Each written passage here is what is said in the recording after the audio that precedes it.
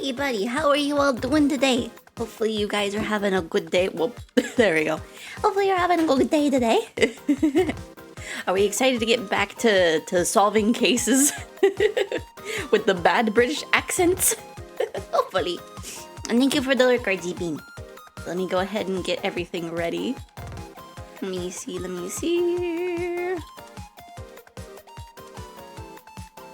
Man, it was like early July when we last played, my goodness. I guess that makes sense. Okay, so let's get this protected. I forget if I liked to be a game capture. Okay, that works. I'm doing good. I had some spicy ramen. So if I sniffle, I'm not crying. I had spicy food. But I guess I do usually sniffle most of the time. I don't know why. That's a big question. Fun fact, this badge proves that I'm a lawyer, right? Okay, let's just move on over here. And then, would it be continue or select adventure? I think it would be select adventure, right? Maybe?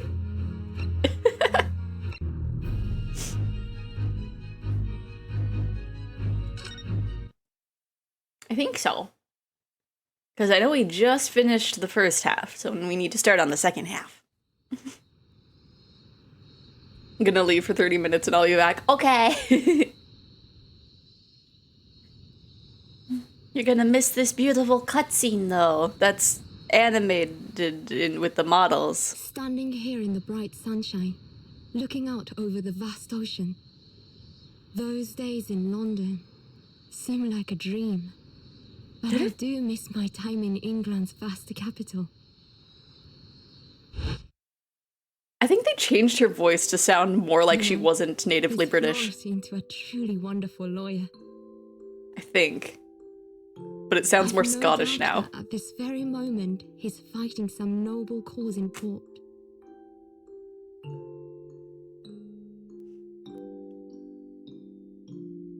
Forgive me for taking so long to come to visit you. My life has been such a whirlwind since I returned.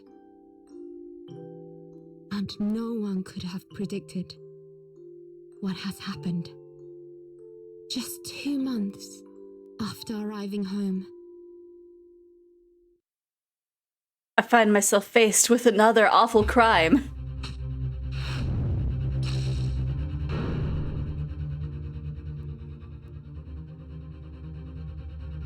So I came here today to ask something of you.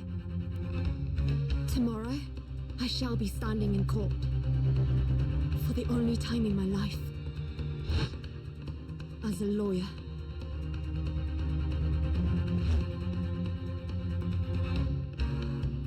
So wait, what happened? I guess it'll tell us. Oh my gosh. So please. Oh, it's her. I ask for your guidance. Kazuma-sama. I forgot what that lady did, but I remember she was guilty of something. Ooh. Eh? Venture of the Blossoming Attorney. Interesting. The 13th of August, 8:26 a.m., Supreme Court of Jurisdiction, Defendant's Antechamber. Here I am again after 9 months. The Supreme Court of Judicature in Japan. I feel, time for me to mispronounce half of the words again. I feel so nervous, but I must steel my nerves and find a way to compose myself. Ah, good, you're here. It doesn't do for a lawyer to be late. Oh, yes, good morning, sir. I hardly recognize you. You cut a fine figure, counsel. But you look as white as a sheet, and those wide eyes aren't doing you any favors either. Oh, I have the sound settings, right? Okay. Oh, dear. The truth is, I'm so incredibly nervous. I feel utterly nauseated. I almost wish that I'd never been born. Oh no! Suseta! Goodness, not the sort of thing a father hopes to hear from his daughter, I must say. Yujin Mikotoba, professor of medicine at the Imperial Yume University, a man who, earlier in his life, traveled to Great Britain to study the latest advances in forensic medical science. And, of course, my brilliant father. Excuse me. Oh, you're cute! Would I be correct in thinking that you're to be my lawyer in court today? Oh! Yes, that's right, miss. Well, I want to thank you for agreeing to represent me. I swear on my life. It's a complete fabrication. It's the whole thing.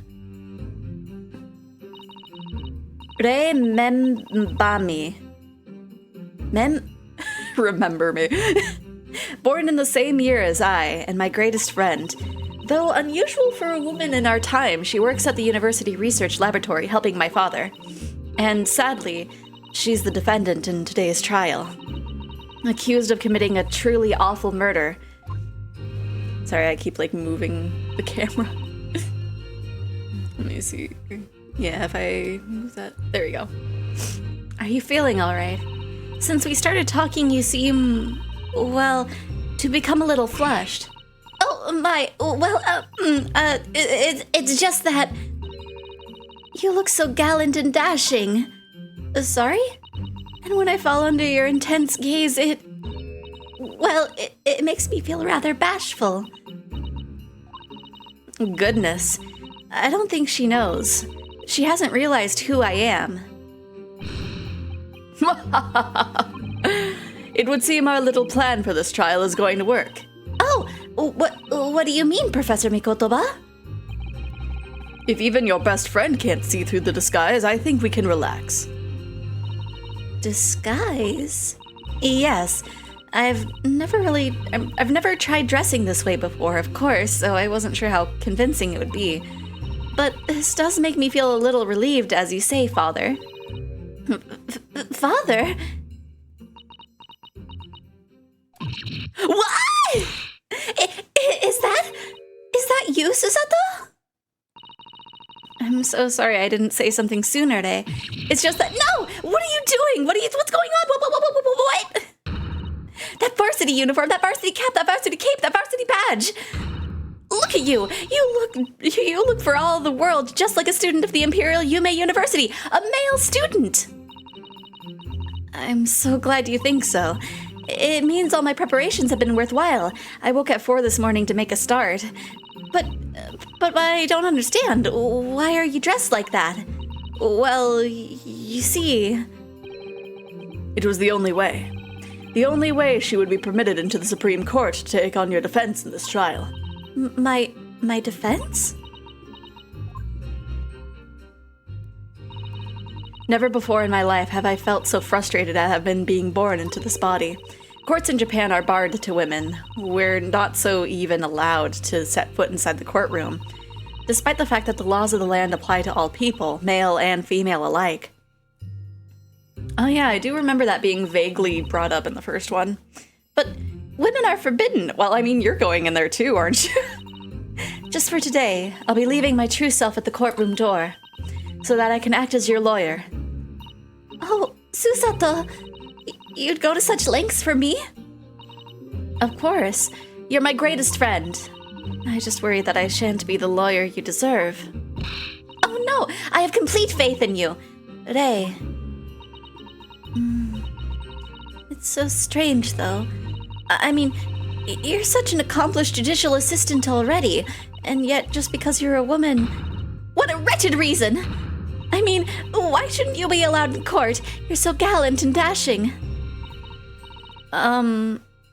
Rei, please don't look at me like that with those flushed cheeks and doting eyes. Oh, I'm sorry, it's just... You really do look so dashing. Yes, you mentioned that once or twice. She's so cute! You should be pleased. It means you look convincing as a man. I am pleased. I think. It certainly helped to bolster my confidence today. But hey, you're managing to put on a brave face in all this, but I can see through it. I've noticed how your shoulders are slumped and how you're trembling ever so slightly. Susato, you do believe me, don't you? I didn't do it. I couldn't have. I mean, murder, of course. You have nothing to worry about. Your conscience is perfectly clean. Isn't that right? Yes. Yes, it is. Perfectly clean. I have absolutely no doubt in my mind about your innocence, which is why I'll stand by you until the bitter end in this trial. Whatever happens, I'll always be on your side. Because that's what it means, to be a defense lawyer. That means so much to me, Susato. Defendant, counsel! Court is about to begin. Proceed to the courtroom at once. You should go in at once today. If you're late, the judge won't hesitate to pronounce you guilty. Oh. Stand aside! Just shoves the guards out of the way. It's like, let me in there! I don't think I've ever seen her run so fast. Well, Susato, you've clearly surprised your father. Going to such lengths to be admitted into the courtroom and with no prior experience of being a lawyer. There was simply no other way. That's all there is to it. But, Father, you haven't told her, have you? I mean, I'm right in assuming that A doesn't know how it came to this. Yes, quite right. I've kept that information from her. It would only worry her if she found out that no other lawyer would agree to take her case. I didn't want to burden her with that. And is it true? The reason why every other lawyer is refusing to take the case? Is it really because of who the victim is? We should be making a move now, too. As you know, law isn't my field, but I'll do what I can to support my student. Thank you, Father. I'm gonna nom on some noodles.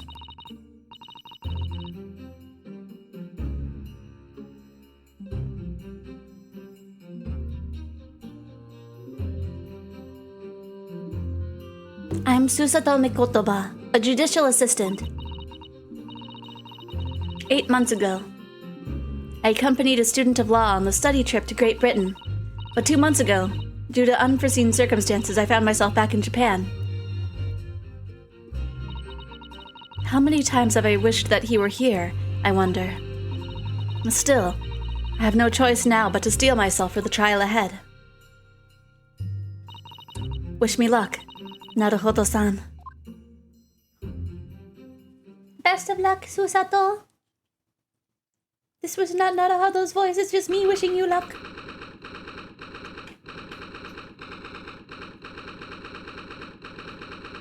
Okay, 9 a.m.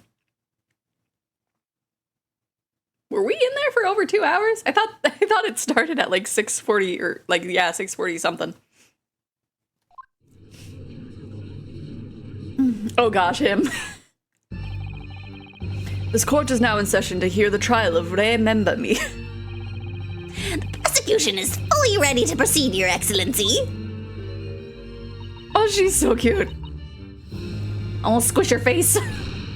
Defense counsel, are you ready? Yes, Your Excellency. We are ready. Ready? Yes, counsel. According to your registration details, your name is, Ryotaro... Ryotaro Naruhodo, is that correct? Sorry? Oh, yes, I had to come up with a subtle male name for you for this little venture. So I'm afraid to say I simply put down the first name that sprang to mind. Well, counsel? Yes, that's right, that's me. I mean... Yes, I am Ryotaro, he who is vowed to uphold the pride of great Naruhodo clan. Ah. It seems Ryotaro may need to consider how better to uphold his manly act first and not overdo it. And those wild, wide eyes aren't doing you any favors either. Just relax and listen. Naruhodo.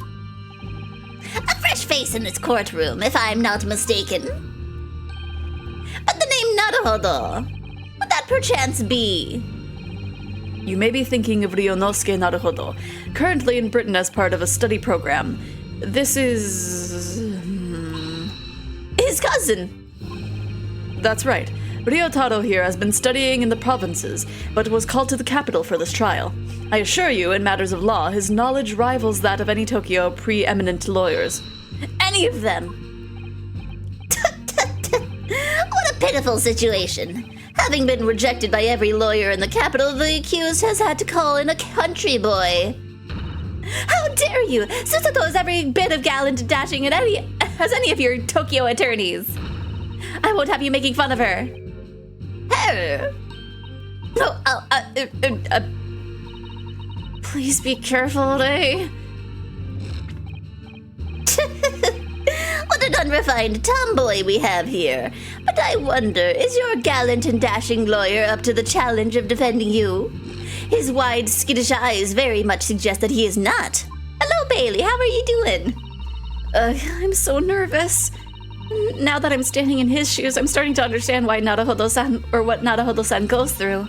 Like it or not, eyes are wont to flit. She's so nervous. The case to be heard on this day is a matter of great significance in our national interests. In fact, it would be reasonable to assume that the outcome of this trial may well affect the very future of our empire. Just like the trial 9 months ago. And yet for proceedings of such importance, we have this unknown yokel by the dock. Dear me. Doing good? That's good. Perhaps this would be an appropriate moment for me to assess the defense, make sure that they've played the first game, to determine whether you are sufficiently competent to practice in this courtroom. 9 months ago, when a certain other Naruhodo stood here where you're standing now, the same judge tested him as well. And even though he was just a student at the time, not even of law, he passed the test with flying colors. For a trained and experienced judicial assistant like you, this will be easy. So, counsel, do you consent to answering some simple questions? All right, it's time to prove myself. Yes, Your Excellency, but please do make them simple. Very well. To start with, you will state the name of the victim. Ugh, that is simple. I couldn't forget that if I tried. Ah. What's the matter? Now that I'm standing in his shoes, I'm starting to understand something else Naruhodo-san goes through. Like it or not, minds are wont to blank. It's not surprising, really. It's your first time in this position and in that guise. Even a bright spark like you is bound to flicker and falter a little under the circumstances. Oh dear, this is a dismal failure. Don't fret. You need only use the knowledge you've gained as a judicial assistant to overcome the problem. Of course, the court record. Yes, the answer will be amongst all the key information about the case in the court record. That's right. Just use E to open the court record. Then you need to flip to the People section with E. And don't take too long over it. His Excellency is watching you closely. All right, check the court record with E. That's where the information I need will be. Okay, so the victim is Jeziel Brett. I'm waiting, counsel. What is the name of the victim in this case? Jeziel Brett. Yes.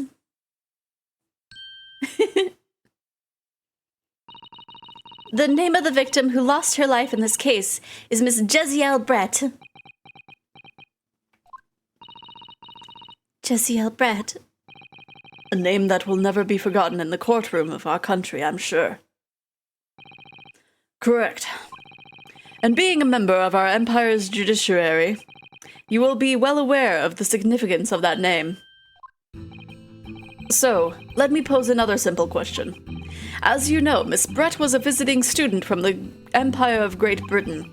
Why then is her name indelibly associated with our empire's judicial history? Obviously, you won't have forgotten that case from 9 months ago. But it's proving hard to recall the finer points. Everything you need is included in the court record. Obviously, I still remember. That was the start of everything.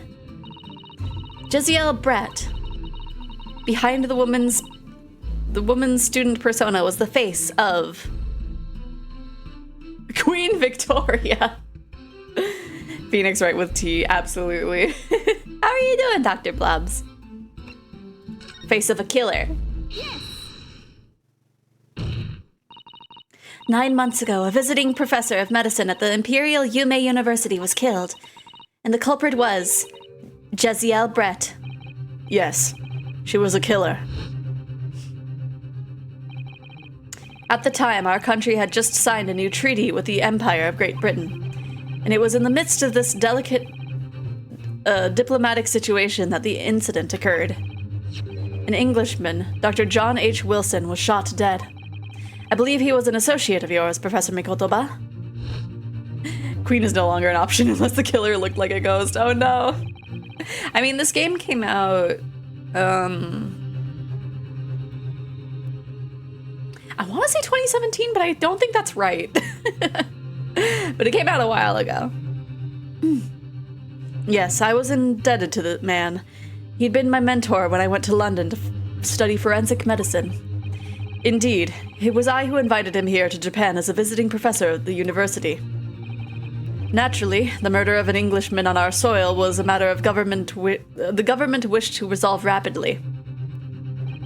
Indeed it was. Which is why, pardon me, which is why a secret trial was conducted here at the Supreme Court.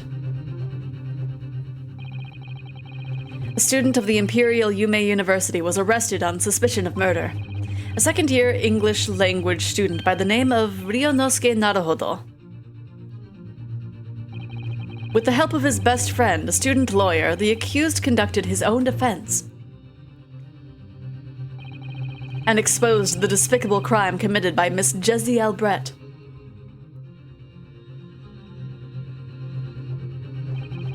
Miss Brett eventually admitted to her crime. However, when questioned about the motive that drove her to take Dr. Wilson's life, she gave no satisfactory answer before the trial reached its conclusion.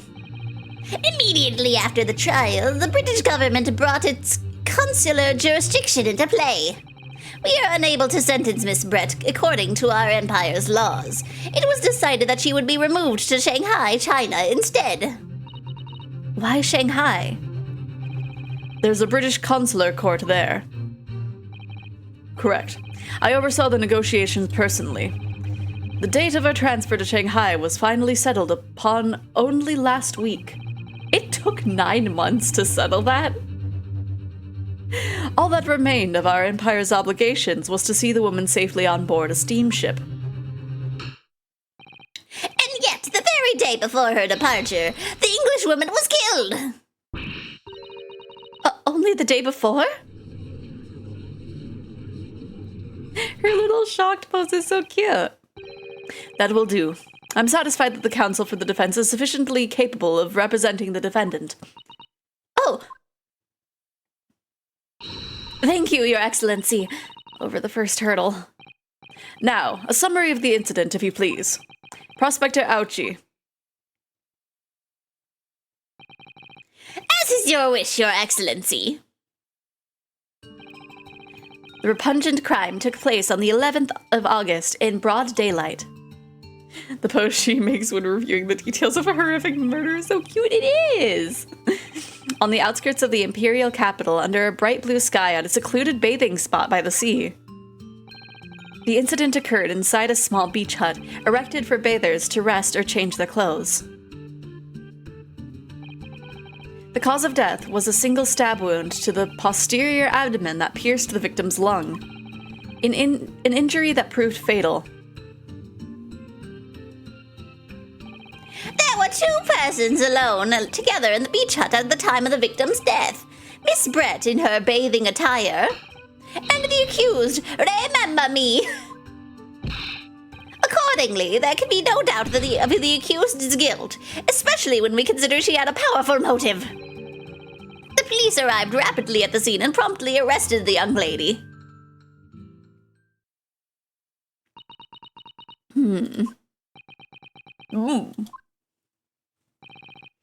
Well, that extraordinary description of events leaves me somewhat lost for words, I must say. That's certainly true. The prosecution's summary was full of words that raise an awful lot of suspicions. Also, if you hear motorcycles in the background, for some reason they've been doing that since like 11. So hopefully they stop soon. That or hopefully you can't hear it. As a lawyer, I really ought to pick up the prosecution counsel on what he said about, I guess the powerful motive. You're clearly exaggerating. Powerful motive is a blatant overstatement. Tut-tut-tut. Is the yokel boy using long words he doesn't fully understand? I beg your pardon? No matter. Let us put this to the accused, shall we? Remember me, son. You are a research assistant at the Imperial Yume University, I believe. Yes, I am. I'm working with Professor Mikotoba in his laboratory at the moment. I can confirm that. The defendant is an excellent assistant with a strong sense of responsibility. Fascinating to hear. Now, another question. Prior to your work with Professor Mikotoba, whose research were you assisting then? I was studying under John H. Wilson. Dr. Wilson? The visiting English professor who was murdered by Miss Brett 9 months ago. Dun dun dun, no, no. The accused had a deep-seated respect for her former mentor, Dr. Wilson. Is that not true? Yes, Dr. Wilson was a wonderful man. Interesting. Then tell the court what deep-seated feelings you had towards the English woman who killed him. Well, obviously I was filled with hatred for what she'd done. A powerful hatred. Oh no, be careful of what you're saying. The motive was revenge. Plain and simple, Your Excellency. Well, it was clearly a trap all along. How wicked of him to use Rei's undying respect for her former mentor against her like that. I must find out more details and something we can use to bolster our defense. As a lawyer, I really ought to pick up the prosecution counsel on what he said about, about anything. I guess being alone together. It'd be weird that they were just by themselves and nobody else was there. Membami-san. Yes, what is it, sister? Naruhodo-san? I'm really starting to wish we'd made my alias Ryotaro Susato. Please tell the court why exactly you were present at the bathing spot with the victim in the first place, and why you were alone with her.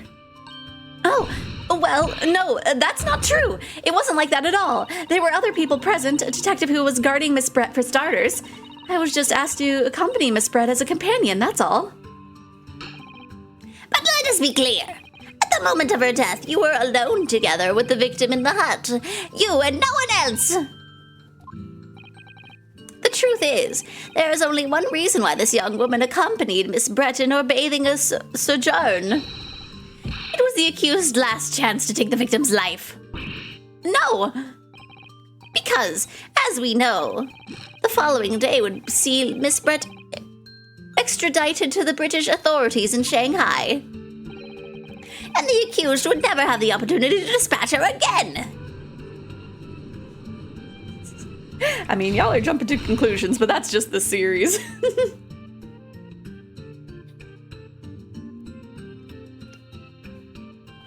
Pardon me as I just occasionally take bites of my noodles. Kindly refrain from conjecture, counsel. The prosecution council seems to enjoy using the provocative tricks like that. But for now, at least, we need to assemble more facts. Try not to let him goad you. Oh dear, this is really terrifying, but Father's right. We need more information. As a lawyer, I really ought to pick up the prosecution. Okay, we gotta ask about the bathing spot itself. If I may, Prosecutor Ouchie. What do you want, you fresh-faced young yokel student? I wonder, can you explain, please? You mentioned a bathing spot. My apologies. Clearly, my modernity has confused the poor country bumpkin's simple mind. Bathing spots are the very latest trend in health practices from the West.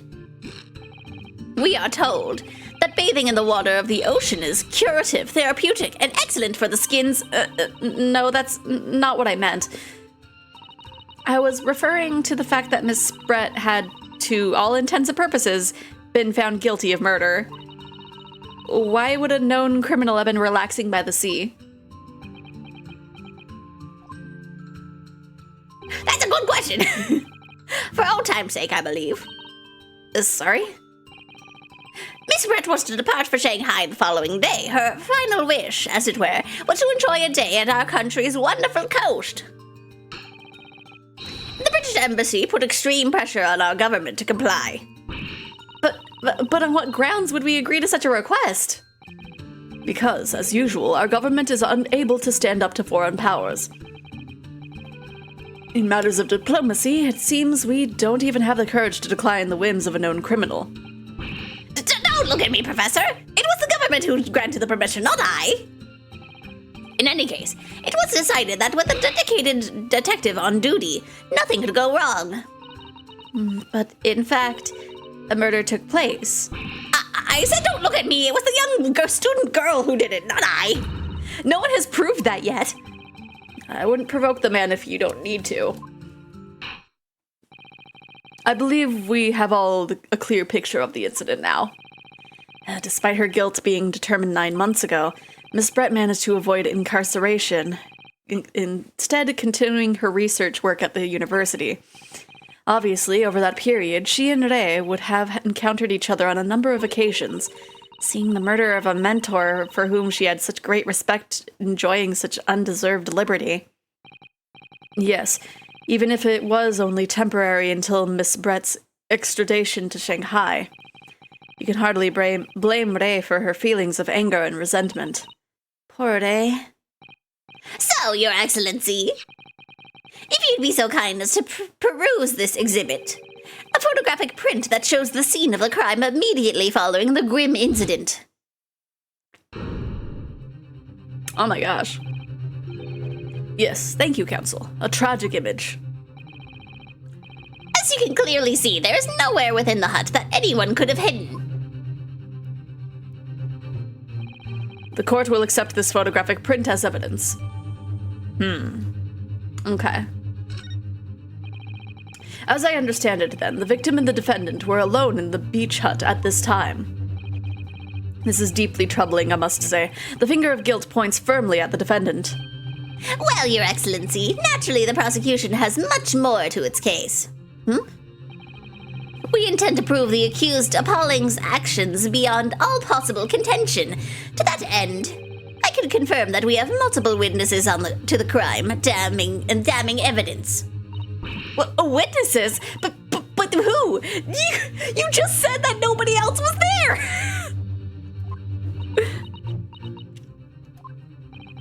One of whom, I might add, is a highly respected police detective. I assure you, the testimony of these witnesses will leave no room for doubt.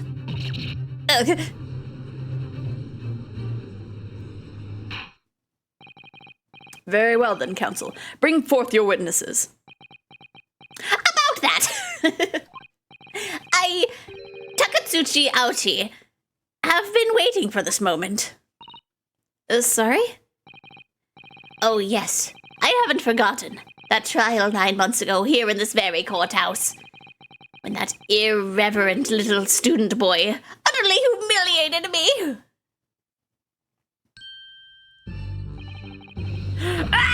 Ryunosuke Naruhodo! Ouchie! What? Yes? This insult to the Ouchie family name will never be forgotten! You've become conceited with age, Council, but the old have to stand aside and make way for the new. It's the way of the world. May you never forget that.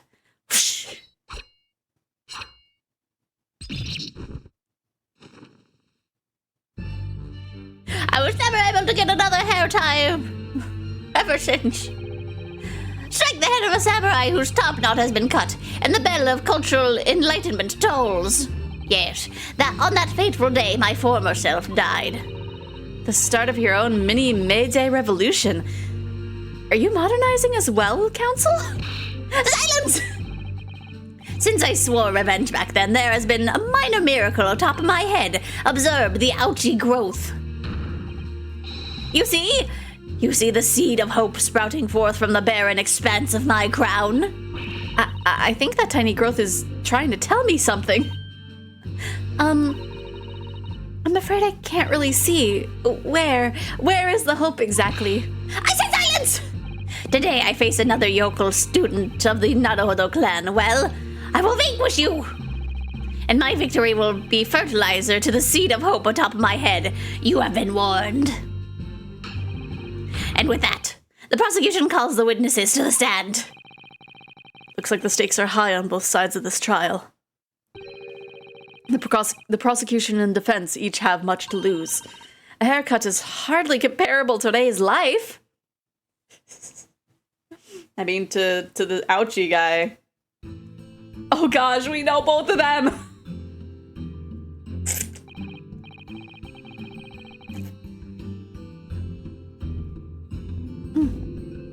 Pardon me. Witnesses, please state your names and occupations for the court. Chief Inspector Satoru Hosonaga, Imperial Police Bureau. I'm in disguise, obviously, so I can go undetected. And I'm, well, the next big thing in books. An author renowned throughout the capital. In fact, yes.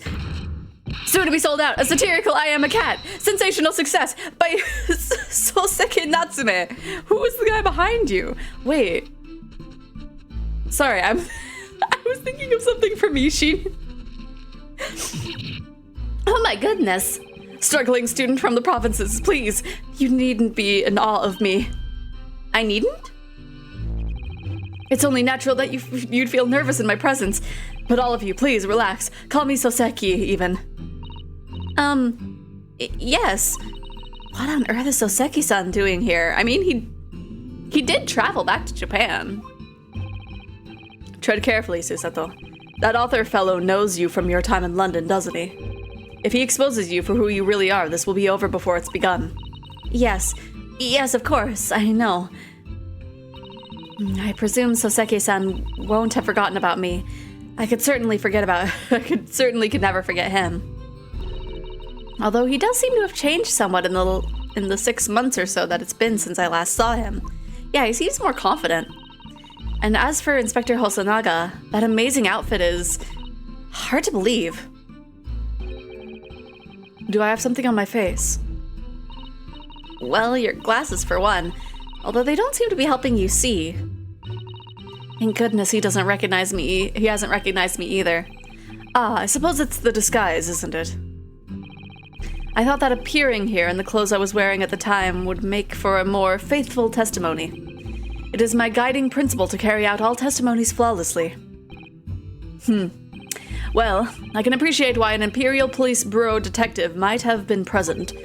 But what business does a writer such as yourself have being at the scene, Soseki-san? Well, you see, I had been asked that day to give a lecture on the morning of the incident in the Imperial Yume University's Grand Lecture Hall, no less. At Yume University? After the lecture, I had a very pleasant conversation with the researcher from the medical science department. The professor over there, in fact. With Professor Mikotoba? Yes, that's right. It was arranged by one of the newspapers. They wanted some story or other about 2 former students who studied in Great Britain. Of course, being a renowned author, the press never leave me alone. They secretly spy, snapshot, scribble stories, and supper my privacy. As you can see, the conversation was written up in this newspaper here. Read it at your leisure, my provincial struggling student friend. I have plenty of copies. Thank you very much. He practically threw that paper at me. I'm now realizing that I'm probably not going to be doing any British accents in this stream. Oh well. Anyway, following my interview with the professor, the lady in question appeared and made a very unexpected announcement. I should like to go with everyone to see your country's coast. Those were her words. As I explained before, Miss Brett was never taken into custody. She continued to work in my laboratory under strict surveillance, of course. At which utterance, the university immediately contacted the government to seek guidance. And the response was, permit Miss Brett to go as long as the detective accompanies her. That detective, I am at liberty to divulge, was me, Chief Inspector Susato Hosonaga. Thereby, the entire party departed cordially for the seaside, it seems. It was extremely challenging to clear all other members of the public from the vicinity of the beach. Oh, you still have that bad cough. But fortunately, I'm at peak physical fitness at the moment, so I was able to carry out my duty flawlessly. Oh my! Inspector, you do have something on your face now. Ah, how unsightly. I do apologize. Does that mean you went to the beach too, Father? No. Fortunately, I had work to finish off. But unfortunately, of course, it meant that as my assistant, they was invited to take my place. Of course, being a renowned author, I didn't like to decline the invitation. But if only I had! I'd never seen that awful sight, relentlessly racked by remorse and regret! Very well. I must now ask that you present your formal testimony to the court. You will give an account of all that you witnessed on the impromptu excursion to the coast. Of course, Your Excellency. Relentlessly racked by remorse and regret I am. He's doing a little better, but he's definitely not, like, at his best. On the day of the incident, I was ordered on a special surveillance assignment in this disguise. I just managed to catch that crab when I suddenly heard a caterwaul from behind me. I ran into the beach hut at once, where I found the pair in question. Yes! That young girl was astride of the Englishwoman, dagger in hand, as she stabbed wildly. I saw blood on the blade. It proved to me that she'd stabbed the victim multiple times. Indeed. It does appear from the testimony that both witnesses at present saw it. I'm gonna look at the image real quick. Okay. So the blade is not in the image. We do kind of see like multiple splotches, so it could be multiple. Do we have? We do. No, only single wound. Okay. So at that point we can present, but I'm gonna press on everything just to make sure that I don't know. It's hard to say for the first trial. The very moment of this heinous crime. What? Now, if you will recall, I promised evidence as well. What phrase did I use again? Oh yes, that was it. Damning evidence. What have you there, Counsel? A so-called fountain pen, is it? Correct, Your Excellency. I found it at the scene whilst examining the body. It appears that in her dying moments, with her final ounce of strength, the victim clutched a piece of evidence that would positively identify her killer. What? Your Excellency, if you would cast your eyes over the photographic print of the crime scene once more. Yeah, she was holding a pen. Goodness me. Yes, the victim was clearly grasping something quite deliberately there in her hand. I just realized, like, the goose is also dead. What happened to the goose? Or did the goose just like faint out of just fear of its wearer being killed? That's right, the fountain pen. And if you would kindly examine the pen, Your Excellency. Ah! The owner's initials have been engraved into the ebonite barrel. R.M. Re Membami. The initials of the defendant. No!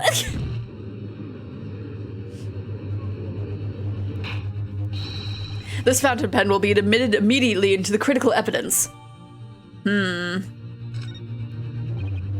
So, have I omitted anything? Decisive testimony and damning evidence. There's a bright blue sky outside the courtroom today. Perfect weather to ascribe guilt, I feel. I don't understand. The prosecutor Ouchie of 9 months ago had none of this man's poise. Counsel for the defense, you may begin your cross-examination now. Naruhodo-san. Naruhodo. That means... Oh, yes, me! Is there another Naruhodo in my courtroom? Actually, there isn't even a single Naruhodo in your courtroom. Cousin Ryotaro, pull yourself together, please. All right. I've seen this countless times as a judicial assistant. Find inconsistencies in the witnesses' testimonies to prove that they're lying somehow. That's all there is to it. That's how a real lawyer would handle a cross-examination. So let's see what I can do. Okay. Because it's definitely the last one that he said. That needs to have a present on it. I will press just to, like, get more story. In that Shantae disguise. Correct.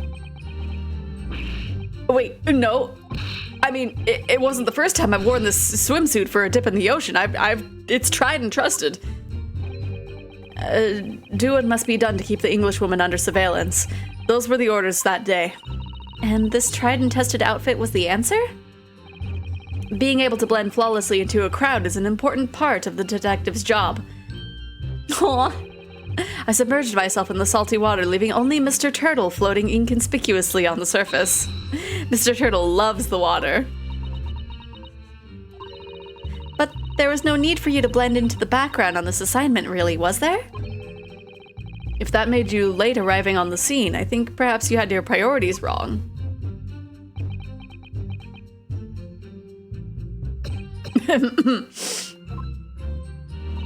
Perhaps I shouldn't pursue this line of questioning any further at the moment.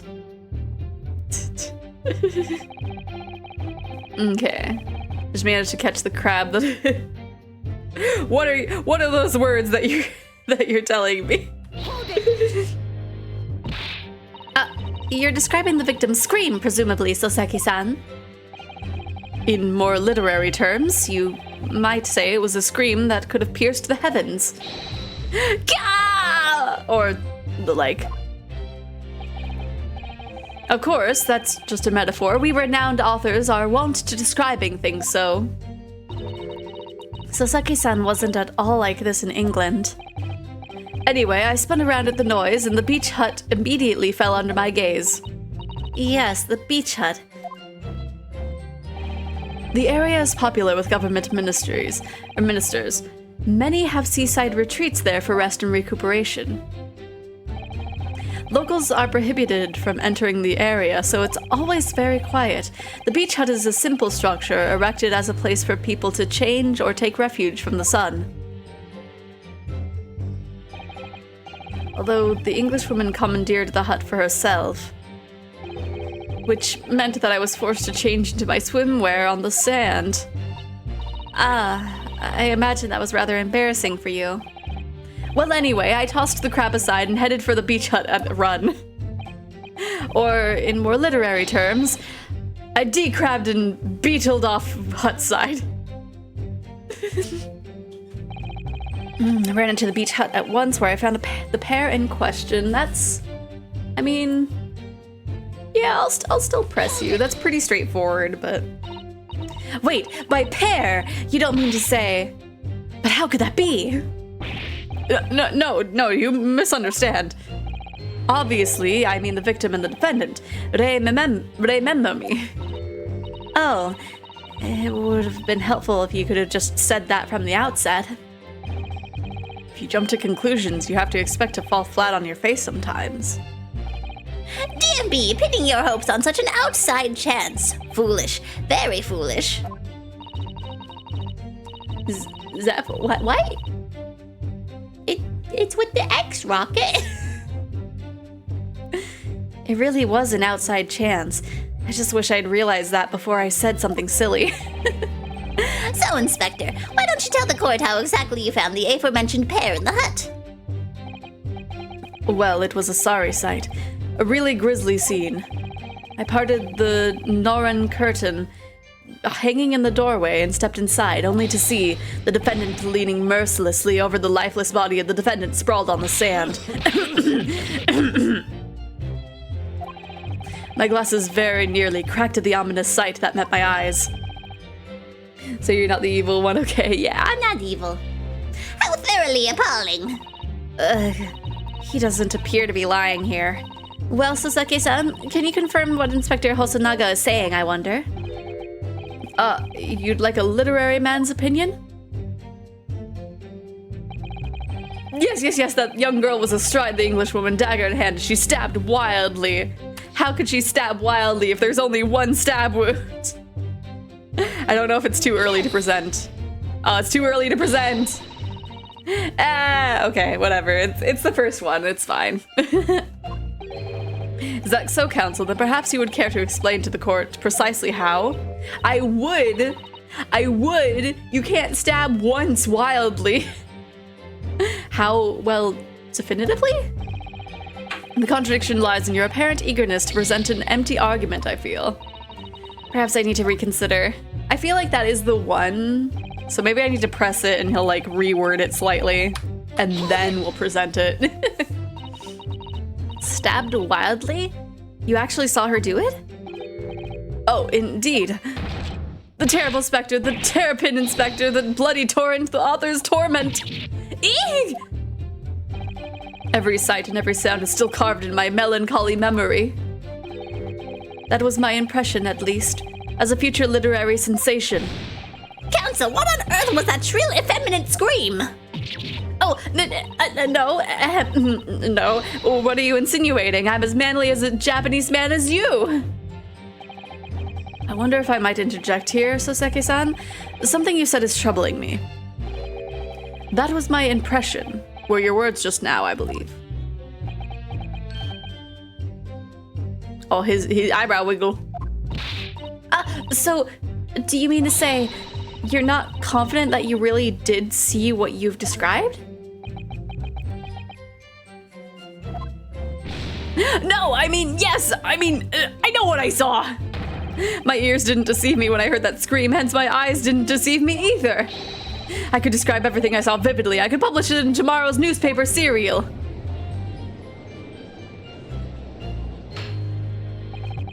It sounds as though the next installment of I Am a Cat may take a macabre turn.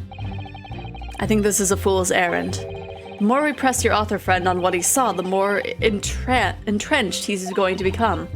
Oh dear, how awkward.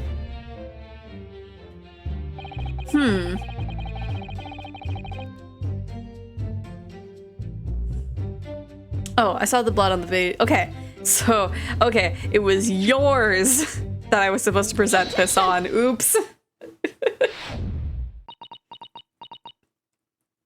Let me take a bite of my noodles. Well, not yet. With that accusatory cry that just welled up from deep inside me, I think I finally understand. Every time Kazuma-sama and Naruhodo-san have stood here at this bench, the stakes have been very, very high indeed. What's the meaning of that menacing pose, Counsel? Your noodles? No, they're my noodles. I'm gonna munch them right now.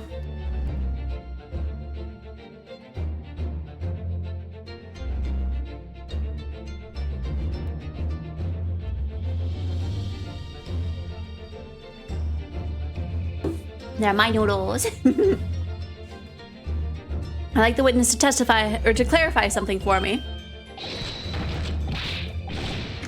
Who, what, when, where, how? Not you, Soseki-san. This query is directed at Inspector Hosonaga. At me? In your statement just now, you said that the victim was stabbed multiple times. Yes, that's right. As I said when I entered the hut, the defendant was already standing over the victim, bloody knife in hand, like a murderous demon. And yet, that cannot be. What? Get to the point, please, counsel. In the post-mortem report, it clearly states that the victim was stabbed one time only.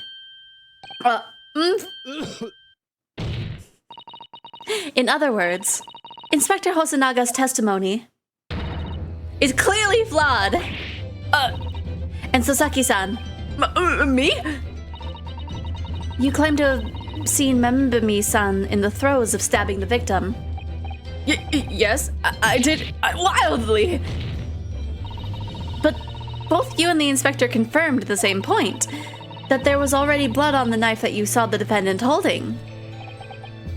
Yes, and? It's quite simple. We know the murder weapon was used to stab the victim only once. Therefore, there's no way there could have been blood on the knife if that single stabbing hadn't already occurred. True. Then what exactly is your contention, counsel? Are you ever going to tell us? Yes, Your Excellency. There's only one logical conclusion. What Soseki-san in fact saw was not the moment that the victim stabbed the victim as well, but the moment that the defendant in fact withdrew the blade from the victim's body. That can't be! Excellent work, Susato. You exploded at them with that objection and then proceeded to pull them apart systematically. Well, this takes me back. Yes, I seem to remember your cousin staged a scene much like this at the trial 9 months ago. A half-witted child with a half-baked objection attempting to steal the show. You're right. There are certain similarities. Except that so-called half-witted child managed to outwit the prosecution, who was only half a head of hair. Slander! My head is quite adequately dressed. In any case, all this talk of stabbing and withdrawing and multiple wounds, it makes not a jot of difference. What? Why not? Engage your brain, young man. When the accused first plunged the deadly weapon into the victim, there was the fatal blow. And it was at that moment, just as she had withdrawn the blade ready for her next strike, that the witnesses saw. The knife was already tainted with blood because the accused had already stabbed the victim. All you have successfully shown with your little display is that the mustached author is prone to moments of extravagance. But I pressed it on the other guy, so it should be fine. I am in agreement with the prosecution. If the defendant was seen wielding a blade at all, that is sufficient grounds for her actions to be viewed with suspicion. But if she was withdrawing the blade... Then we are back where we started. Sorry? Consider this, young yokel boy. If the student girl is innocent as you claim, then why would she have pulled the blade from the victim? And with a demon's cold-blooded composure, too. The prosecution demands an explanation, and it had better be good. When I went turkey hunting with my grandfather shot a turkey, and when he got to it, it was still moving, so my grandfather shot it again. When I went to dress it, I only saw one bullet wound. Well, he managed to shoot it twice in the same spot. Oh my gosh. Wild. Why did they pull out the knife? Yes. Going for the jugular. Huh? What does father mean by that? Let the court hear your answer then, counsel. The truth is, I don't really know. But I have to come up with a plausible reason here, or we don't have a case. The reason why the defendant pulled out the knife blade out of the victim's body was surely so she could stab her again, save her life, hide the knife. That's cowardly, dude. That was blamed for murder the last game and the same balding old man. Oh yeah, the balding old man, he's the like first guy you go against. He's like the trainer guy, essentially. He's in every single Ace Attorney game as like the first case.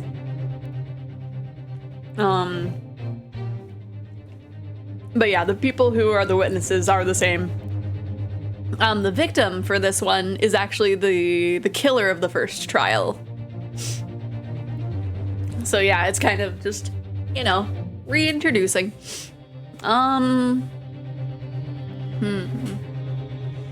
Wouldn't be to stab her again. I guess save her life, even though pulling out a knife would make her bleed to death.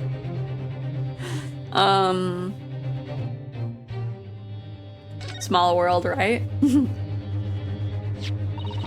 According to the post-mortem report, the victim's death was not instant.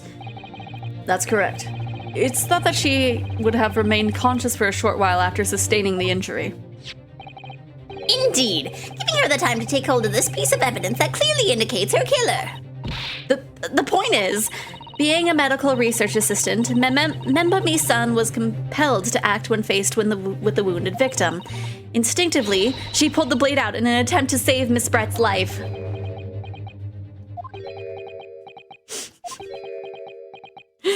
I sense that I answered incorrectly.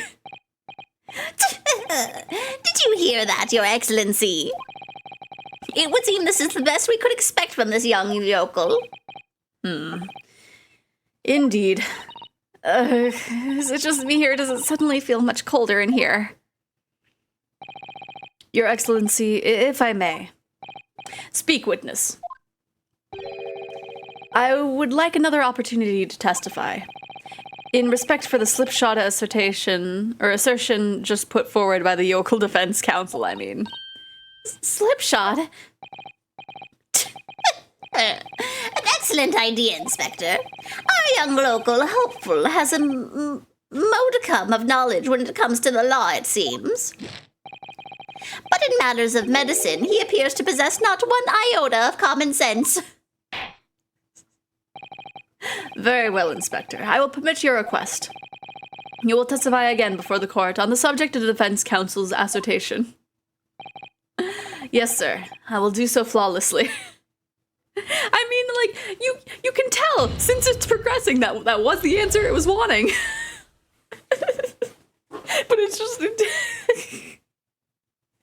I mean, I knew it wasn't a good thing. But it was the right answer. Pulling a blade from a wound without thinking could cause heavy bleeding. That's basic knowledge that any medical research assistant with an ounce of sense ought to know. In other words, there's no good reason why the defendant would have tried to pull the knife from the victim. Let's not forget that the young student did have a motive for killing the victim. The man the victim murdered... What? Whoa. The man the victim murdered 9 months ago, Dr. Wilson, was the defendant's highly respected mentor. Imagine being such a bad lawyer you used as a training lawyer, right? Was what you just said true, Inspector? Could pulling a knife from a wound really cause... Oh! Thank you for the bit rocket.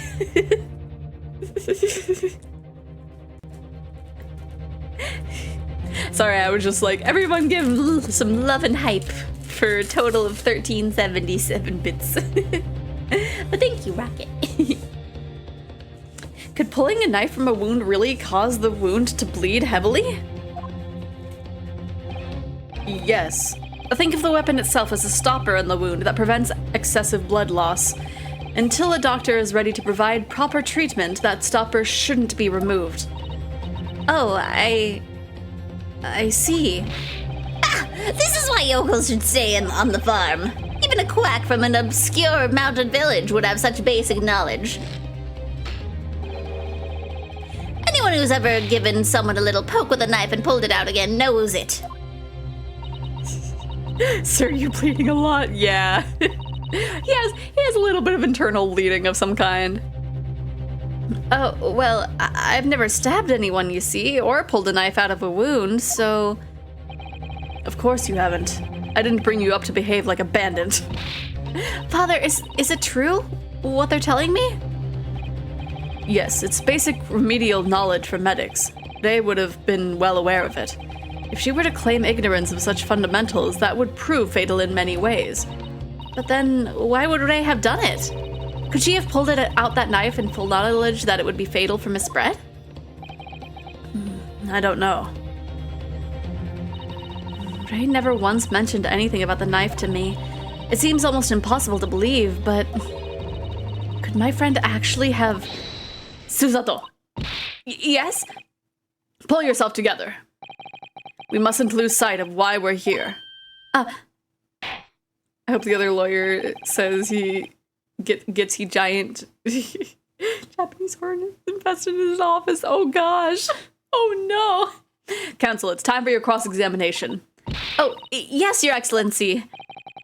However, I must warn you that if your cross-examination fails to identify any issue with the established facts, I will be moving to my adjudication immediately afterwards. I understand. Leaving and your clients inviting for their cause until the bitter end. I knew it would be hard, but I had no idea it would be this hard.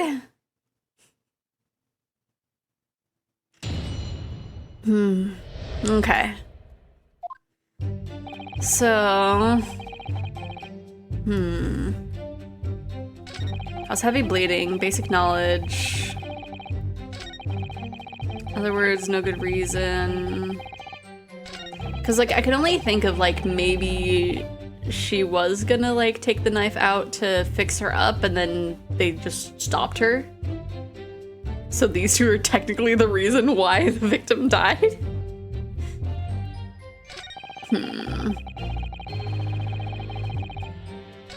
Okay, I'm just gonna go ahead and press on everything because I don't necessarily think I have anything to present. Hold it! You say doing it without thinking could be a problem. Does that mean that if you used the due care and attention, it would be alright? I wouldn't have thought this needed spelling out, really, but the blade is like a stopper in the wound. Remove it and a serious hemorrhage will occur. In other words, a medic would need to be present before any attempt was made to withdraw the blade. Doing it without thinking would be madness. You just can't do it. Oh, well, thank you for such a thorough explanation. You see, Counsel, when you act without thinking, the result is a bloodbath. Back to the witness testimony, please. The longer hair and the hat being called out for having a feminine scream is... It's Susato, the girl that was the assistant in the first half. So you're bleeding a lot, go see a doctor, right? Let me take another bite.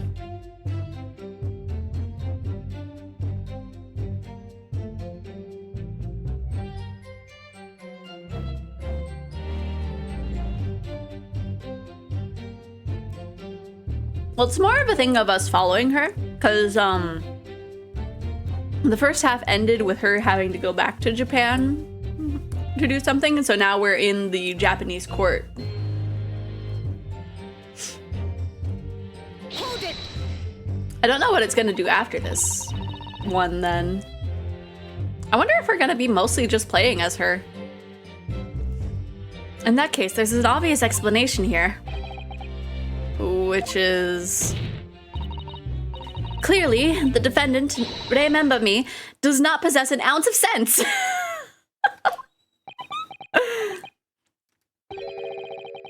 What do you think about that, Professor Mikotoba? I'm not sure that you should be labeling your best friend as lacking in common sense. Well, I thought it would be better than labeling her as a murderer. I don't know young people today.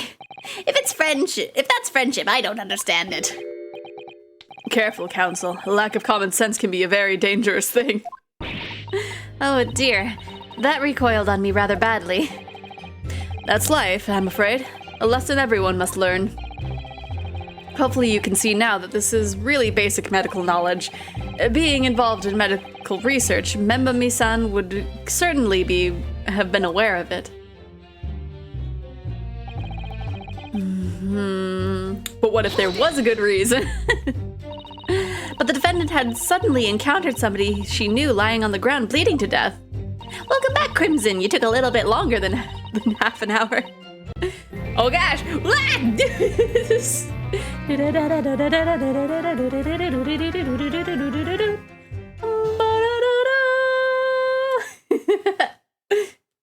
I look kind of dog-like there a little bit, just a little bit. So I have to call out on the stunning lack of sense. Please go touch grass and talk to someone that's not your mother. Oh gosh. The sight could have shocked her delicate sensibilities, causing her to remove the blade inadvertently. I really don't think inadvertent actions can explain this. The woman is a medical research assistant. I can't imagine that she would behave so irrationally. Oh, but irrational behavior is a woman's prerogative, isn't it? Oh dear, you have a lot to learn about women. Only a small-minded man could have such bigoted views. Oh dear, perhaps I'm letting my male persona take hold a little too much. Makuta's dog, what do you mean? Man, imagine if Psyche was here and just saw that. He'd be like, bark, bark, bark, bark. Well, have I managed to convey the basics now? That should cover the medical side of the argument. I mean, Whatever the motive, it just isn't in Memba-mi-san's nature to do something so awful. but she had both motive and opportunity. That's very hard to argue against. But you don't know the defendant.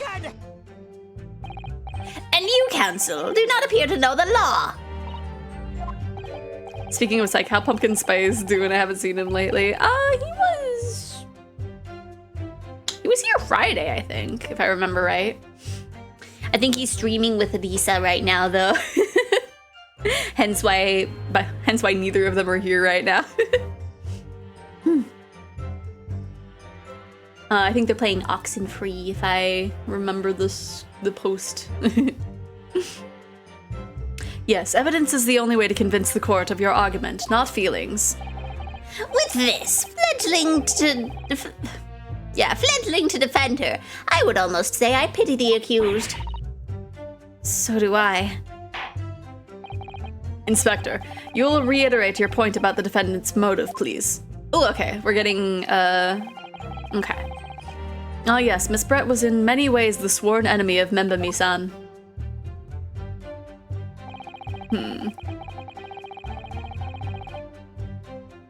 Did that even change? That did not change, it just... Okay.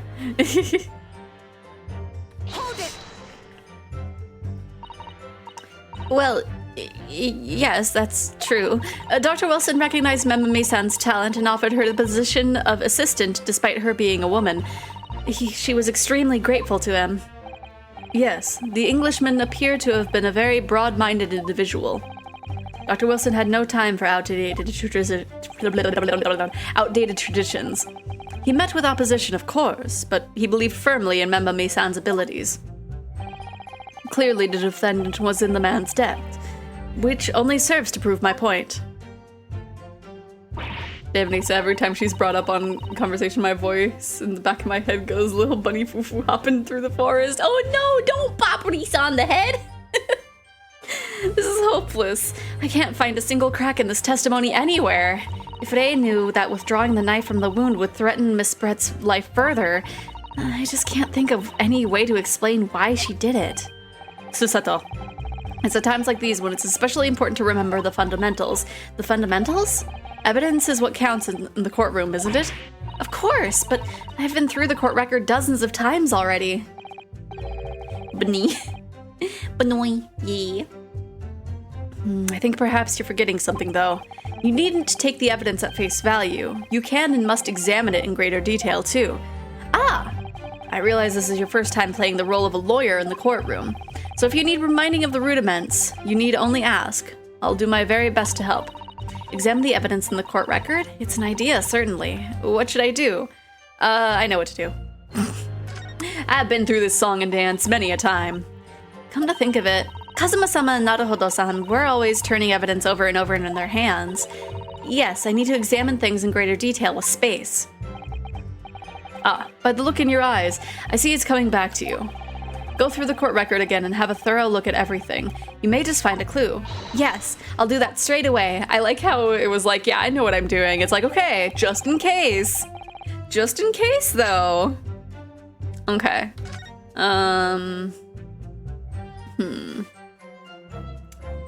Assertion by examination and witness statements. Extreme meiosis. Pupil contraction was observed in... Interesting. Oh, was it like poisoned? It might have been poisoned. Single deep stab wound. I mean, that would make sense because the first trial did have poison be the actual cause of death. So I feel like the extreme meiosis and pupil contraction, I feel like that's definitely not like a normal thing after being stabbed.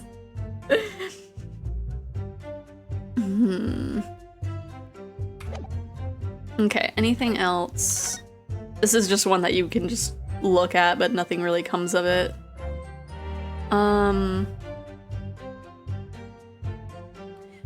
Yeah, like, why did she have the thing of poison for like so long? It was the glass that was poison, right? Because I think we were saying that it was the bottle and she was like, nope, it's not. So, yeah, it has to have been poisoned. I'm just gonna examine this. This is the newspaper from Soseki-san.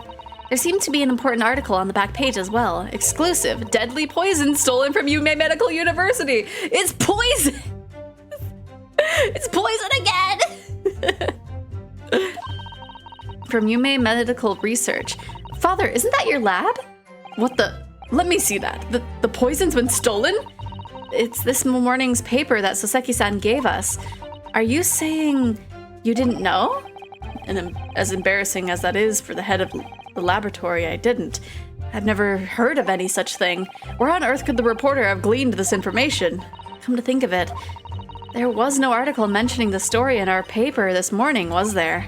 It's a highly toxic poison we've been working on in the strictest confidence. I had put Ray in charge of the project. Hey, she was managing it? If what's written here is true, it means that she tried to hide the theft from me. And moreover, the details were leaked somehow. I don't believe it. We need to read this article very carefully. The article about the poison has been... Okay, so maybe that's what we need to present. I'm just gonna look. Human parasite... Pesticides do me in. I want stuff to stab me so the other hive minds don't think I died to poison. Oh gosh. I mean, that would be what I would have to do, right? Let me take another bite of my noodles.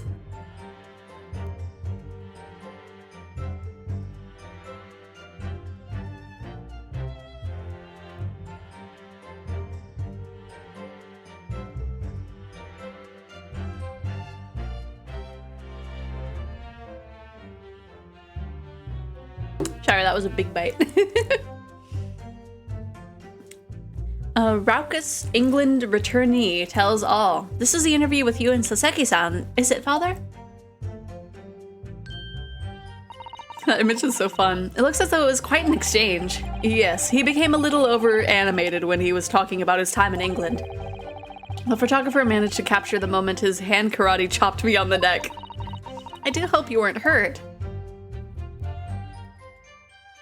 Okay, so that's it. That's just kind of just silly. Okay, anything that we can examine from this, I suppose?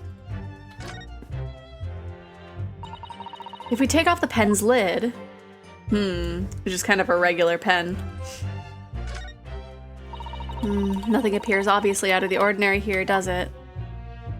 Right, a full-on throat chop.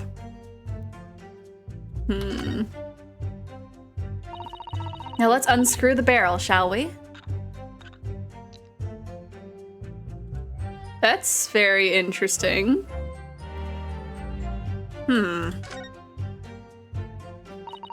This must be the little reservoir that holds the ink.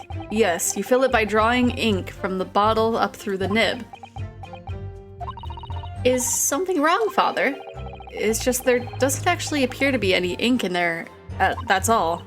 Oh, yes, you're right. It's pretty much empty. Well, it could be on the verge of running out, I suppose. Interesting.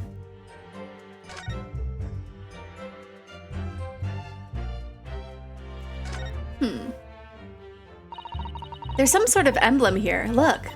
But isn't... It isn't a Yume University one. It must belong to some other organization, I suppose. A business of some kind. But that would seem to imply that the pen doesn't in fact belong today. Ooh.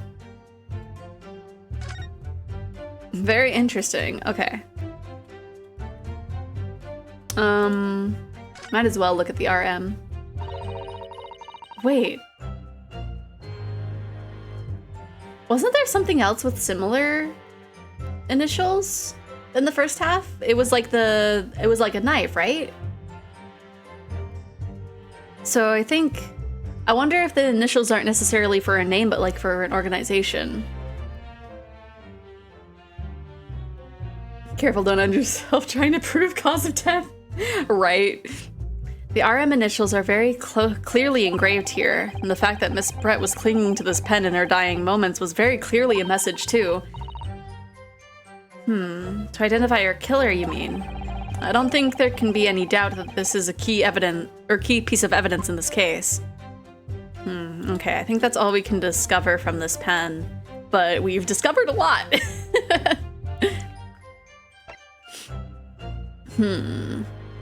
Okay. So we have two things that we could present. It's just a matter of figuring out where it goes. Could cause heavy bleeding. Basic knowledge. No good reason. I feel like it would be this.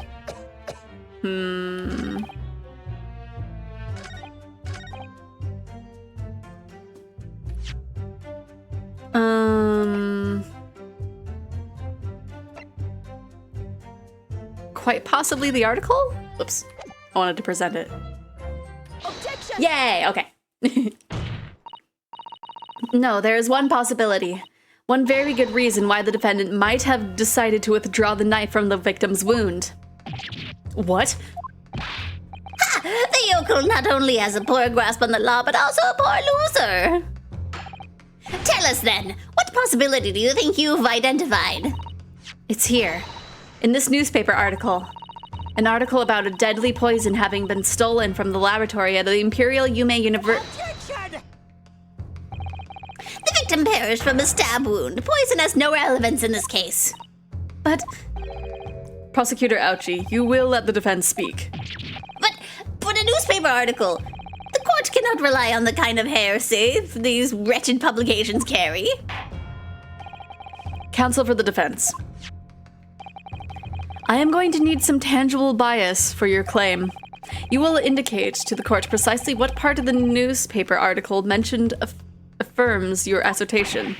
Your Excellency! Yes, of course. Thank you. But I would never have done something so further endanger. Oh! Have you heard how the chicken farmer diet was a murder most foul? Fantastic. Thank you for the 10 biddies, by the way. I think oh gosh, I need to double check how much I have it, because I know I lowered it, but I don't remember the amount. Doom, doom, doom, doom. Because I think I lowered it to 50 bits. 10-bit fee for puns. Fair enough, fair enough. Yeah, because I don't know. I'll check later, maybe. But I would never have done something to further endanger without just cause. The reason why the defendant pulled the knife out from the victim's body is explained in the article where it says, why is poison being developed? Deadly in tiny quantities. Oh.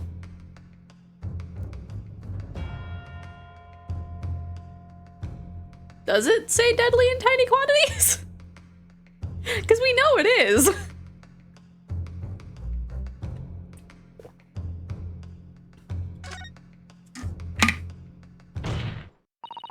The article reveals the following property about the poison in question. When the toxin enters the body on a knife laced with poison, it's rapidly absorbed and causes death in minutes.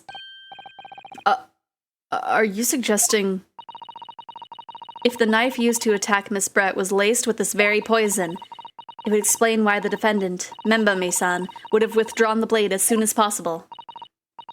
Yes, the truth is, it was an attempt to stop the poison from entering the victim's body.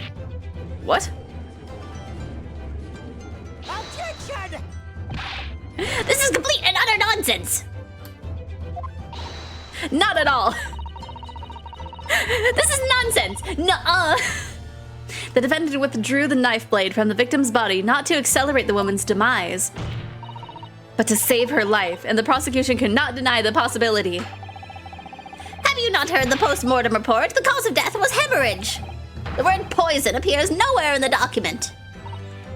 Well, that's because by acting quickly to remove the blade, the defendant prevented the poison from taking hold. Oh, please, that is clearly desperation. The weasel's last breaking of wind. The poison has nothing whatsoever to do with this case, as I believe the defense is well aware. We have no proof that the information in this wretched newspaper article is at all reliable anyway. In that situation, what the student should have done is wait for medical assistance to arrive.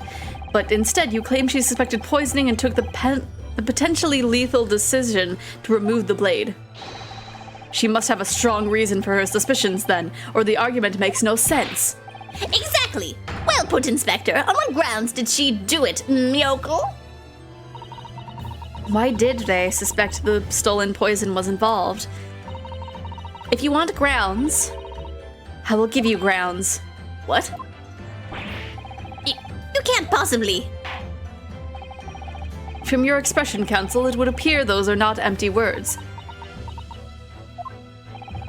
But naturally, as you stand in this courtroom as a lawyer, you must be aware that words alone, empty or not, are of no value in our modern justice system. The court demands evidence. Yes, Your Excellency. I'm well aware of that. I've seen it many times, from my place at his side in the Old Bailey. In that case, counsel, you present the proof to the court now. What evidence demonstrates a clear link between this case and the poison in the newspaper article? I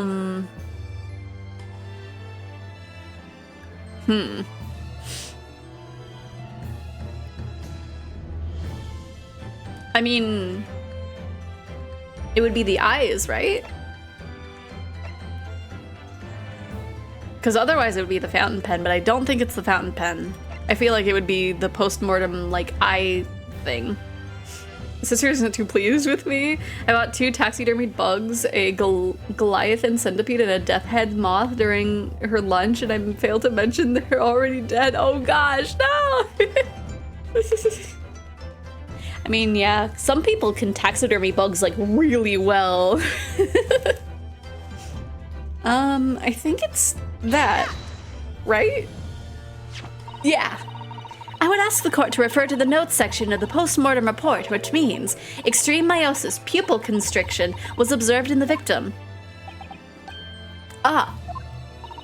Clearly, being a yokel with no knowledge of forensic science, I have no idea, so please do tell me.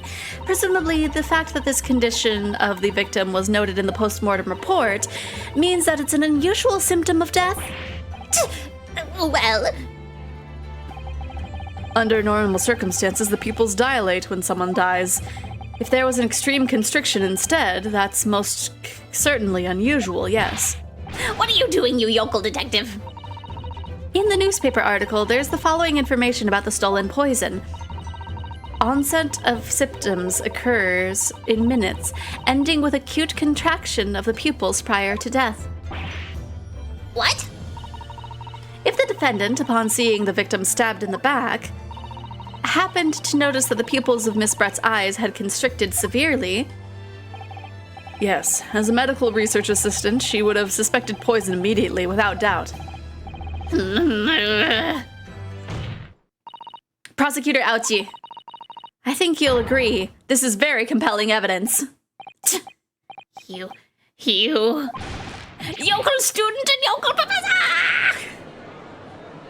Flex all the muscles before I die, so I die by the wrong thing. My goodness. I believe the defense has expertly demonstrated a credible reason for the defendant's actions. No. Yujin Mikotoba. Yes, Your Excellency. I believe you are best placed here to confirm or deny the veracity of the defense counsel's argument. You will tell the court the truth about the details reported in this newspaper, please. It pains me to have to admit it, but I'm afraid I don't know. You don't know? The toxin was kept under lock and key in my laboratory, certainly, but I was unaware of any theft. Do you mean to tell the court that the reports of this theft were unfounded? No, Your Excellency. Without returning to the laboratory to investigate myself, I couldn't say. Ha! Listen to the bumbling academic. Unaware of the theft of secret state research from his own workplace until he reads it in the newspaper.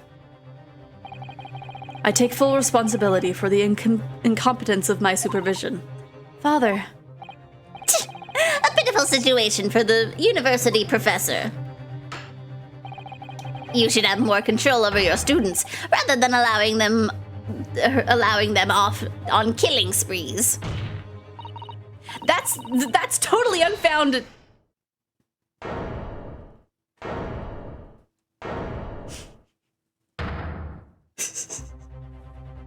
Objection! I did kill her!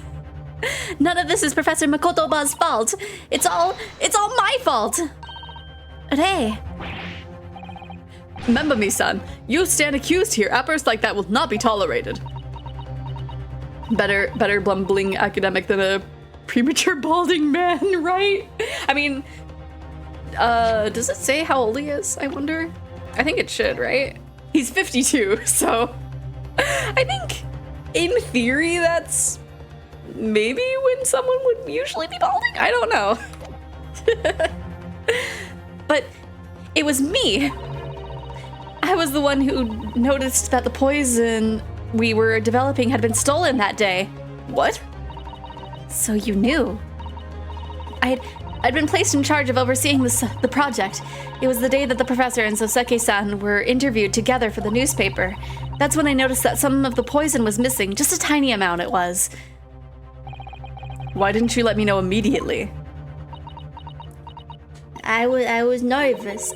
I was scared. The whole project was supposed to be confidential, but some of the toxin had somehow been taken. So I decided I'd try to get it back before anyone else found out. Because I had a very good idea who the thief was. The thief? You don't mean...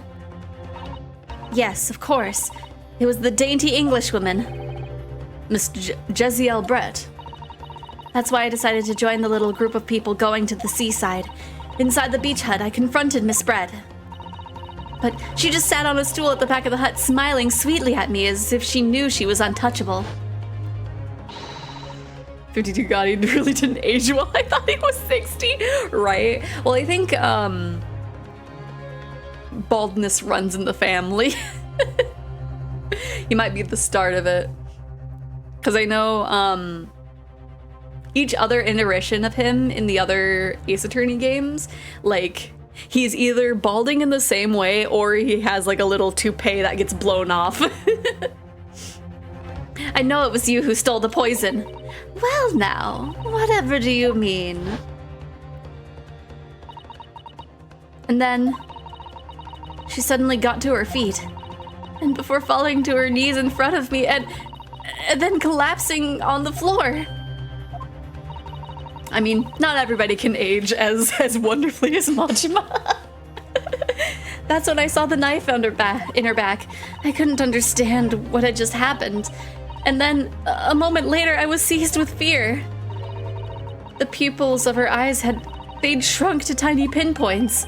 I don't believe it.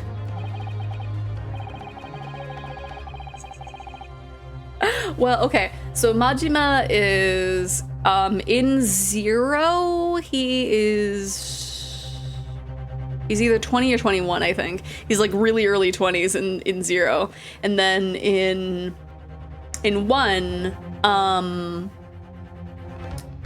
in the little beginning scene,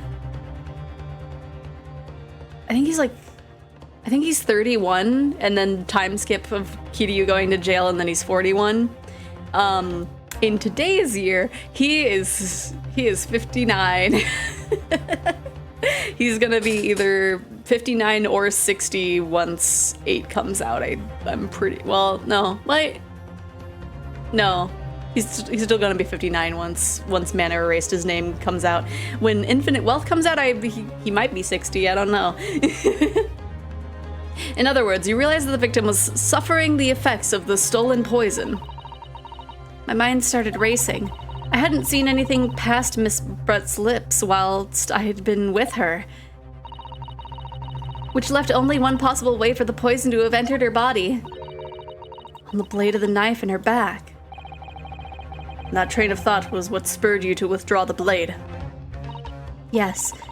If the amount had entered her bloodstream was small enough, she still might have had a chance. That's what I had hoped. Really, I'm so sorry for staying silent all this time. To be fair, I thought he was in his 30s in Zero, so the man is eternally 31. He's only 31 for like a very short amount of time. He's only 31 like before Kiryu goes to jail.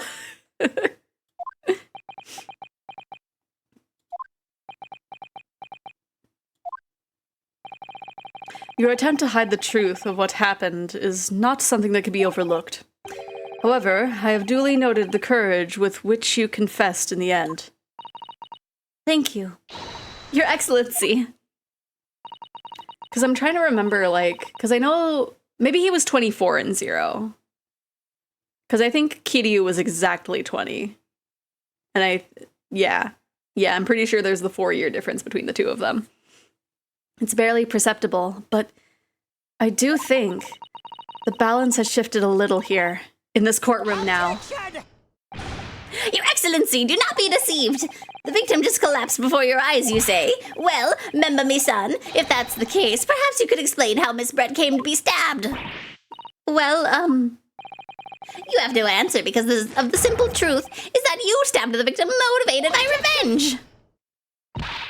But you have no conclusive evidence to prove that assertion, do you? Shut up! Oh, I have evidence. It is very much conclusive. What's the prosecution counsel up to? It was brief, but he hesitated for a moment there. I'm almost sure of it. You will produce the aforementioned evidence at once, Prosecutor Ouchi.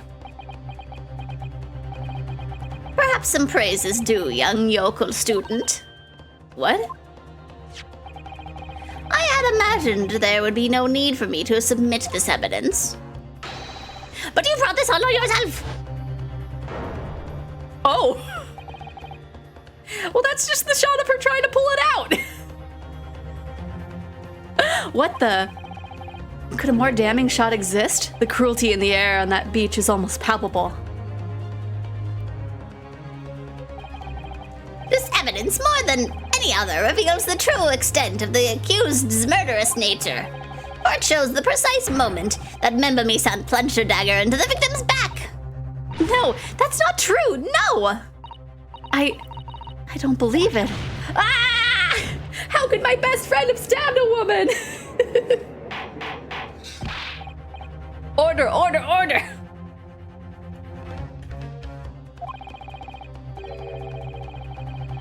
Counsel for the defense, was it you who was responsible for that shrill scream that just pierced my courtroom?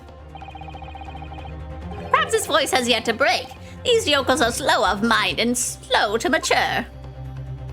What was the cameraman doing the entire time while taking that picture, right? Like, who took the picture? I'll show you who's slow to mature. Careful now. Susato is starting to show her face here. It is often said that a picture is worth 1,000 words, and here we have ample proof. The court will accept this extremely cogent photographic print into evidence.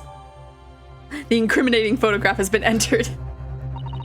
I can't believe he's had a photograph like that up his sleeve the entire time, and only just now brought it up.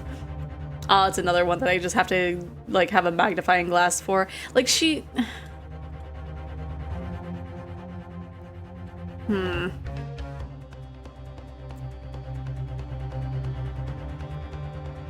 I'm pretty sure she, like, that's her just trying to pull it out, but...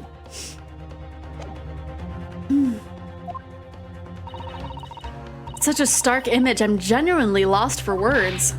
Wait a minute, I don't understand. How did you... I mean, who took that photograph? Hey. That's of no importance here. Stop trying to divert attention. Oh.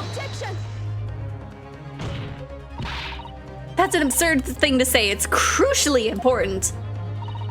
Whoever took this photographic print was a witness to Miss Brett's death. The court must be allowed to hear this person's testimony. I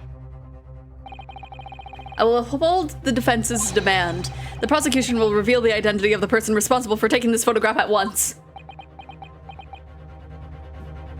Ouch, he's like, It was me. Well, I'm afraid I can't do that. pardon? You see, this print arrived at the Imperial Police Bureau headquarters by express post yesterday. But there was nothing to indicate the sender's name or address. The provenance of this print is unknown. Goodness.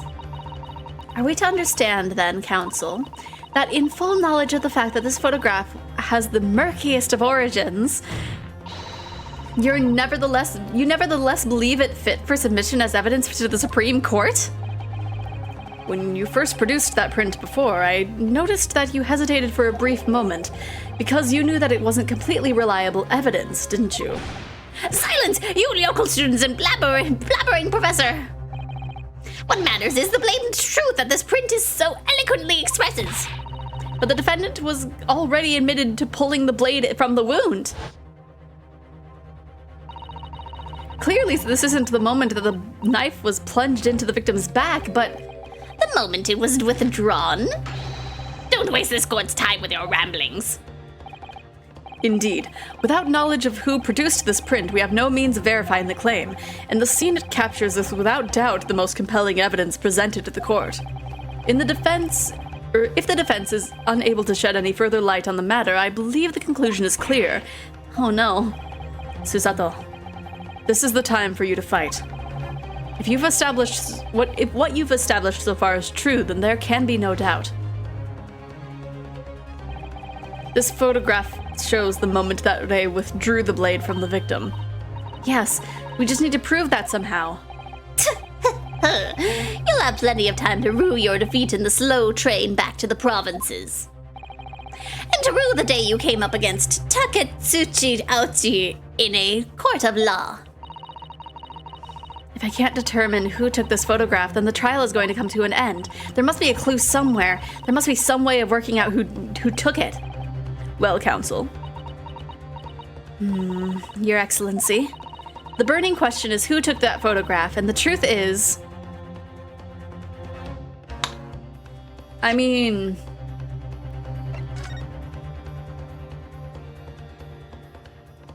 slightly broken.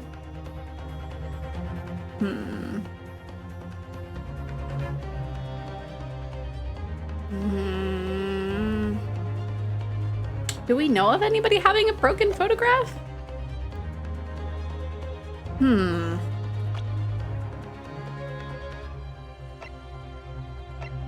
It's like it was you.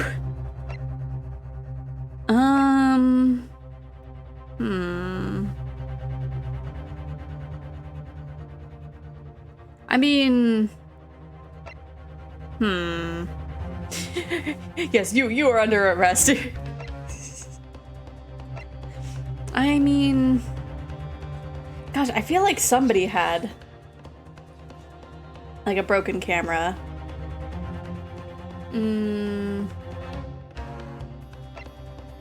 But at the same time, I don't know. This sounds like a time for me to save.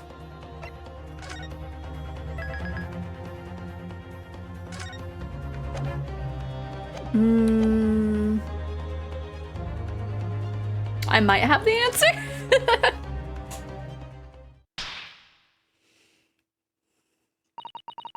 This isn't about whether I can or can't come up with the answer now. I simply have to. The identity of the person who took this dramatic photographic print is, I assure you, something the defense can and will reveal. What? No, you can't possibly. But as you so boldly claim that you can, please do enlighten us. Unfortunately, I'm unable to present a name. How utterly underwhelming. Did you really believe that you could... However, I'm able to present evidence. The defense has a piece of evidence that reveals important details about the photographer's identity. What? Very well, counsel. Present the proof to the court. Which piece of evidence do you claim reveals something about the identity of the mystery photographer? Oh, maybe the pen. Take that! Like the emblem on the pen? The piece of evidence in question is this. I'm afraid, counsel, that when presenting evidence, you must learn to temper those wide, nervous eyes. I'm obliged to penalize you for the lack of focus in both your eyes and your answer. Would you care to squeeze your head in your hands again, counsel, to punish yourself for presenting such utterly irrelevant evidence? Okay. I'll squeeze my head as many times as it takes to win this trial, Your Excellency. May I? You may present another piece of evidence, but no more squeezing, counsel. I would have thought that it would have. Like, do I have to... I can't present it like that. So it's something in the scene. Time to brute force it, right? I mean, like, because I thought it would be the pen.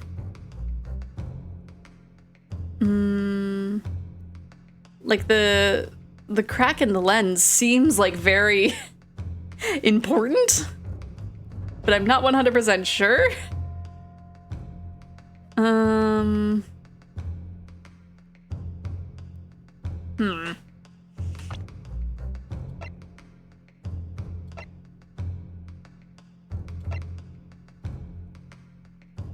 Wait.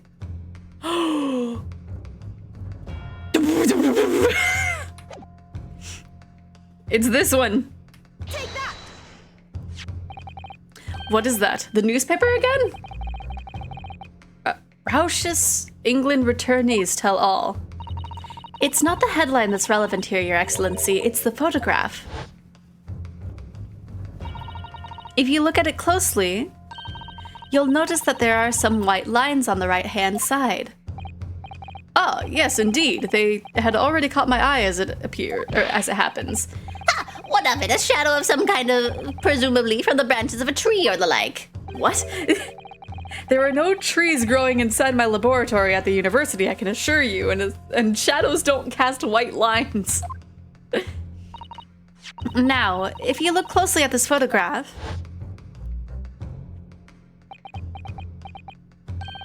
Good gracious!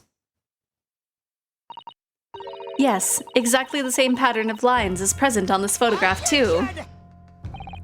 Well, that tells us nothing! Ha! Yes, it's a shadow of some kind, definitely from the branches of a tree! There wouldn't be any trees growing inside a hut at the beach, Council. What's quite remarkable about it is that the two patterns are absolutely identical. How could such an extraordinary similarity have transpired? The curious matching pattern that appears on both photographic prints is a result of a camera defect. Obviously, it must be due to a problem with the camera used to take photographs. What? With the photographic device? Yes, we can confidently say that the camera's lens must have been scratched, and that the scratched lenses causes unwanted lines to appear on every print taken with the device.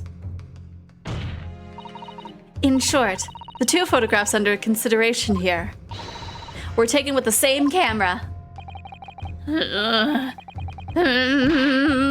But there must be hundreds of such camera devices here in the capital. It would be utterly impossible to identify the owner of this particular one. I think you're forgetting, Prosecutor Ouchie, that one of the photographs featured in a newspaper article. A newspaper? Ah! That's right. The author of the article is the mystery witness to the crime. What? What?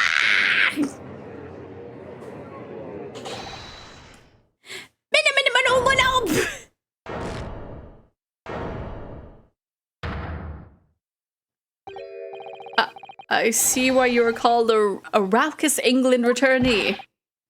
What are you yelling about? You've already testified. It's many memo.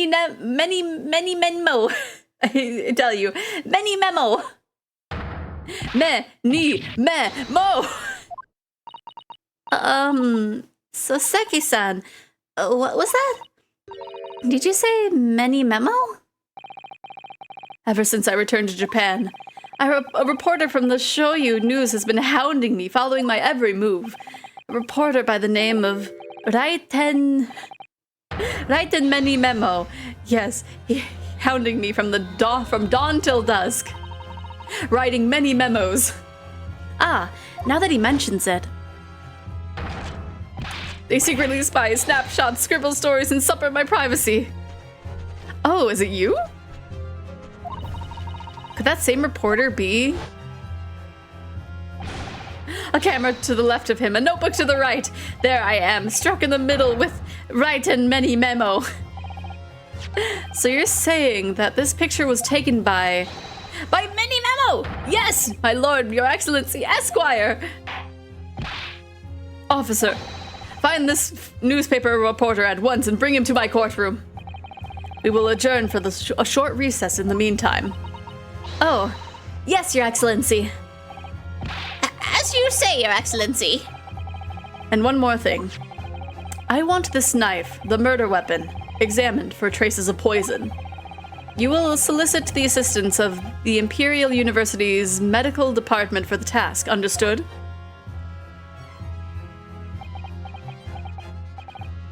Meh. Many memo! Clown's to the left of me, Joker to the right. There I am, stuck in the middle with you.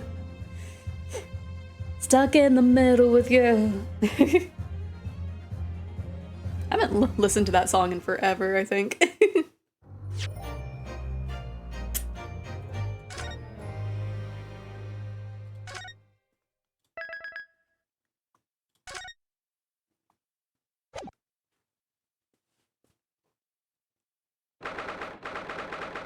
Okay, at 10:41. So not even 2 hours of that court. Supreme Court of Jurisdiction. Defendants Antechamber 3. I'm so sorry, Susato. I should have told you about the toxin. Ray. You have a strong sense of responsibility, I know. That's why you decided to shoulder the burden alone. No, that's not it at all. I was scared of my failure coming to light, that's all. So I hoped to retrieve the substance from the Englishwoman before anyone found out. Before the trial started, do you remember what you said, Susato? That you had no doubt in your mind about my innocence? That you'd stand by me to the last? I remember. And yet I didn't deserve your trust in me. I hid important details from you, Susato. I completely betrayed your faith in me. Hit me, Susato. I deserve it. No, in fact, throw me to the floor. Slap me. Spit on me. No, that's too good for me as well. Drag me through the city streets. I'm no better, you know. Oh. Even though in my heart I knew you'd pulled the blade from Miss Brett's back, there was just a brief moment when, in my mind, I doubted you. Susato, I'm sorry. After I stood here and promised you that I'd stand by you and always be by your side, I betrayed your faith in me too. And as such, I failed you as a lawyer. Oh, no.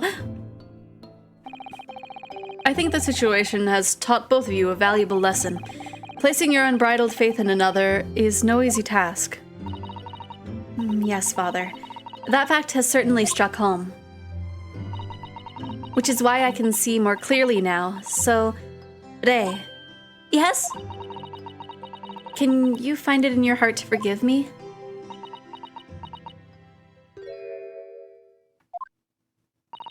Oh, Susato. You know you'll always be a gallant, dashing lawyer in my eyes now. Oh, Rei.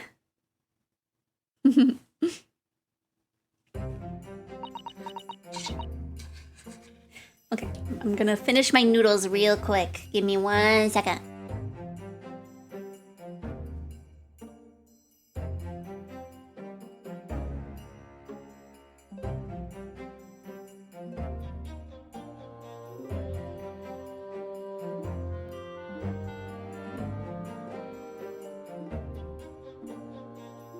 Okay, I can no longer be distracted by my noodles. I was so scared, you know, when it happened. I didn't know what was going on. The English woman was sitting on the back of the hut listening to what I was saying. I know it was you who stole the poison. Well now, whatever do you mean? And then a moment later, she suddenly got to her feet.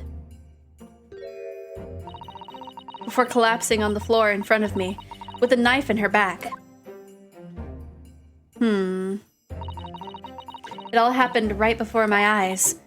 And you were the only people in the hut at the time? That's right. Just Miss Brett and myself. There was no one else. So I just don't understand how she could possibly have been stabbed like that. I guess through the hole, right? A great mystery indeed. I still can't believe it happened. That's why I just couldn't bring myself to speak up. It will be all right. However it happened, and whatever really went on by the sea that day, I promise you, I'm going to prove everything that you said is true, or that you saw is true. Spoken like a true Mikotoba. Now, I think we should discuss what's coming up in the trial, don't you? We don't have much time. We must make sure that we have our facts in order. Yes, I expect the poison is going to come under close scrutiny in the upcoming proceedings. The police should hopefully have identified it on the blade by now. I don't think it's gonna be on the blade. I think it was in the pen. The trouble is, it's a completely new laboratory synthesized blend of alkaloids. The police won't have any way of testing for it. Oh, I see. Yes, without this chemical reagent, it's impossible to detect the toxin.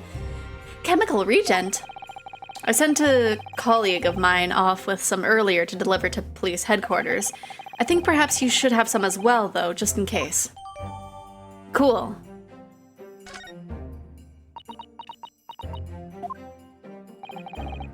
What's the matter, Susato? You're suddenly very quiet. It's this newspaper article. Exclusive, deadly poison stolen from Yume Medical Research Laboratory. I'm wondering how the information got out, given that it was a government secret. It was all the Englishwoman's doing! What? It was when the professor and Suzuki-san were being interviewed at the laboratory. That so-called English lady swanned in, without any compunction said to Professor Mikotoba, "Oh, Professor, surely your guest would love to hear about your work at the on that substance there." It put me in a very awkward position, to be frank. But Soseki-san's curiosity had been piqued, so I had little choice but to give him a cursory introduction. So then, Soseki-san knew about the poison. Yes, and it's highly likely that the reporter who had been writing up the story about us would have caught a glimpse of the toxin too. This Many Memo-san. By the way, did that reporter join you all when you went to the beach? Oh, no, I don't remember the reporter being there. Indeed, he shouldn't have been. I very much doubt anyone would have wanted him there. Oh? A known criminal had been given permission by the authorities to bathe by the seaside. Soseki-san pointed out that inviting a reporter might be problematic, so the man went back to his office. Yet he obviously didn't go back. He secretly followed the party to the beach and took this very candid photograph. And then presumably he posted it anonymously to the police.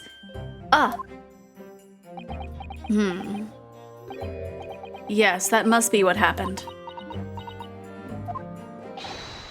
Counsel, we just heard that the new witness is now ready to testify. The trial is about to resume. Please proceed to the courtroom at once. It's time to steel ourselves once again, then.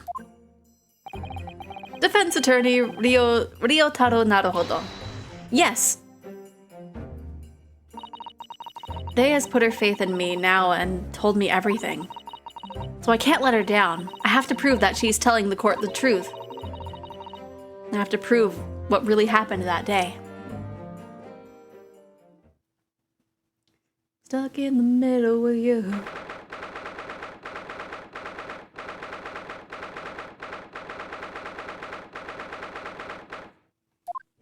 That little recess lasted like 45 minutes.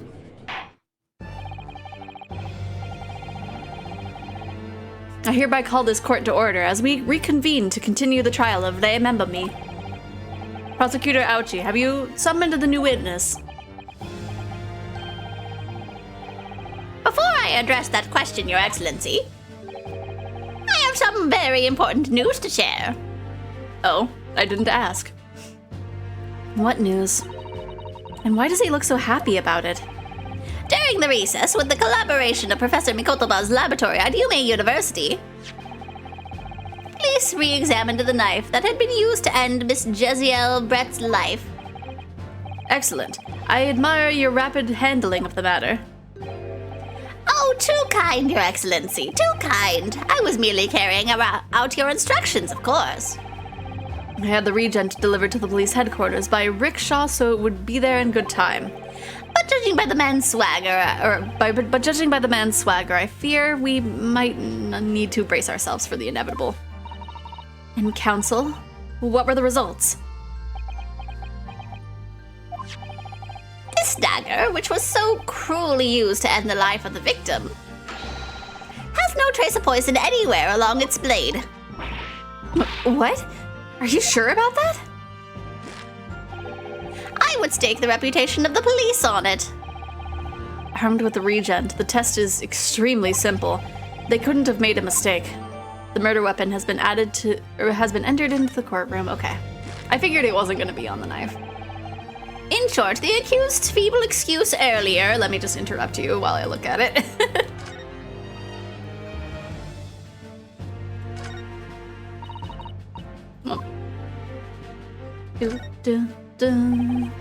Ah, yes, this must be the victim's blood. Oh dear, blood is never a pretty sight, is it? I'm having to fight the urge to run it under a hot tap and get it clean. You've always been fastidious about cleaning, haven't you? I think this is something else, Father. This is... I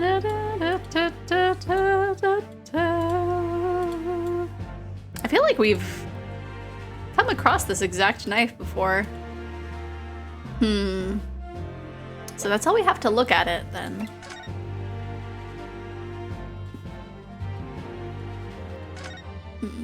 Sounds like they removed the poison, perhaps. I don't know if it would have been that case, but...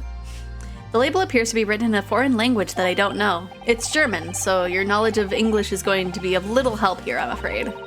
Couldn't you have just written medicine on it in Japanese? Then we'd all be able to read it. German is the international language of medicine, my dear. But yes, I can certainly see the merit in labeling the bottle in Japanese. Though I'm not sure medicine would be entirely appropriate. Okay. Dun, dun, dun. If we look at the pen again, would we be able to use the Regent on it? I'm thinking since the targeting has a little check mark on it, I don't know if we'll be able to actually check.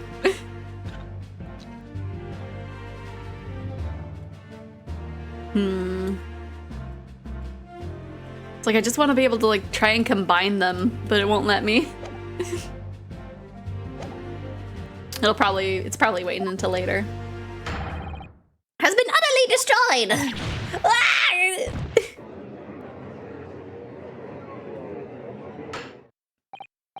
Now, the prosecution is ready to call the new witness. Ah, the newspaper reporter who managed to capture a photograph of the crucial moment. Good. Very well, officer. Bring in the witness. No trace of poison on the knife. But if that's really the case, how could the toxin have entered the victim's body? Through the pen! Through the pen! Witness, please state your name and occupation for the court. Right in many meno for the show you news. That just hit me, okay. I'm what people like to call a journo. A journo? Maybe she drank it? Maybe. Because I think, for the last case, it was on, a little piece of, like, really hot metal, I think? Well, no, he got burned. I don't remember.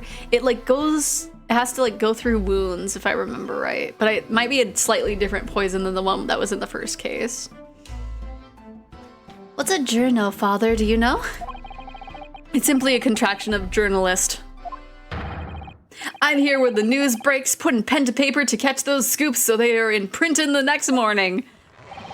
They don't call me the hero of the Herald for nothing. The nice guy of news. Oh, so, was it you who took this photograph, was it?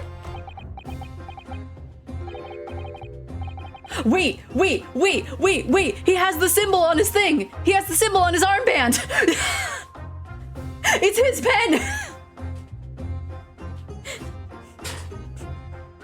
He burned his mouth and the poison was in his drink. Oh, true. Oh yeah, no, he had tooth surgery and so it went into the hole where his tooth was extracted. That's right. Well, what do we have here? I'm sorry? Oh, brace yourselves, people. Mini Memos senses a scoop in the offing. Female student up to foul play defended by curiously handsome young lawyer in Supreme Court.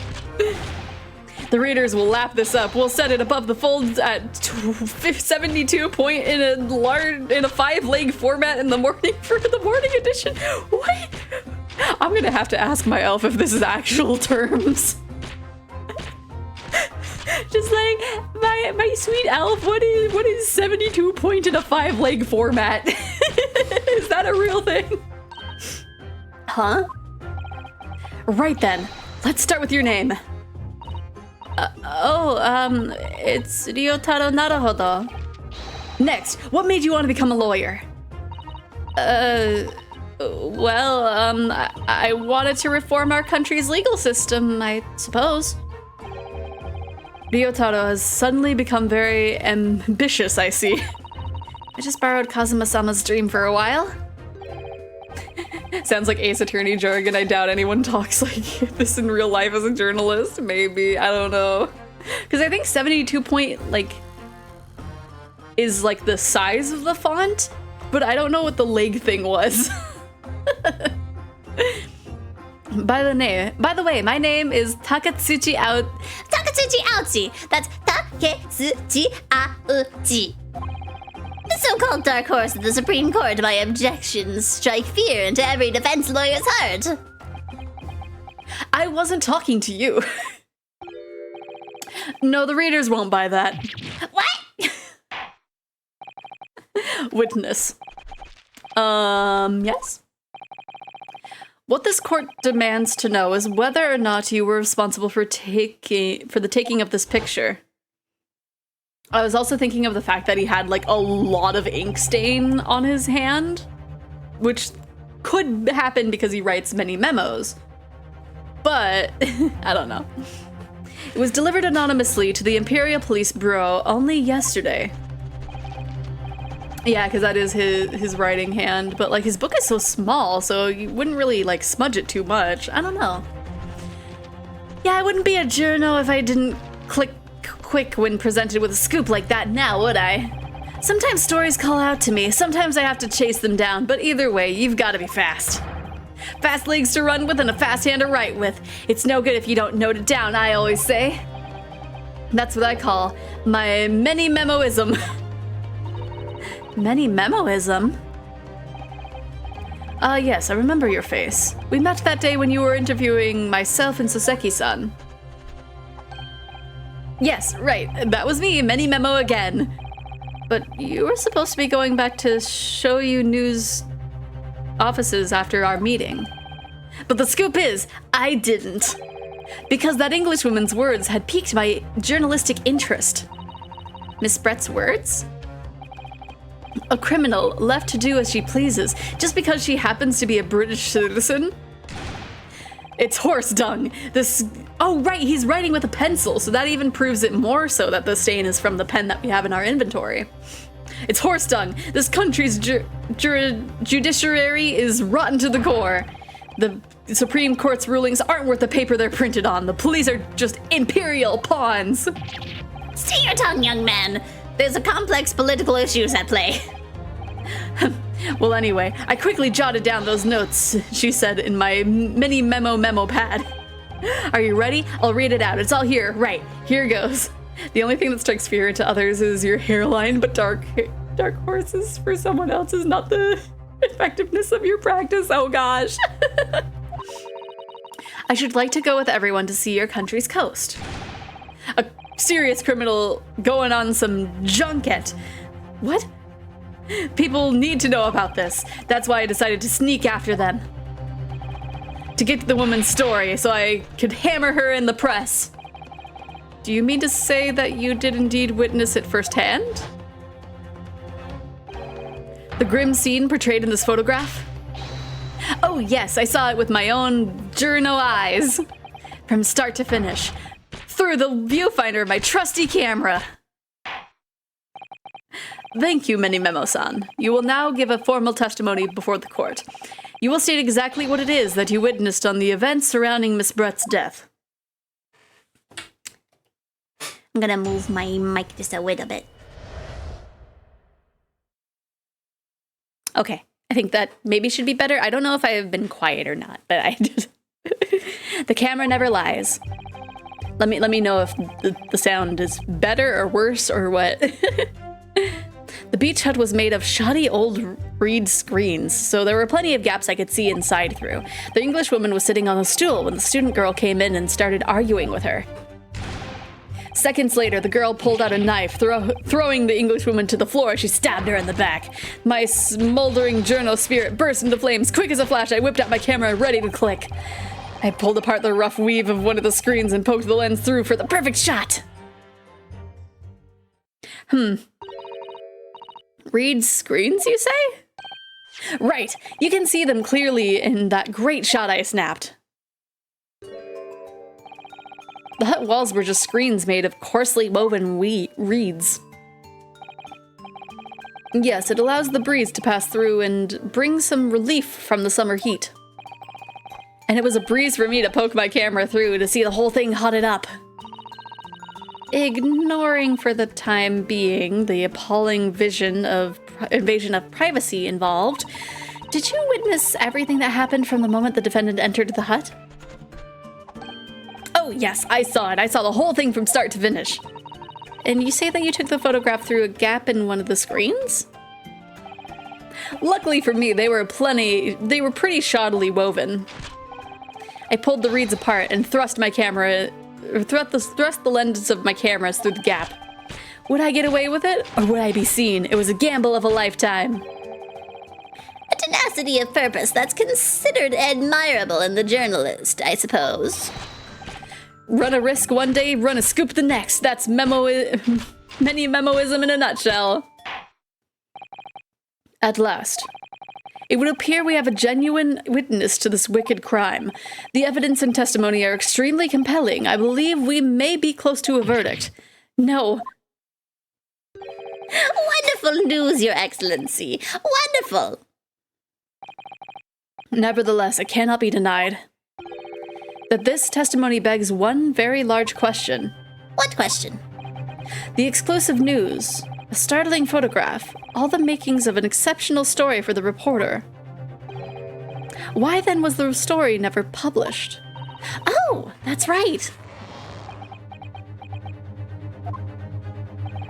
It seems clear to me that there are circumstances at play here that are yet to be understood. More pathetic excuses. Very well then, Counsel. Proceed with your cross-examination. Yes, Your Excellency. Finally, the real questions, right?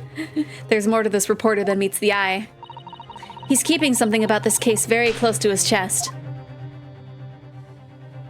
So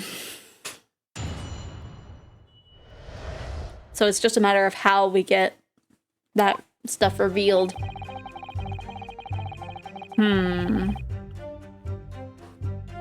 Shoddy reads screens.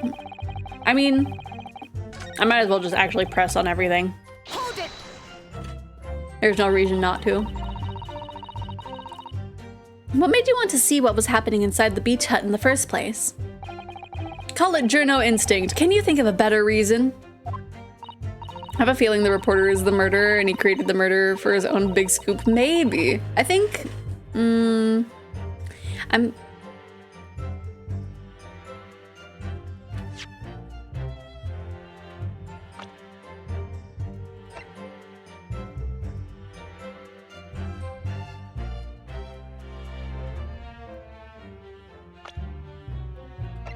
It's his initials.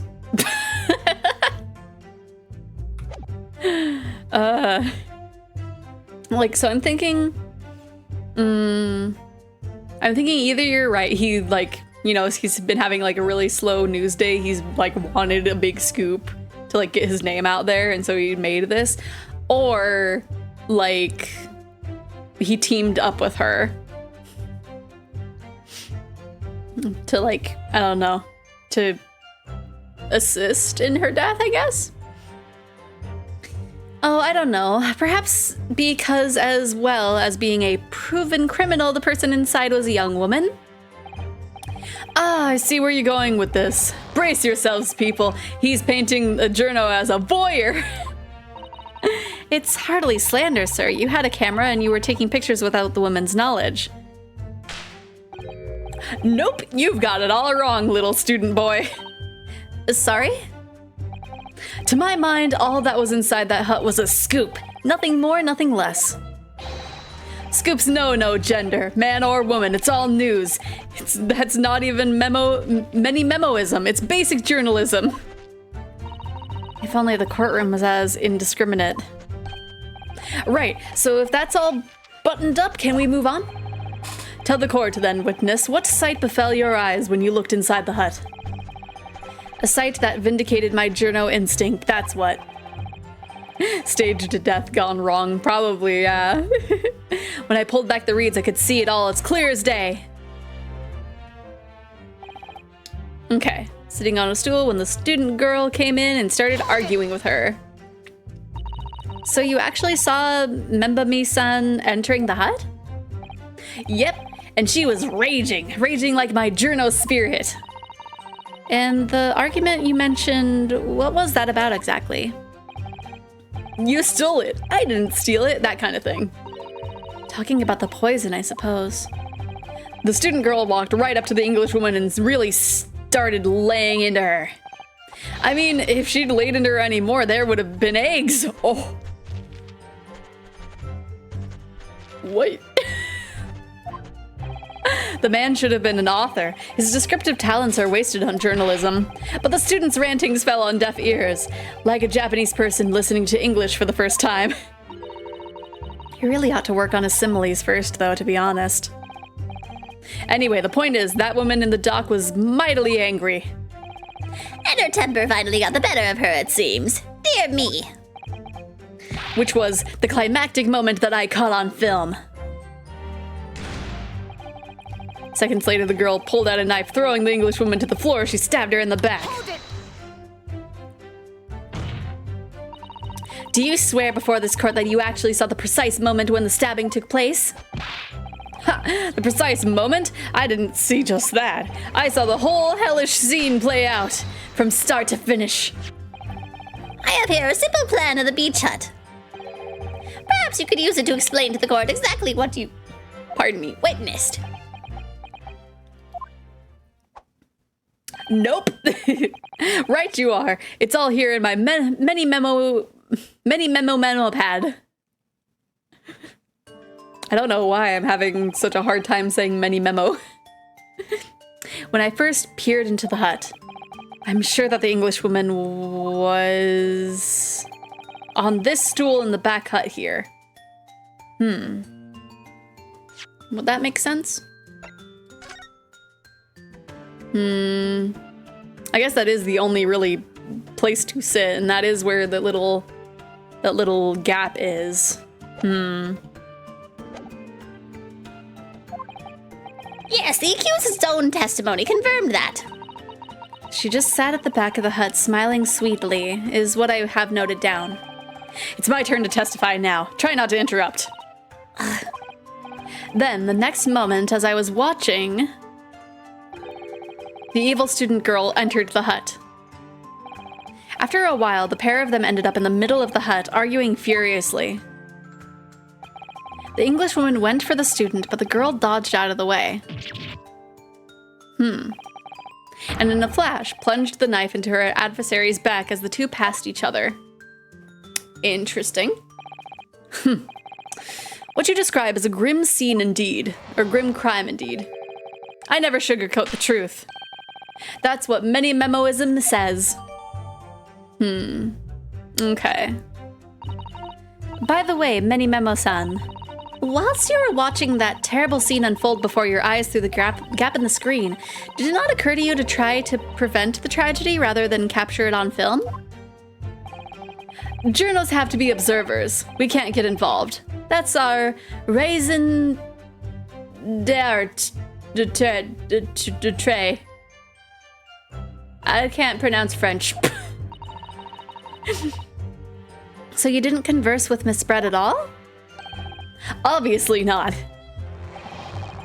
An observer always remains on the outside looking in.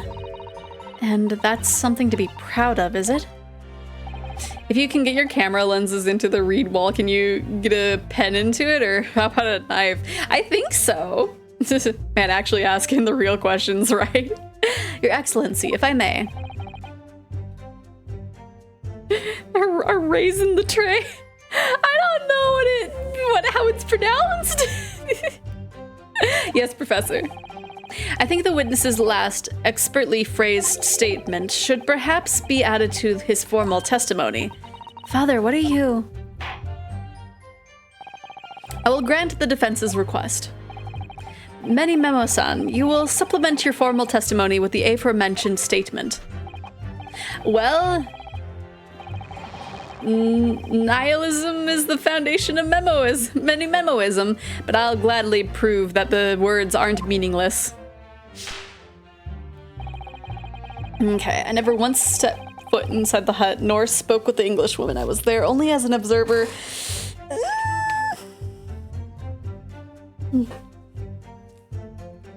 I feel like this would be the moment to present the pen.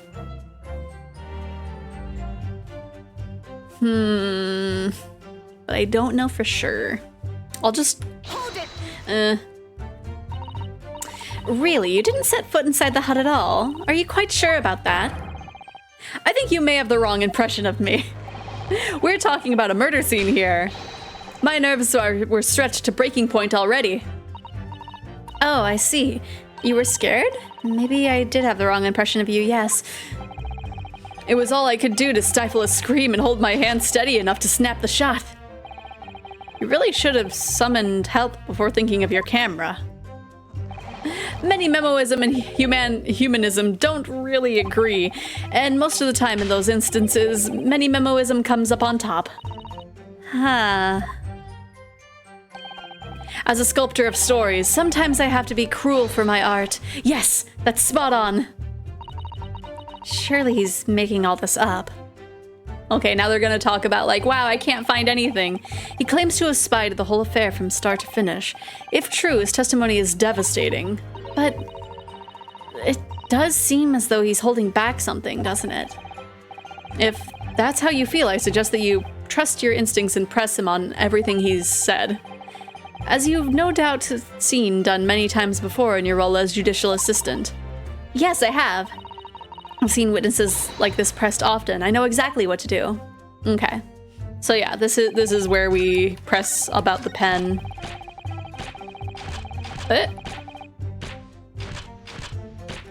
Why did it not have? Okay, there we go. I was like, why is it having me? There we go. Many Memo-san, until now I've had a firm belief that newspapers are in the business of uncovering and publishing the truth. You're spot on there. The press doesn't lie, which is why I'm proud to wear the emblem of Show You News on my arm. In a way, that's more many memoism. Sadly, though, it seems the journalists who write for those papers don't always share the same passion for the truth. Many Memo is suddenly giving me Sander Cohen vibes from BioShock. Man, truly dedicated and obsessed with his craft. It's Taco Tuesday. I want tacos. What are you suggesting with those recriminatory words, Counsel? Many Memo-san, do you recognize this fountain pen? This pen was found at the scene of Miss Brett's death. In fact, the murdered victim was gripping it in her hand as she died. What are you? If you look at the barrel of the pen, you'll notice that its owner's initials are engraved there. R.M. Yes, thank you for bringing that up, Counsel. The initials of the accused remember me. Is it a coincidence, I wonder? That your initials are also R.M.?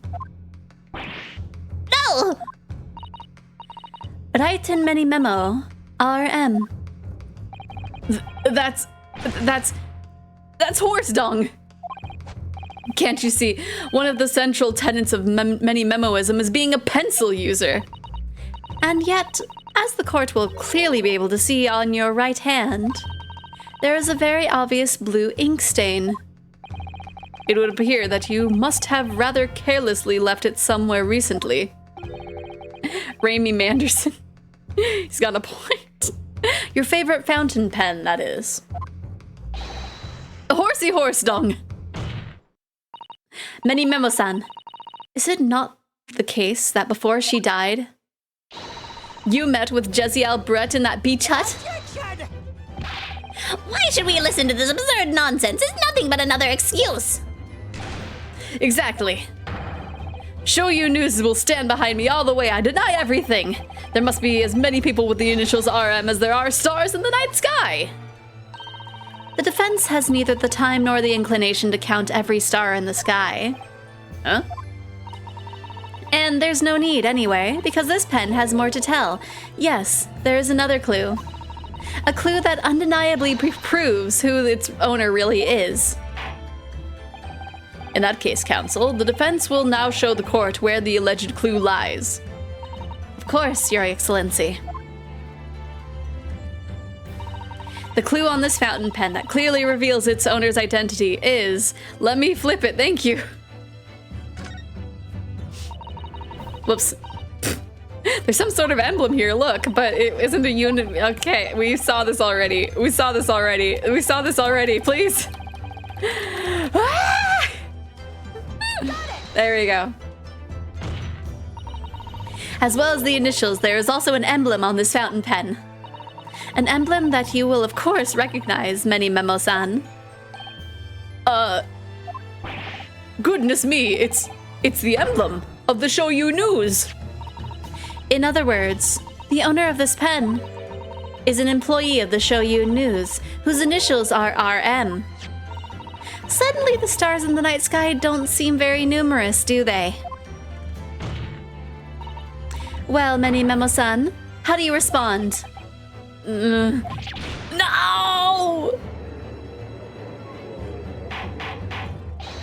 Order! Explain yourself, witness.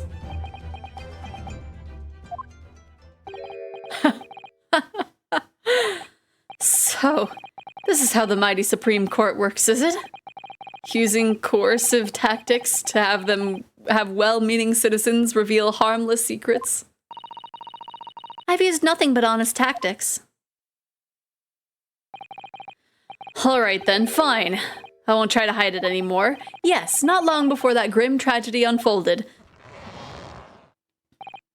I, a Shoyu News reporter on behalf of the public, conducted an interview with the Englishwoman. An interview? You never mentioned this before. What exactly was this? As I said, it was before that evil little student girl showed her face in the hut. It couldn't have lasted more than 2 or 3 minutes, that's all. It was just a brief exchange. But it came to nothing. And as we many memoists say, the people don't pay their dues for unworthy news. Well, Many Memo was that picture to die for. Right. However insignificant you deem it to be, this court cannot overlook the meeting between yourself and the victim. You will testify now under oath about the precise nature of this meeting and what transpired. Got it, yes, alright, but on one condition. Condition? In all good conscience, I couldn't speak alone, or I couldn't speak out alone about this. You need to call back the earlier witness, Soseki Natsume-san. Soseki-san? Oh yes, according to my notes here, that man has a secret of his own, and brace yourselves. Because it's not a harmless one. It's big. What? What?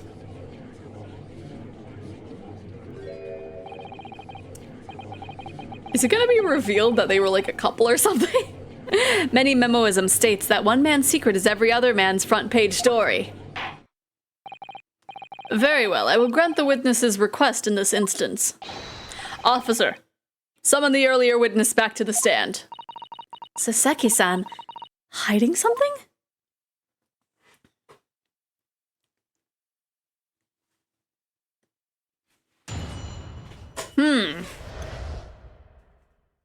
Witness's secrets. I asked the Englishwoman for an interview, but she declined, so I left the hut without making a fuss. Then, watching secretly from the outside, I saw a woman being stabbed and the other witness come running. The detective realized that the victim still had a pulse, so he ran off to fetch help. That's when this writer man here asked of the woman a very significant question. But he didn't say anything about that in his testimony, which is why Many Memoism demands I reveal it now. You mean to say the victim? The victim regained consciousness?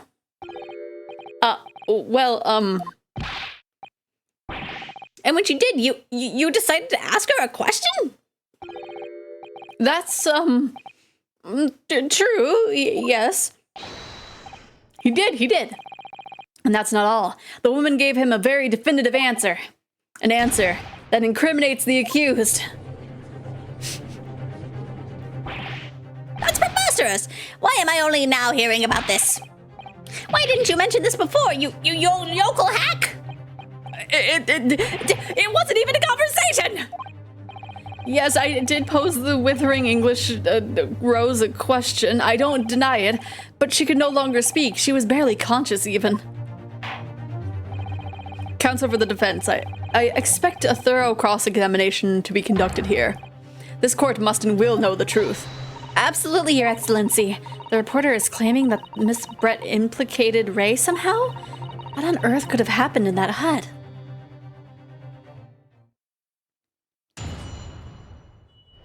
Very interesting. Why is everyone leaving out this crucial evidence until now? You're leaving us in suspense, right? Okay.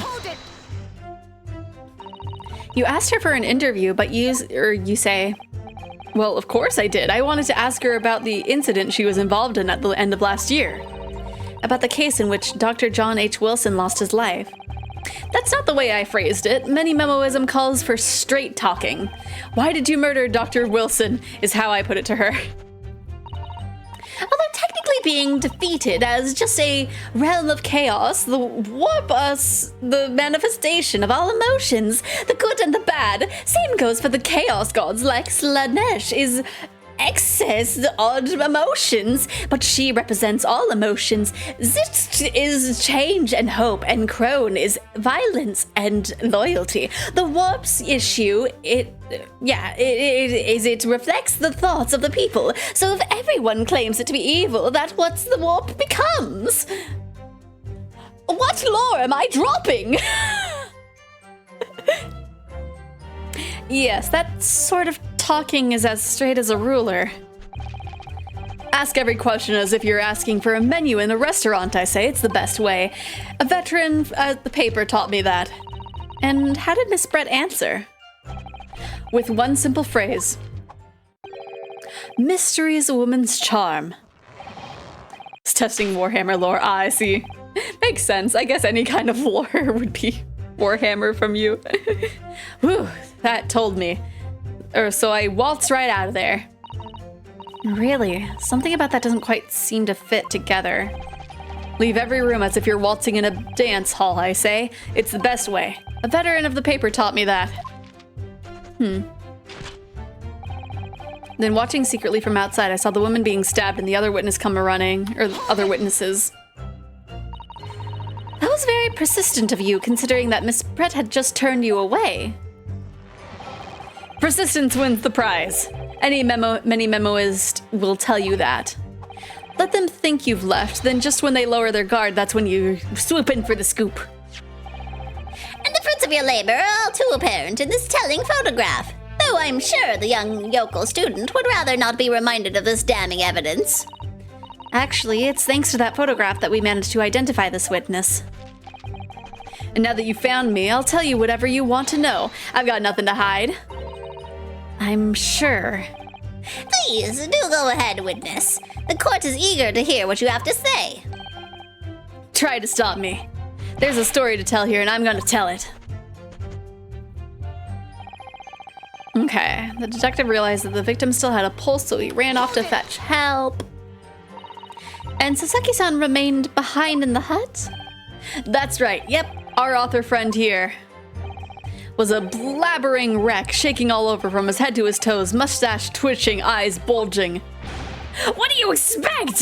You don't know the terrifying troubles that haunted me whilst traveling abroad, back behind baleful bars. They'll be coming for me, surely. That's all I could think. I thought as though I were grasping for air, drowning in the sea of cold sweat. Poor Saseki-san, his experiences in London have scarred him deeply.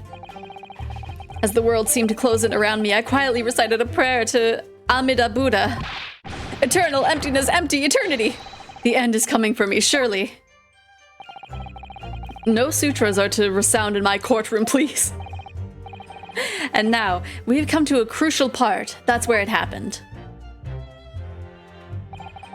That's when this writer man here asked the woman a very significant question, but he didn't say anything about that in his testimony. Whoops. I don't know why I was auto-going. My brain was like, no interact, just read. What question? What exactly did he say? Well, now you should hear that from the horse's mouth, I think. Don't you, Mr. Writer Man? Out with it, you yokelak! What did you hear? What did you say to her? What did you say to the dying Englishwoman? Well, in truth, I'd been catching crabs at the water's edge and building castles in the sand, you see. Well, the seaside is a place to be at leisure, I suppose, even for a grown man. But then all of a sudden, from that little beach hut, A young girl's panic-stricken cries for help pierced the air. I ran up to the beach to see what was happening, to find the defendant leaning over the collapsed victim. As soon as Inspector Hosonaga saw Miss Bread on the ground, he sprinted off to get help. And then, just a moment later, I heard a faint moan, a moan from the dead Englishwoman. I nearly jumped out of my skin! But what did you ask her, Soseki-san? I asked her, who did this to you? Huh? Don't protract this any longer. What did the woman respond? She didn't. She said nothing in response. But...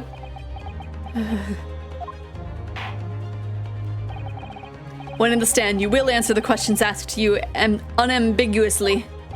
Now, without evasion or reticence, I demand that you amend your testimony. I will!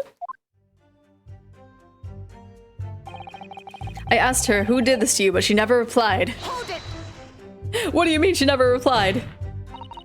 So you tried to find out who the culprit was. He who asks a question is a fool for a minute. He who does not remains a fool for forever. And having been labeled a criminal twice during my time in Great Britain, I was quick to make up my mind. Better to be a fool for a minute than remain a fool in prison forever! However, you indicated that the victim failed to respond, is that correct? I know why. I know why the Englishwoman said nothing. She was ignoring me because of my stupid mustache, because I'm Japanese! Oh dear, Soseki-san has really developed a dislike for the English, it seems. Having read the report on his time in Great Britain, I can't say I'm surprised at his xenophobia. But the Englishwoman didn't ignore you at all, did she, Mr. Riderman? Well, yes, all right. She did respond in a matter of speaking, I suppose. She just lifted a trembling finger and pointed in the direction of the defendant. Where was that? Miss Brett pointed a finger at the defendant? Soseki-san, is that really true? It's not easy to stand here and say this, but when we first entered the beach hut... Okay, the first time he was blamed was by the loving wife tampering with the crime scene, but why was the first time? Yeah, I'm trying to think for, like, the second time. I don't know. I forgot. The Englishwoman was sprawled on the floor before us, and the student girl standing on the far side of her. And when I asked who did this to you, the Englishwoman summoned her last ounce of strength to point a trembling finger at the back of the hut. Which was, it can't be denied, in the direction of the student girl who stands accused today. But, just because she was behind her doesn't mean that she knew. She kept on pointing at the wall. No. So, Seki-san, why on earth did you neglect to mention this in your original testimony? Fiddlesticks, I say. This is not a British court of law. You will respond in Japanese. Yes, of course, the Englishwoman did point her finger towards the back of the hut, but I was trembling, and she was trembling, and everything was a blur. And thinking about it, I feel as though perhaps she was pointing in a slightly different direction. Actually, no, not slightly, in a very different direction to where the student girl was standing. To somewhere at the back of the hut where nobody was standing at all! Thank you for the value, girl. Let me give it the timer ready. Let me see. There it is. You mean that your memory of events and the direction at which the victim was pointing are both unclear? Yes, that's it. Unclear. I'm very, very unclear. Your Excellency. Surely this proves the matter beyond all reasonable doubt. Yes, the woman the woman may barely have been conscious, and yes, perhaps her finger wavered slightly, but there can be no doubt that this was an attempt by the victim to confirm the identity of her assailant. Why? Because as the court can see, there was no one other than the accused in the direction the victim was pointing. And that is now abundantly clear that no one else besides the accused could possibly have committed this crime. I am inclined to agree. And in the absence of any credible argument to the contrary, I believe we now can conclude this trial. No. The headline's writing itself. Dashing lawyer hopes dashed. 92 point across the whole page. We'll do an extra edition. That's very large font. This is a serious blow, Susato. Unless we're able to identify the true culprit and substantiate our claim with evidence, the judge will give his ruling and the trial will be over. But that's impossible, Father. We don't even know how the crime was committed yet. Impossible through the task may seem, we have no choice. We must think back over everything we've learned thus far. Somewhere in all those details, I'm confident we'll find the clue we'll need. Ray gave us her account of how events unfolded in the defendant's antechamber before the trial resumed. She told us what happened at the precise moment Miss Brett was killed. The Englishwoman was sitting at the back of the hut, listening to what I was saying, and then a moment later, she suddenly got to her feet before collapsing on the floor in front of me with a knife in her back. How could Miss Brett have been stabbed in the back in a beach hut that was empty but for herself and Ray? Somewhere amid all the information we've gathered so far, there must be an answer to that question. I take it then that the defense has nothing further to add. So, the gallant local student's luck finally runs out. I can't say that I'm surprised. In that case, I am ready to deliver my final verdict on this matter. This is a crucial turning point now. If I can't establish what really happened, it's over. Where was the real culprit hiding? And how did he or she stab the victim? I know how!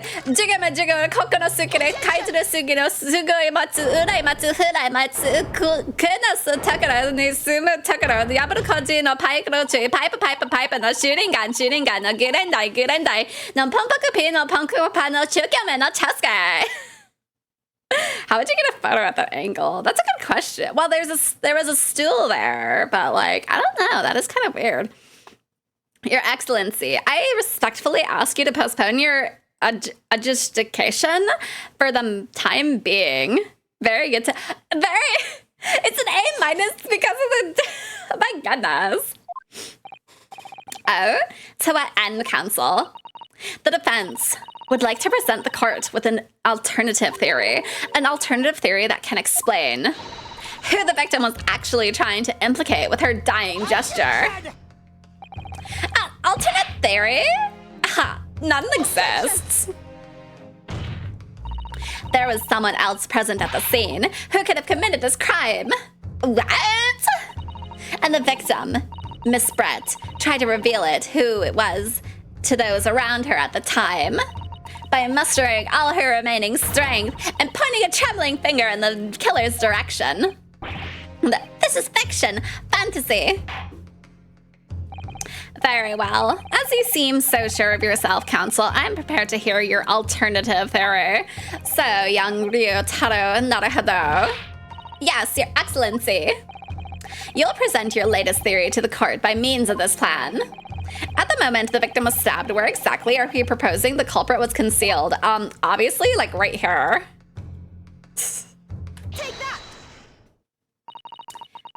Naruhodo-san would never give up, and I'm not a Naruhodo now. The true culprit who fatally stabbed Miss Brett was concealed in this location here. Are you mad, counsel? You're suggesting the culprit was outside the hut. What? He's looking so nervous. Oh gosh, it's already been 5 minutes. Order! But student lawyer Naruhodo-san, Esquire, that makes no sense at all. You've just pointed out the exact spot where I was hiding to get my scoop snap. But I didn't see any suspicious individuals loitering around. I can swear to that. Is there a weird shadow in the background of the photo? In the background of the photo? Sort of, I think. For this one, right? I mean, we only kind of get like this thing here, but that's not what we're focusing on. Unless we're talking about this one, but like we just have like the little hole that's in the back wall. That's about it.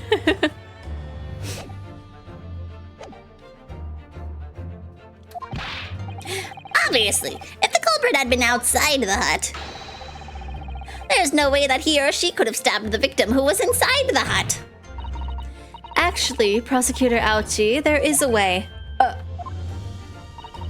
And in point of fact, the defense can provide evidence strongly suggesting that it is precisely the way Miss Brett was killed. You're bluffing. You're bluffing. You know. The defense's assertion is clearly too fantastical for the court to comprehend. You will need to give us more guidance, counsel. What piece of evidence corroborates your theory that the victim was stabbed from the outside of the hut? I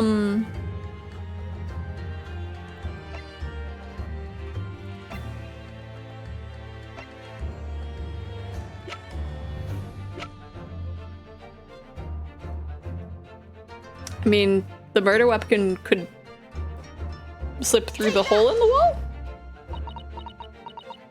Nope, that's not the evidence. Well, I presented it now, but I haven't the first idea why I chose this piece of evidence. You're suggesting that this piece of evidence bears out your theory as to how the victim was stabbed. It's something of a windfall, Your Excellency. I think the word you were looking for, counsel, was downfall. If your theory is correct, then the knife was thrust into Miss Brett's back from the outside of the hut. There should be a visible trace somewhere. A trace? Yes. On the hut itself. Armed with that idea, I must look... Okay, so yeah, it's... it's one of the images. That does make more sense than the knife itself. Present. The original photographic print of the scene? Go back to the photos with the one with the hole in the hut and the one with taken from the hole. That means the hole was large enough to fit a larger than the camera lens. It looks like it was... Yeah. Unless, like... I mean... Yeah, because it wouldn't have been a small lens. I don't know. It's fine. Yes, it's clearly visible in this print. The trace of this final thrust had been delivered from the outside of the beach hut. Do you take us for fools? There's no hint of any such thing. I'm not sure that everyone present would agree. Someone, at least, appears to have noticed what it was that I'm referring to. Counsel, once again, I must call on you to be explicit for the court. Where on this photograph is the trace of the stabbing, which you claim took place from inside the hut? Right here. Take that! Look closely just here. In the screen in the back of the hut, you can see the effect of the blade having been forced through the reeds. No, it can't. I can't see any such thing. It's true that the hut in question had 4 walls, as you'd expect. However, by parting the reeds, a knife blade could easily penetrate them. This is extraordinary.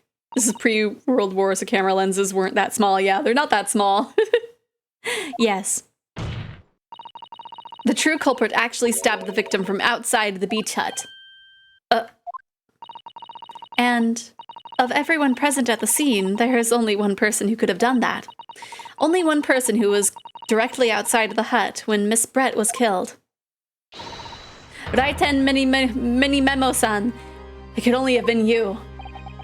No!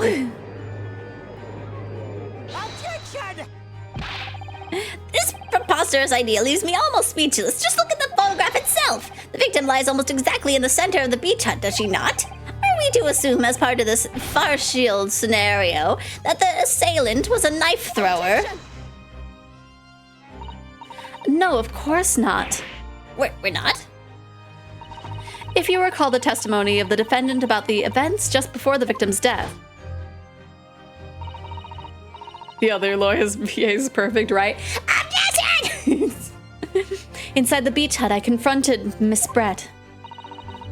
But she's just sat on the stool at the back of the hut, smiling sweetly at me as if she knew that she was untouchable. A stool? Have another look at the photograph. The slit in the reed screen would align perfectly with the back of a person who was sitting on the stool. My word. So, in fact, the victim was killed whilst sitting on that stool by a stab wound to her back delivered through a reed screen. Having been attacked, Miss Brett rose to her feet instinctively, but then, unable to speak, she collapsed on the floor in the middle of the hut. Before the defendant, Membami-san's appalled eyes. And that, Your Excellency, is the truth of what happened on the beach that day. He was so angry that he couldn't get an interview that he killed her. By your silence, Memo-san, I take it that you don't deny the charge. This is absurd! That will do. It would appear that we have a tacit admission of guilt from the witness. Accordingly, this court has successfully established the truth of this matter, which means that the defendant, Membami-san, is innocent of the crime. Oh, thank goodness. I finally made him cave. I must say, I've never been more proud. This is going too well. I feel like it's not going to end right here. No, this can't be. The Ouchie clan can't. What of my growth? My growth of hope? It wasn't all an apparition. I can't accept this. I won't! I see no reason for the continuance of this trial. I will therefore move to conclude proceedings by delivering my final verdict and... I figured something was gonna show up. Well, this is all very convenient. This is how the highest court in our mighty empire delivers justice, is it? Suppressing well-meaning citizens' freedom to speak and branding them as criminals? But we've established that the victim was stabbed from the outside of the hut through the reed screen walls. And no one but you was in place at the time to have his hand on the hilt of the blade. It's a perfectly logical deduction. No interview? I guess I'll just make a scoop of you to die for, right? So your argument hinges on the location of whoever stabbed the Englishwoman, does it? Well, it seems a little irrelevant now. Irrelevant? Where she was stabbed, how she was stabbed, it doesn't matter. I mean, whether she was stabbed at all makes no difference, if you think about it. After all, this trial's already shown the whole thing hinges on something else. Oh yeah, the poison to kill Cusco. Cusco's poison. What are you talking about? Brace yourself, little man. I'm talking about the fact that everything's changed. Because of the dirt you dug up. What?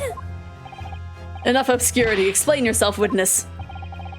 What's to explain? I'm talking about the poison, of course. The poison? Let's ask the professor for a comment on the situation, shall we? I understand that a deadly poison you were developing was stolen from your laboratory, correct? It's all been shown that this poison was administered to the victim, Miss Brett. Is that right? That is correct. The unusual constriction of the victim's pupils are a sure sign that this particular poison was used. I see. So, presumably, that means that the victim already had the poison in her body before she was stabbed? Given that her pupils were clearly constricted, it seems highly likely, yes. If she had been dead already, the poison could not have circulated in her blood. Who else would know of the stolen poison other than the man who stole it, right? How refreshing to hear the argument of a metropolitan mind. Precisely. It matters not a jot who stabbed whom and whose back and with whose blade. Because, quite simply, the Englishwoman's life was taken not by a knife, but by the poison. But that can be explained by the poison being on the blade, as I already... You're just blurting out that you're the killer at this point, right? It's like, I stabbed her, but you know, since, you know, she was poisoned, technically my knife wasn't the one that killed her, so technically I'm not a murderer. Duh! Forgotten already, have we, yokel? During these very proceedings, the laboratory of the professor at your side had assisted in proving that the blade of the weapon used to attack the victim has no trace of poison on it whatsoever. So let me get this down. The facts, as skillfully established by the defense in this trial, turns out to be a headline-making red herring. Is that about right? Well...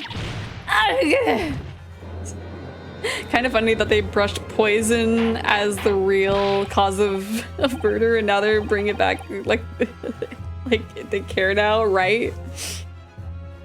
Order, order, order. But where does this leave us? How, in that case, did the poison enter the victim's body?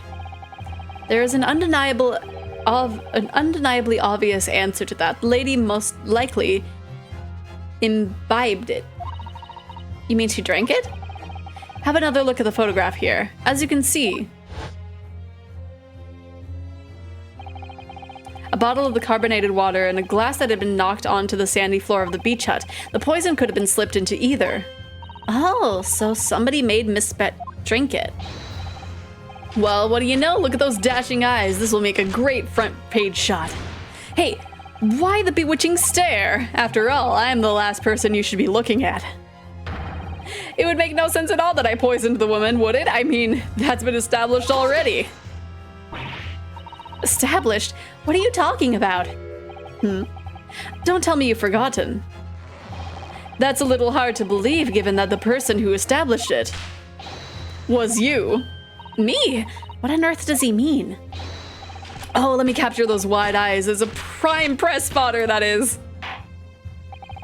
It would seem that this trial is not destined to end yet, after all. I hereby call upon the witness to give further testimony. That's great, that is. Let me get a shot of that magnificent beard, Your Excellency.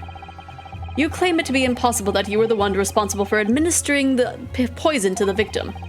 And you will explain to the court in your testimony the basis upon which you make such a claim. I'm a journo and I'm a man. I've never tried to run or hide from anything in my life. And I'm not about to start now, because that's many memoism. Thank you for the 10 bits, Rocket. Established? Oh gosh. For a brief moment, I thought I'd illuminated the truth, but it slipped right back into obscurity again. Just where is this trial going to take us? Okay, before the witness does a testimony, I'm gonna take a little break. It's slightly after 3, and I gotta give myself a snack. So everybody, this is a good time to get up and stretch, use the bathroom, get a snack, whatever you gotta do, and then we'll be back in 10 minutes. Okay? Okay.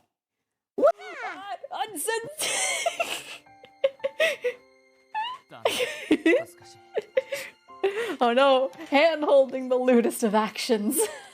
This thing is probably right. Oh, there he is. I'm back here. Oh no. No, I don't remember the way I went. Aw, man. This is so far back, technically. No, why'd you have to bring me to the ball pit? Why'd you have to bring me back to the pit? I don't know which way I went.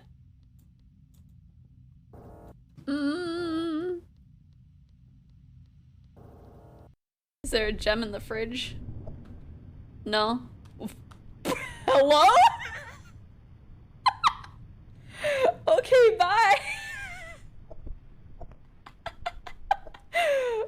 Is there a man's in the oven? I wonder. Nope, just the fridge.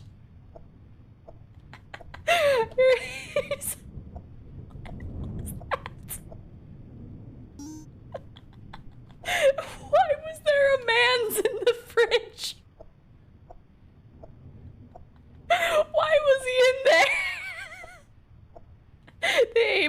night snackies. Oh no. Wait, that's a 6th one. Where's the 5? I wonder if he knows the man bear pig.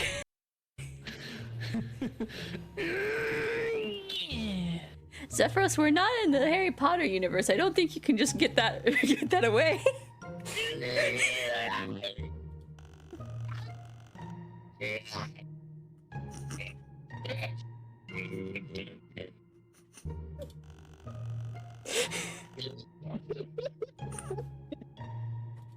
He's trying so hard. Piggies!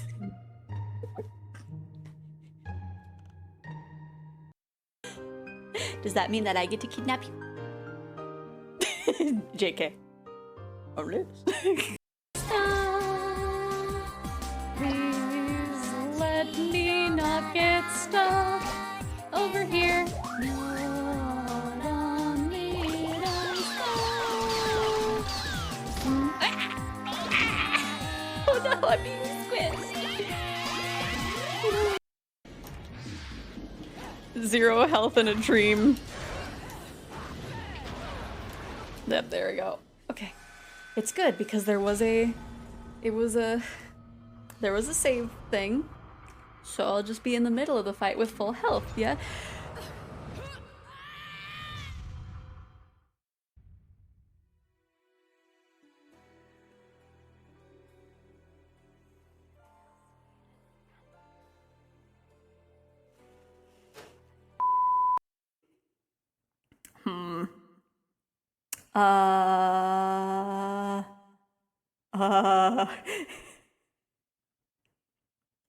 We'll do this one. Oh, thank you! Lion! Lion, my goodness! You... Words cannot describe how thankful I am, but also, like, you keep jump scaring me with money. But thank you so Blue, green, red, white. Blue, green, red, white. Blue, green, red, white. Blue, green, blue, green. Does it start over?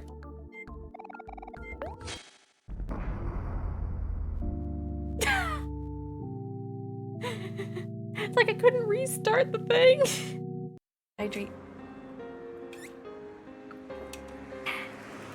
Satoko-chan might not want that, unless the person being abused wants shelter anyway. It doesn't go that far. Satoko doesn't want it? Why? Coach didn't answer me. I didn't know why he didn't. It was clear as day that Satoko's uncle was being violent and treating her like a slave, so then why? I clamped down on my frenzied emotions and waited in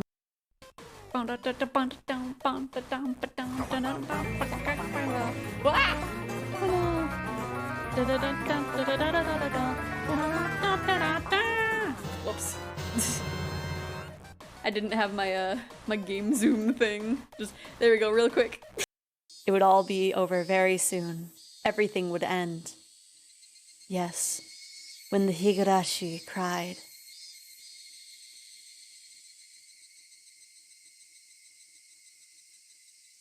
He said the title. Oh. We got a tint of red. It begins. We're in deep now. Yep, he said the title. You know things are gonna go down. No!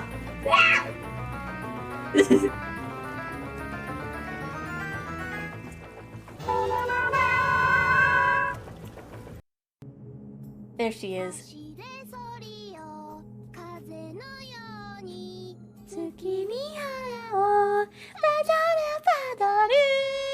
Ah. How exactly? Maybe you could hold my hand? Hand holding? No way. That's embarrassing. It's also super lewd. See, you aren't being nice.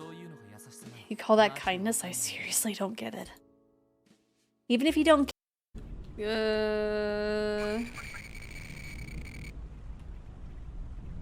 Okay. Do not perceive. Do not perceive. Do not perceive, I said. That was a really tricky move. Oh jeez! No! No, no, no, no, no, no, no, no, no, no, no, no.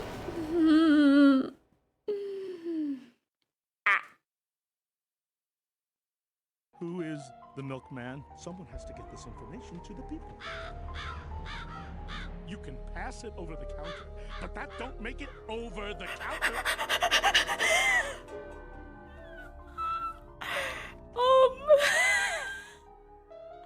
I didn't think that was actually gonna happen. In this starry sky there is. Whoops. We are drooling. Alrighty, let's just release it into the sky. I think you liked it. Dun, da, da.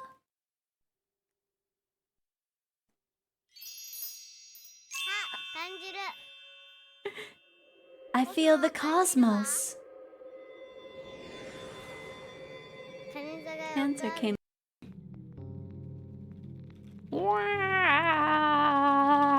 Okay. More than you do. Stop talking about your bowels, sir. No!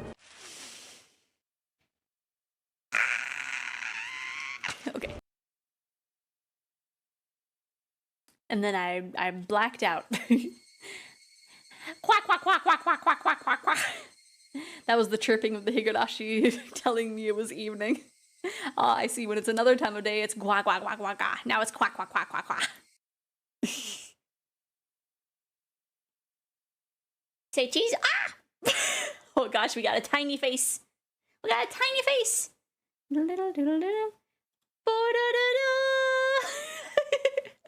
Just ah. Don't break the window. The AC is on, and she's listening to her favorite music. Oh, thank you for the hydrate. Oh, my water bottle is down here.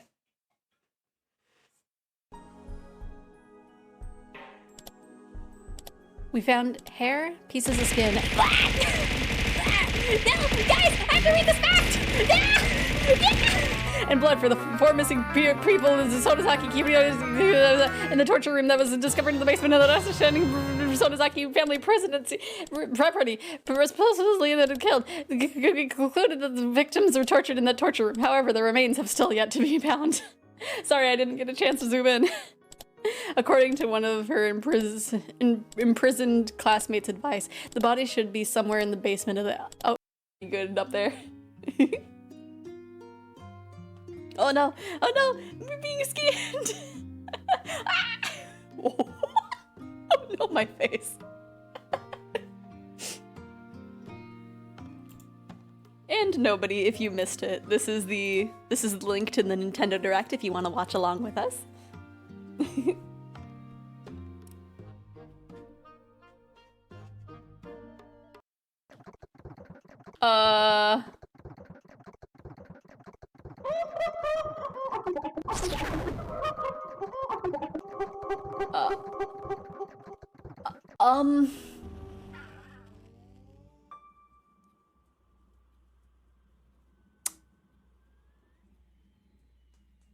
Okay.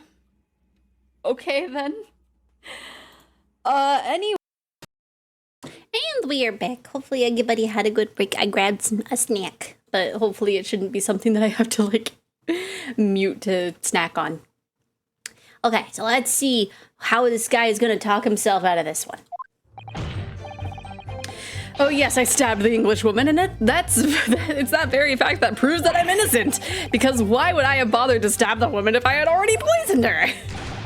When I heard the student girl and that pompous English murderer arguing, it got my goat. If the courts weren't going to punish Brett for what she did, someone else would have to see justice done. What do you mean?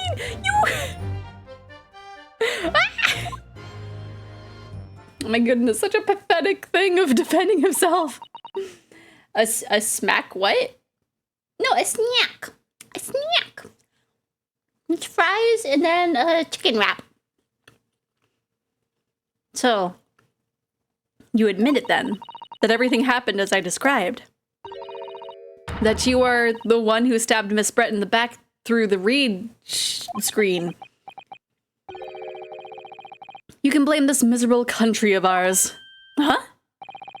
A country that bows to the pressure of foreign powers and lets murderers walk free. What kind of future can a country like that have? That's why I did it. I did what our pathetic leaders didn't have the guts to do. Slap bang in the middle of that charming lady's back, I plunged the blade of sweet justice right in there.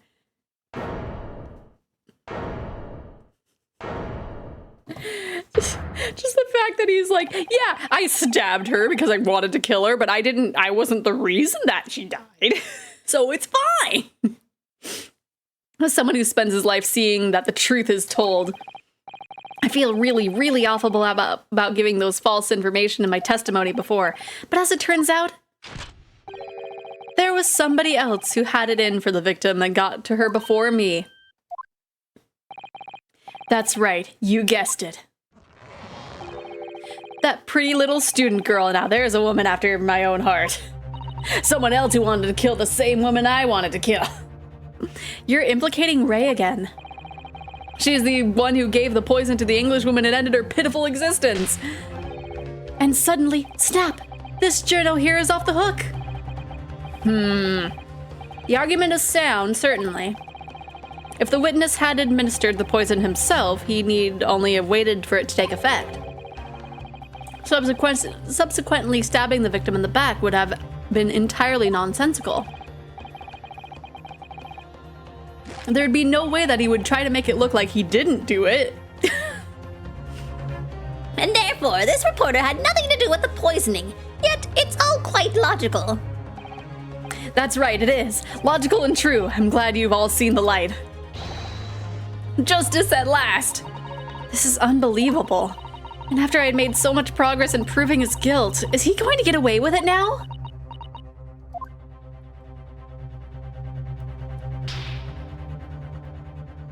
I'm kind of sad that they don't have her do the little lips out thing. the video Nosuke would do. Naruhodo-san. Think of Kazuma-sama and Naruhodo-san. They never stopped looking for a way forward until the judge's final gavel. Very well then, counsel. Proceed with what I assume to be your final cross-examination of this trial. Yes, Your Excellency. Okay, let's do this. Let's do this. Let's press every single thing he says. Hold it. So, you do admit that you had murderous intentions towards Miss Brett, then? Ha! The woman's very existence offended my sense of justice. Your sense of... He's claiming some sort of righteous indignation? She was pure evil, a cold-blooded killer who'd committed murder right here in our empire's soil. But did our good-for-nothing government do anything? Not a chance, so I had to step in. Fly the flag of justice, put things right for the people. Yes, it was my civic duty. That's what drove me to do it. So, in summary, murderous intentions then. Whatever you want to call it, the point is this. That Englishwoman had a blight. So I had to do what was right for society. Yet a real wrong was done by the student girl in the dock. A crime for which she must pay. Obviously, because the poisoning was nothing to do with me at all. Totally not. Nothing. Nothing at all having to do with me. Nope, not me. It's the pen I'm... Right. It's obviously the pen. Mini Memo's strap slaps reminds me of the fake... Oh my gosh, it does. It does. Because I don't remember if that character actually canonically did that, but it definitely was in the Speedo sausage animation. I think that's their name, right? So it definitely has that implication here. Oh no. When I heard the student girl and that pompous... Oh wait, I forgot to press on that last one. Hold it. The clown did do it? Okay. Because I feel like that was from one of the ones that it was like still pixel art, so I couldn't quite remember. I know like in the first game there was like the lady that like she had her arms in a position that was like kind of a kitty pose, but like she was very explicitly holding up her booba. No, she did do that canonically. She slapped it and it made her booba jiggle. Yeah. I think like, which one was that from? Because I think I remember most of what was from the first game, but like not necessarily. It had a resurgence in popularity earlier this year. Wait, this year? They came back around, my goodness. A 3DS game. Oh, okay, so it would have had the 3D models? I guess it would have then. Cause the pixel art was just for the DS games. Interesting. See, oh, was it from like, it wouldn't have been Apollo Justice, right? My brain is like, oh, it's one of the Edgeworth games, and it's like, no, I don't think so. So yeah, if it came out in the 3DS one, then I don't think I've had a chance to play that. I think for some reason I only had the Professor Layton and Phoenix Wright one. I think that was the closest one that I had for the 3DS, weirdly enough. So you still maintain that you didn't give the poison to the victim? Obviously, that'd be like putting on a belt on your trousers when you're already wearing bracers like these. Are you wearing a belt? It was made in 2017, but it came around in 2020 and then giving people the clown fever and waves since then, right? Maybe it wasn't this year. It's all, yeah, time is weird. Because I feel like it was last year that animation came out, but yeah, again, time is weird. The accused administered the poison, following which this witness stabbed the victim. An unforgivable act, certainly, but not one of murder. That crime rests on the accused's shoulders. This person won't be going to jail. That is how the law works, you see, Lyoko. Who knows, you may even learn something here today. 2 consecutive attempts on her life in the space of minutes? Quite a day for the victim. Do something that evil and you've got it coming. That's how this law works, the law of reckoning. That's not the kind of law this court upholds. You will reiterate why you were compelled to stab the victim then, witness. Okay. Let's see, you got my goat. What exactly were they arguing about? About what happened in that restaurant 9 months ago, that's what. The student girl was laying into the Englishwoman for killing her beloved mentor, Dr. Wilson. Yes, John H. Wilson, a professor of medicine invited here from England by Professor Mikotoba, no less. Why was the IT guy arrested? He had battery charges. Oh no! Yesterday's meme is meme of the year in the next few years, pretty much. Yeah, a lot of memes are like doing resurgences. Like I think the like quote-unquote like rage face style, like you see a lot more recently. I think it's being called something else, but like it's very reminiscent of like really early on memes. Professor of medicine invited here from England by Professor Mikotoba, no less. Right, but the English woman just jeered. Her case was to be heard by the British Consular Court in Shanghai. However, there is little doubt that she would simply have been acquitted and sent back to her homeland a free woman. I feel like it's one generation discovering the last generation's old memes. Yeah, it makes sense. It's just Wojaks, that's what it's called, yeah. Which aren't really rage faces, but was more of a 4chan thing. Might have been an offshoot from them. I think so. Because yeah, it's very reminiscent, but it's not like the rage faces, but it's like in that style. But yeah, Wojaks was the title that I was thinking of. It was eating that student girl up inside. You could see it. I really felt for her.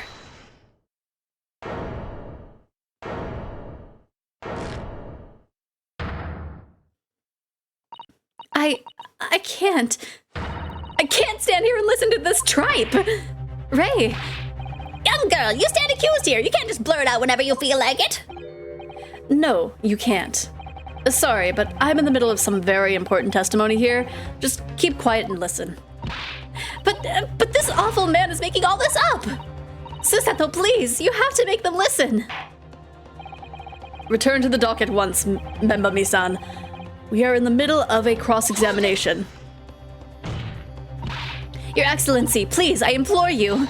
This journalist is clearly not a trustworthy witness. Exactly! He's a filthy, rotten, black-hearted, bigoted, dirty, great, peeping Tom! Whoa, take it easy there. Please, I really think the court should hear what the defendant has to say. Your Excellency, I see no need whatsoever to attain the accused remarks. I will grant the request of the defense. But, Your Excellency! This is likely to be the final cross-examination of these proceedings. As such, I believe it would be ill-advised to stifle the defendant's obvious concerns. So, whilst recognizing that this contravenous regular protocol, I'm sure I'm mispronouncing that. I hereby call upon the defendant to speak. Oh! Thank you so much, Your Excellency. It was nothing to do with Dr. Wilson. We were discussing the stolen poison. That makes sense, yes. The stolen poison that killed the victim, you mean? I suspected her of being the one to steal it. I mean, just think about how she killed Dr. Wilson. That's true. Additionally, Miss Brett certainly had knowledge of the new poison. But surely it would be no easy task to steal a highly secret toxin being developed by the government. Indeed, all visitors to the laboratory are thoroughly searched when they leave. Even if a thief managed to avoid being seen by myself or by a colleague, getting the poison out would be very difficult. But not if they put it in a pen. That would be quite easy. We would not search a pen. That's true. I pestered Professor Mikotoba while he agreed to show me the poison when I visited his laboratory, but when I left I was searched from top to tail. Miss Brett rather bluntly revealed the existence of the toxin we'd been developing, you see. And since Soseki-san expressed such an interest in it, I felt unable to refuse. Obviously, I gave nothing away other than the fact that it was an extremely potent substance. I'm very ashamed of myself.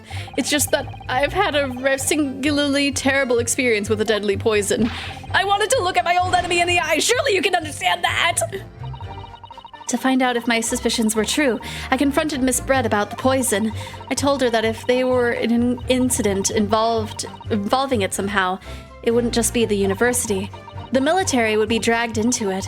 The whole government, even. It would be a complete disaster. And how did Miss Brett respond to your concerns? She just curled those beautiful lips of hers and said she didn't know the first thing about it. In English, actually. Ah, yes. Many Memo-san. One small question, if you don't mind. I do mind! Can't you see I'm busy? Clearly you were outside the beach hut listening in whilst the defendant and Miss Brett were conversing. Presumably, then, it was you who wrote this article about what you'd heard? Exclusive, deadly poison stolen from Yume Medical Research Laboratory. The story was published in this morning's edition of Shoyu News.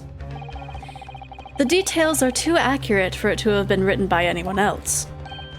Sorry, don't know what you're talking about. Yes, look at this. The entire article. It's almost what I said to Miss Brett word for word. Well, Many Memo-san.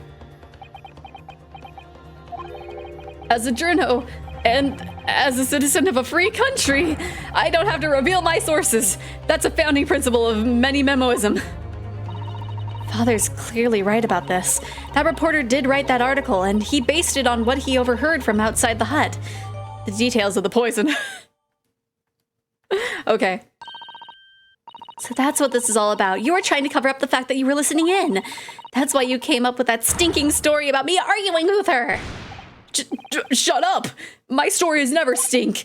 Look, whatever you say, little girl, it doesn't alter the facts. Your Excellency, there's something I want to say, and I want it to go on record. Very well, you may amend your formal testimony.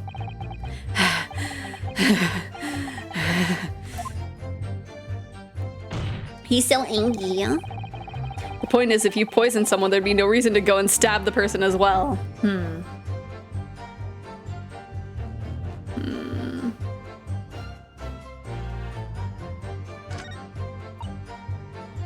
I'm discussing the stolen poison. It's got my goat. I mean...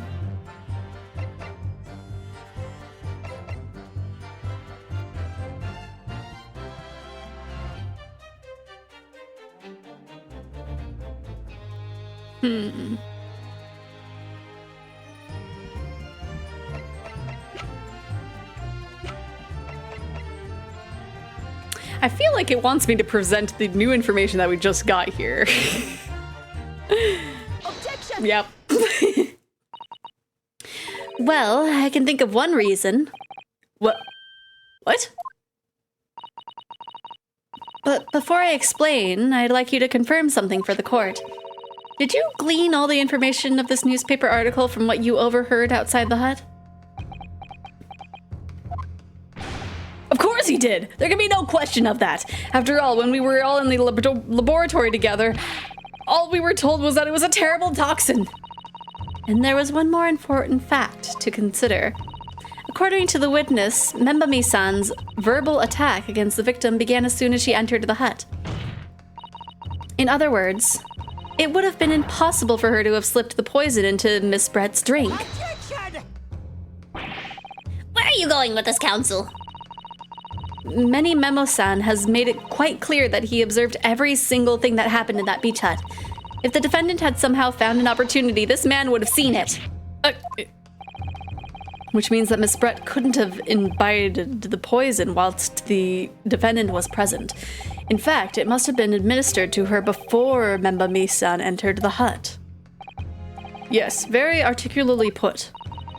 When I walked into the hut, I immediately started to press Miss Brett about the poison. At which point, Many Memo-san overheard some worrying information. Worrying information? What worrying information?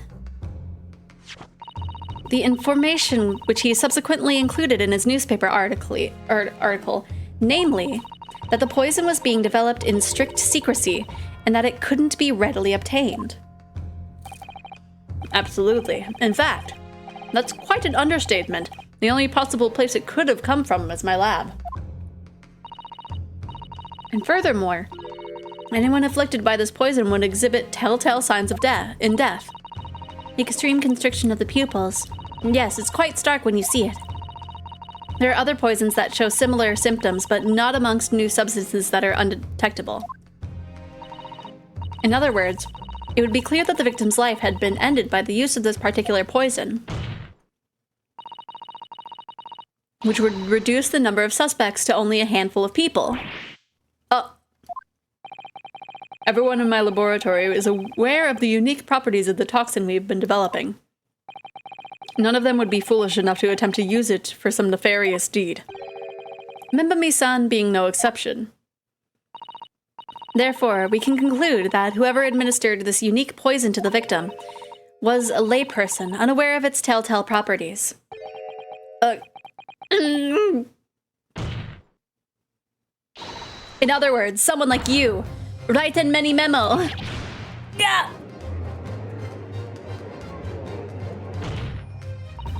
It was you who stole the poison from the laboratory that day, and it was you who administered it to the unwitting victim. But you quickly realized that that was a terrible mistake, because the poison causes such unusual symptoms and was so traceable. As you listened in from the far side of the beach's hut's thin walls, you learnt of these facts, but you'd already given the victim the poison at that point. It was too late. So you hatched a plan to disguise your mistake. A plan that involved stabbing the victim in the back through the reed screen. But what good could that possibly do? Isn't it obvious, Counsel?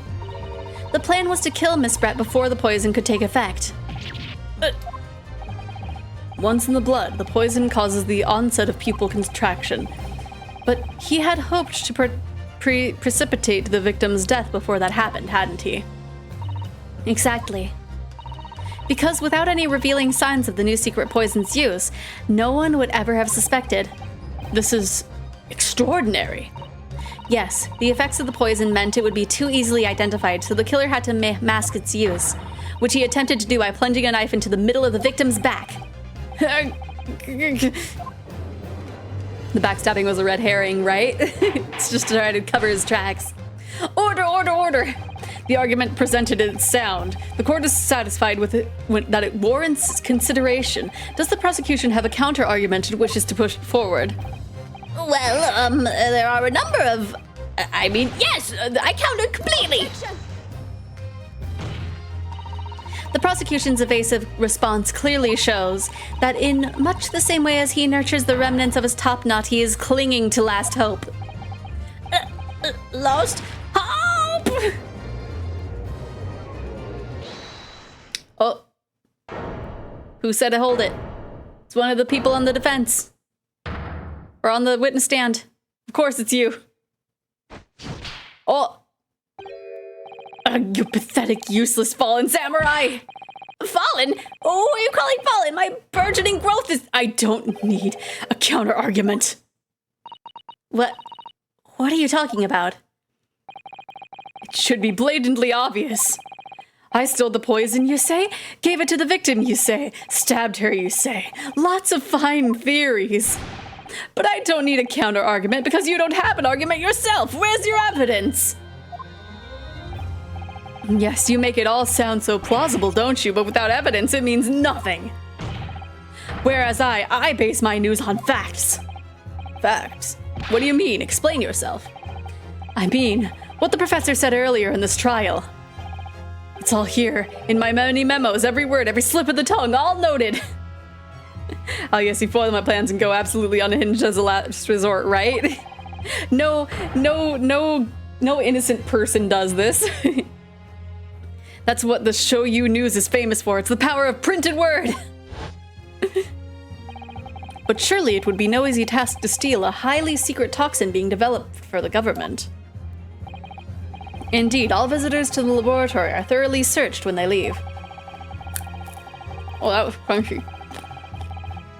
Even if a thief managed to avoid being seen by myself or by a colleague, getting a poison out of there would be very difficult. What happens when you corner a killer in Danganronpa every time, right? There's no possible way it could have been me. What's that then? Blow the story wide open? See, I write in many memo. A mere reporter from the Show You News. Couldn't possibly have stolen that poison from the professor's laboratory.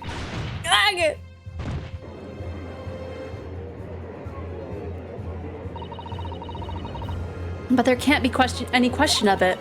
He must have stolen the poison that day. He stole it and used it to kill. And if that's the case, as you've identified, the poison itself is the definitive evidence we need. Because whoever stole it from the laboratory that day is the true culprit here.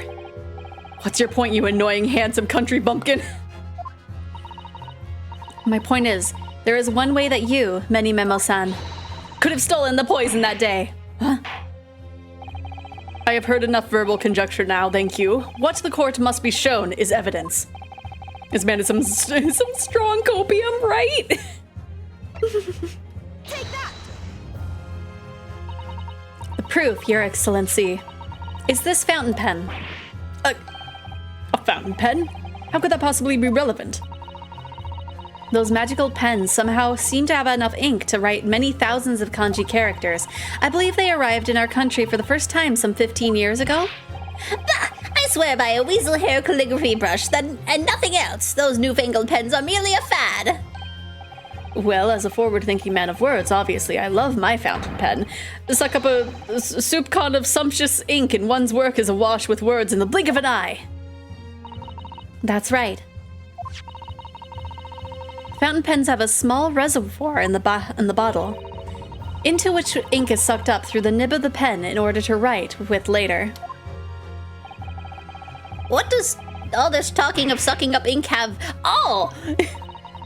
And just as it's possible to suck ink up into the reservoir, it's also possible to eject it through the nib again, of course. My word. Can this really be? Well, Many Memo-san. When you saw the deadly poison before your eyes in the laboratory that day, You used your fountain pen, your very lifeblood, to steal some of it, didn't you? By siphoning the poison up through the nib and into the pen's reservoir.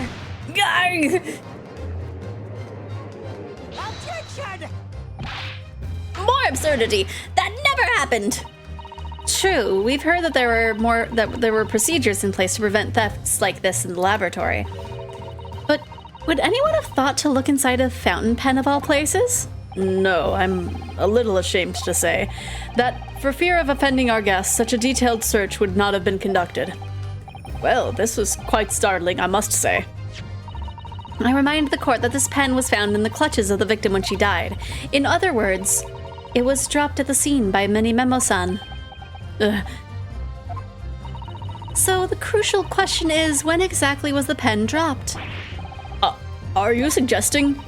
The natural conclusion is that in your haste to act whilst the victim was distracted for a moment, You dropped the pen after you emptied the poison from it into her glass. There can be any number of alternative explanations. For example... Why does the other lawyer sound like Monica going through files? Oh my gosh, imagine. Well then. Because I don't know who voices Ouchie. The witness could have been using his pen to write down details from his conversation with the victim. And when shocked by one of her outrageous answers, the pen fell from his quivering hand. Although, to be fair, I don't really know who voices Monokuma either. I know in the original Japanese, they share the voice actor of, oh gosh, what is it? It's like the blue cat thing. Oh gosh, what is it? Any name of a character that's showing up in my brain is not him. Happy? No, it's... They're the blue cat thing without ears. It's like a really old beloved Japanese cartoon. They have glasses, they have the pocket. Blue cat thing, you know how little that narrows it down for me? It's like a really old one. Doraemon, yeah. They share the voice actor for Doraemon in the original Japanese, but I don't know who voices Monokuma in the dub. No, that can't be. If it was, how do you explain why the pen was devoid of ink? What? As you can see for yourself if you examine the evidence, there would appear to be no ink present in the reservoir. What newspaper reporter goes to interview someone with nothing in his pen? No, the pen was dropped after the poison was filled its reservoir was emptied into the victim's glass.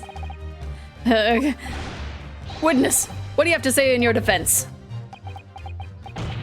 So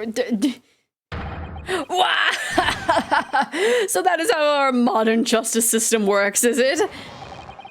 So what if the ink in my pen runs dry? So what if the pencil snaps?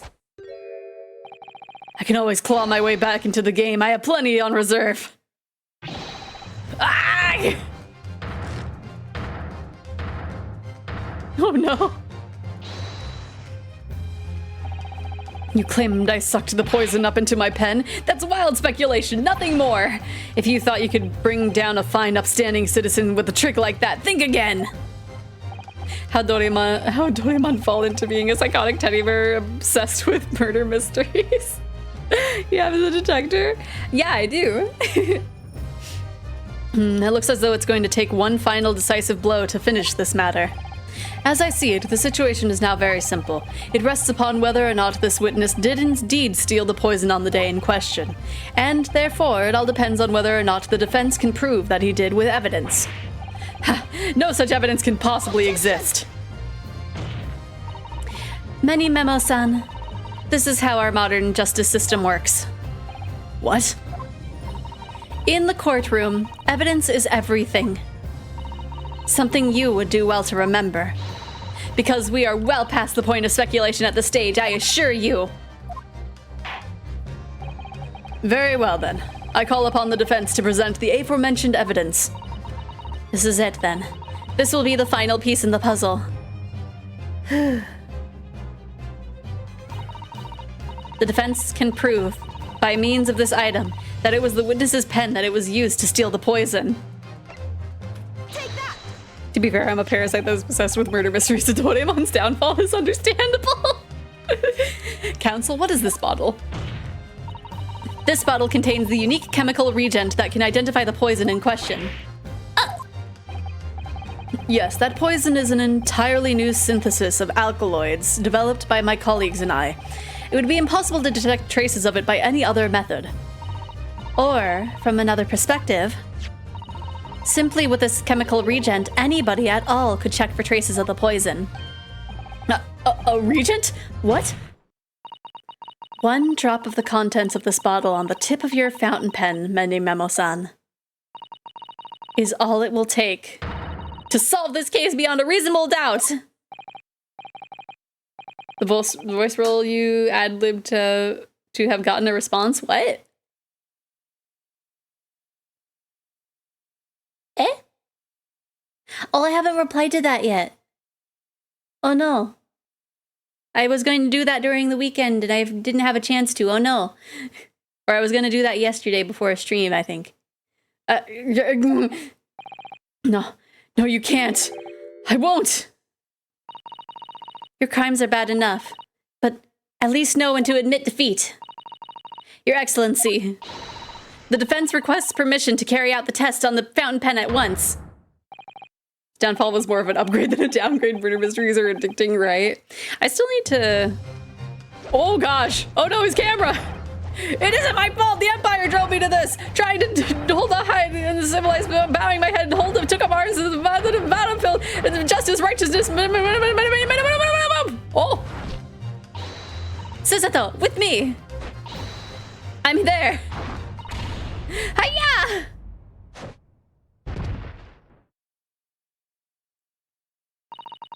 Did I do it right? That was a Susato takedown, wasn't it? Not quite.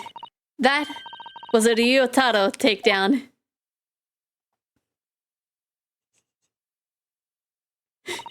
Man got executed Danganronpa style, just ma-na-na-na-no-na-na-no, The instant the first drop of the regent touched the nib of the mountain pen, it was clear to everyone present.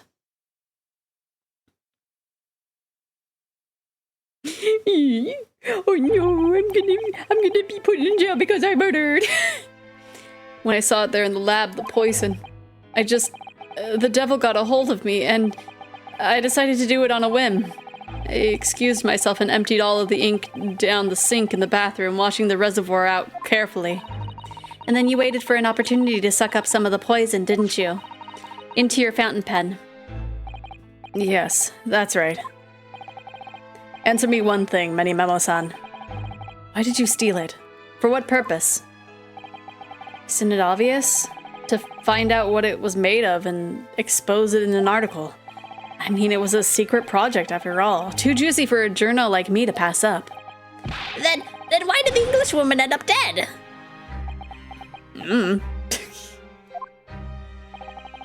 I went into that hut intending to quiz her on the situation, that's all. As a reporter. A known killer enjoying full freedom, evading justice by leaving the country. I told her what I thought about it. And she just laughed in my face! Oh, what's this? A Far Eastern caveman purporting to practice journalism. Really, you must learn the difference between reporting and listening at doorways, you ignorant plebeian. What? What did you call me? This country, with its pretensions to a justice system, to a free press, it's really very depressing. You see, our superior ways in the West, yet you lack the mental capacity to emulate them. Get out of here, you oaf. Get out and crawl back into the cave you came from.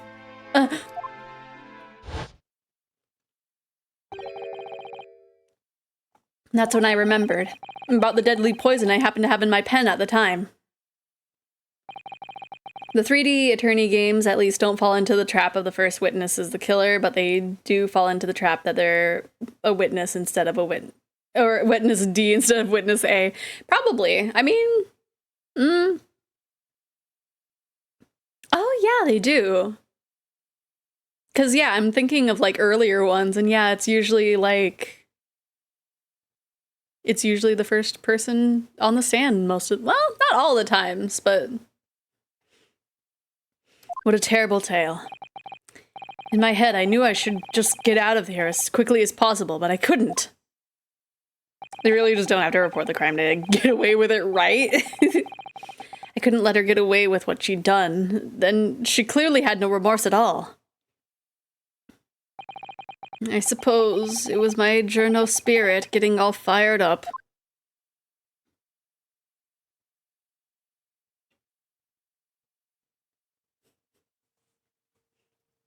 I mean, his mistake was having, like, a very specifically broken camera.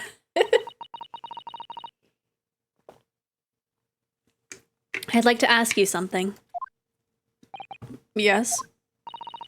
You often talk about justice. But surely as a journalist, you could have used other means to deliver the justice you sought. Fired up journo spirit is definitely a murder motive for sure, right? There's no justice in the press. I'm sorry? After that trial 9 months ago, I kept digging and digging to find out what had happened in that courtroom, and finally I discovered the truth. It was a cover-up! That's what it was! A cover-up? What do you mean? I would remind you of your position, witness. Be careful of what you say. Oh, come on! Doesn't it strike you as strange? We're suddenly not allowed to convict a foreign national? Consular jurisdiction should never have come into it. And yet that puffed-up Englishwoman was going to sail away into the sunset a free woman. The only possible explanation is that behind the scenes, some deal had gone down between Britain and Japan. What sort of deal? I've done my research, dug up all the dirt. It was all ready to be published. But you know what happened? The editor just tore the article up! He came under pressure from the government, you mean? If our government is going to let criminals walk free, if they're going to crush the free press, then what choice do I have but to see that justice is done myself? Let's not forget, Memo-san, that you committed murder yourself and you tried to lay the blame at the defendant's door. I'm sorry, but you're no better than Jeziel Brett. What?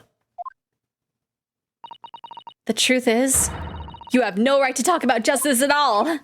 I suppose. He's like one of the few murderers that are just like, Like, so many of them that just, like, try to run or they just, like, pass out from being found out, and this one's just like, I can't believe they got me out. It would appear that we have reached a conclusion in this trial, at least. Counsel for the defense, Ryotaro Naruhodo. Oh!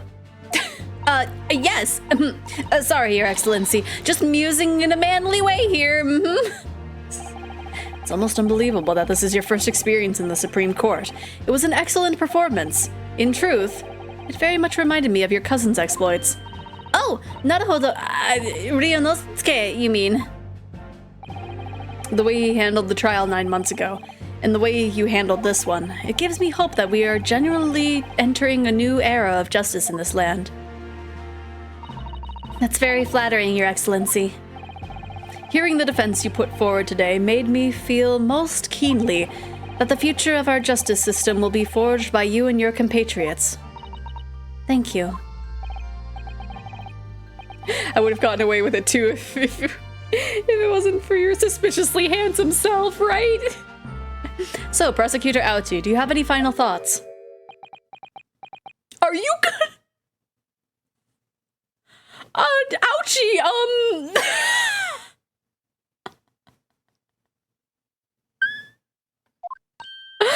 Prosecutor Ouchie! I, Taketsuchi of the Aochi clan, have been bested by a callow youth. Not once now, but twice. If there was any shred of my former self left, it has withered and died here today. Gosh, your journey to cultural enlightenment sure took a while, didn't it? Silence! Rather than living on in shame, I will end it all now with this blade. For that is the true path of Ouchiism! Ouchie-ism? One hopes that that's the only way in which he'll be modeling himself after the witness.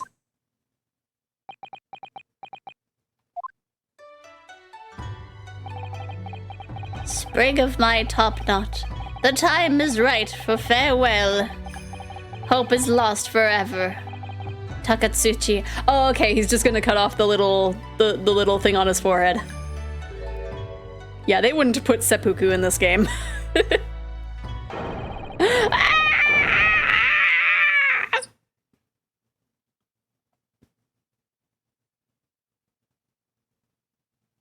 So clean.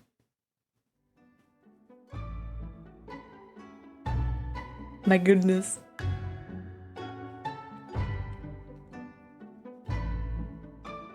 Okay, never mind, go for it, man. Everybody's just like very silently bowing their head in respect. Oh. Now he's an actual Baldy, right? You can never escape from your fate.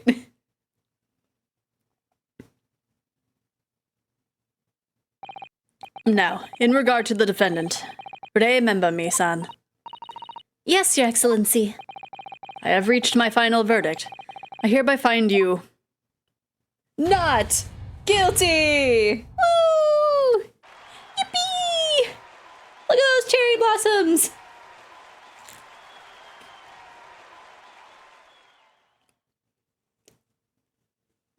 Man, the first trial for this one's like much shorter than the other one. I think anyway. Court is adjourned. Although, I guess it makes sense because the first one had like a lot more hand-holding of like, okay, we're gonna assume that you've never played an Ace Attorney game ever in your life. All of the descendants are cursed with male pattern balding, right? Absolutely. It's over. My heart is still pounding in my chest, though. It's all I can do just to stay standing. Lawyers have such great responsibility, such a great burden to bear. Hand-holding loot. We usually call it bloodline curse, such as that. Genetics. Yeah. Don't they, Naruhodo-san? Susato! Susato! Thank you so much. You were so dashing in there. They and father. Honestly, I'm so touched by everything you've... Oh no, I think I'm going to cry. It wasn't easy, but together we made it. I was on the verge of tears at the end, too. The only reason I'm still here is because of you. Oh, no, I can't take all the credit. I took courage to tell the truth in there. You did wonderfully, Yurei. So I would have to say that the congratulations belong to you. Susato, don't be so standoffish. Sorry? We're friends, equals, and the trial's over, so no more of this formal, super humiliating nonsense. It's time to celebrate with swagger, to throw caution to the wind. Caution to the... What? I'm the great defense lawyer, Ryotaro Naruhodo, and I am taking you out to a milk bar tomorrow. Or something. Right. I see. I'll, think about that, eh? At any rate, we really knocked the wind out of that horrid man, and it felt so good. Yes, it was satisfying. It really was. Isn't there anybody else we could throw together? Anybody else we could throw together? I hope you're not looking at me, eh?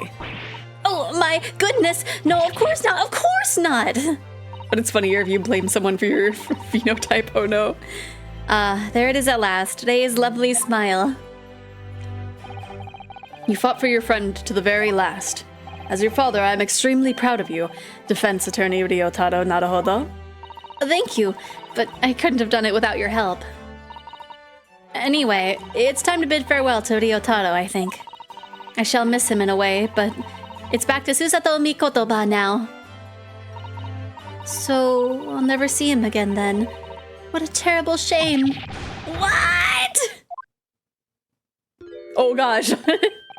What is happening? Soseki-san and Inspector Hosonaga, I do hope you've been keeping well. Is that really you? Yes, I had to change my appearance for, obvious reasons, I hope. But it's me, Susato Mikotoba. Don't. So dashing, so divine. No! Doubly dashing, yes, and divine, devastatingly divine. Just look at you. I had no idea, Miss Susato Esquires, that you were locum student Naruhodo-san Esquire's cousin. Astonishingly astounding ace attorney. Poor Soseki-san, so confused. Cross-dressing magical girl transformation, right? I still remember the first time I ever met him. He was in a prison cell in London. What an extraordinary conundrum it was that the unwitting student from Japan found himself embroiled in. But after Naruhodo-san's skillful defense at the Old Bailey, Soseki-san was free to return to Japan. And now he seems to have earned himself great fame as an author. I'm stunned. That's a truly impressive disguise. Even I had no idea, and I'm a chief inspector of the police bureau who came up with the Mr. Turtle no less. I'm not sure you should be admitting to that, Inspector. Amazing. You're a woman of many faces, I see. Just two, really, and this is a once-in-a-lifetime event, I hope. No, I'm not a patch on you, though, Inspector. Well, I'm a professional, of course. I do worry about Inspector Hosonaga sometimes. I really do. He really should get that cough checked up. 9 months ago, when he appeared here at the Supreme Court to testify, he was undercover, disguised as the head waiter of a restaurant. And then on the steamship to Great Britain, of course, disguised as a sailor to keep us safe on the journey. Though that didn't help you, did it, Kazuma-sama? From my perspective, I have to admit that I have mixed feelings about all this. I mean, now the truth has been lost forever. What do you mean?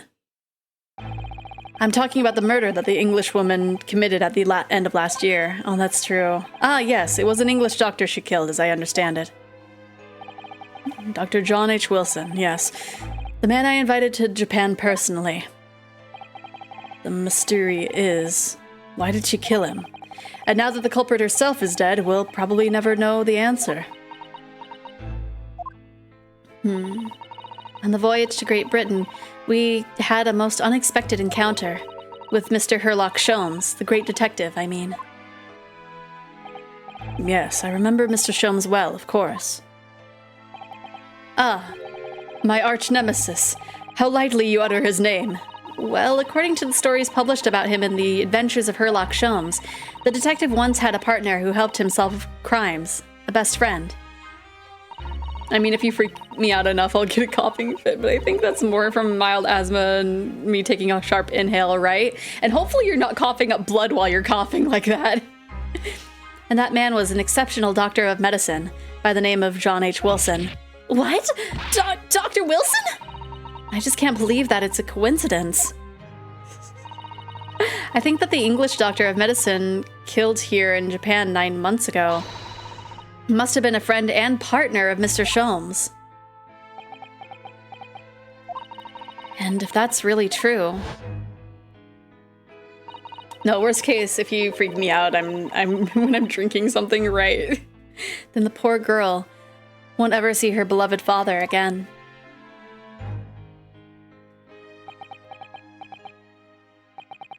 As you know, I traveled to Great Britain once myself to study. It was around the time you were born. Yes, grandmother told me about it. On returning to Japan, I took up my professorship at the Imperial Yume University. But I also serve another role, as an advisor to the government on diplomatic affairs. Yes, I was aware of that as well. In that case, I'm sure you understand that there are some confidential matters I cannot divulge to you. Could you just tell me one thing? Why did you summon me back to Japan? It's been 2 months now since I returned. When I left England, it was because an urgent telegram had arrived from Japan. It said that you'd collapsed with a high fever and you were growing weaker by the day. What? Where did that news come from? That's what I'd like to know, because after that long sea voyage, I found you in fine health, Father. Was there something in Great Britain that you perceived might inconvenience me in some way, or harm me? That's really the only explanation I can think of. Dear me. Do you reserve your most cutting glares for your father, Susato? I'm sorry, my dear, I simply can't— Oh! Ang, let me go! Oh no.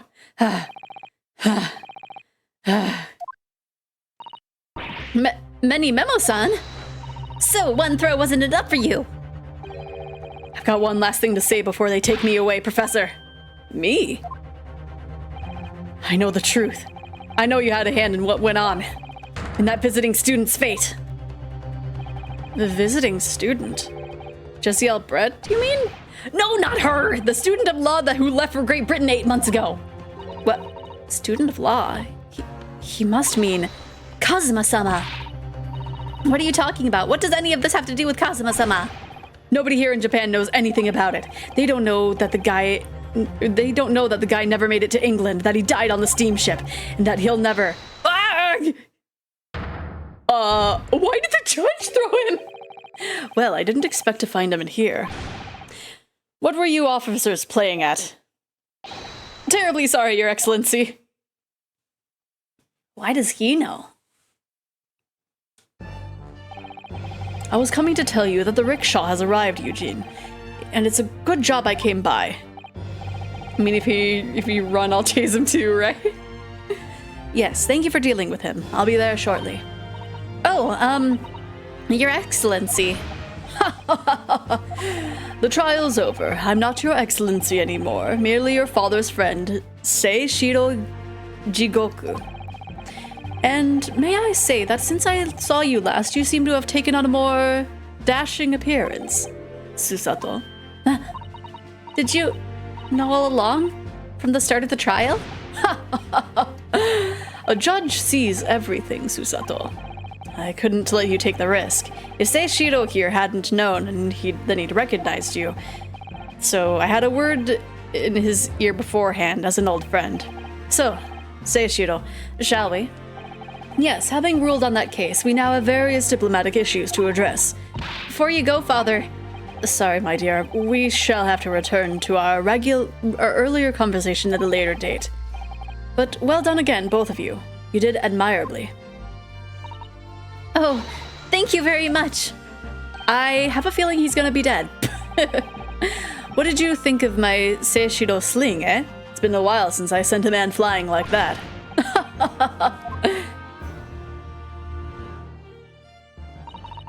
Whatever could Father be hiding from me? About Jessiel Brett, about Dr. Wilson, and now it seems, according to the reporter, about Kazuma-sama. I'm going to have to bring this up with Father sometime, when nobody else is around. Judicial Assistant Mikotoba-san Esquires, could I have a word? Oh, yes, of course, Soseki-san. What is it? I think perhaps it could be fate that we're meeting again like this now. You see, there's something I need to tell you. Oh? I believe that it may be related to the reason why your father summoned you back from England. This I have to hear. Please, Soseki-san, tell me at once. I will. As you know, my time in England was terrible, cursed, I have no doubt. Such awful things I was embroiled in. Thank goodness locum student Naruhodo-san Esquire stepped in. After he secured my freedom, I couldn't wait to get on a ship back here to my homeland. Having arrived in Japan, I submitted a report about my experiences to the Ministry of Foreign Affairs.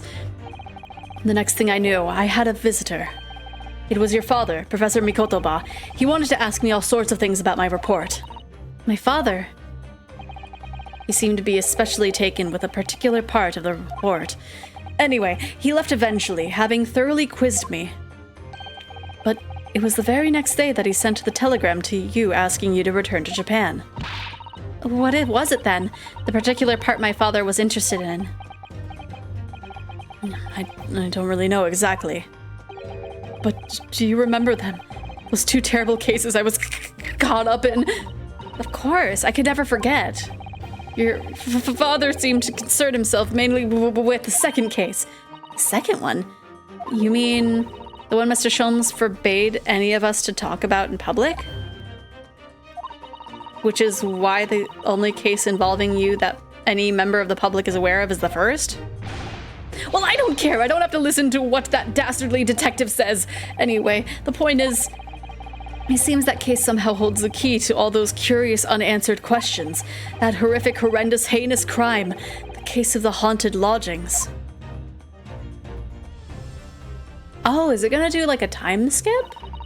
That case somehow caused my father to summon me urgently back to Japan? I thought this whole business was over, but it seems I was wrong.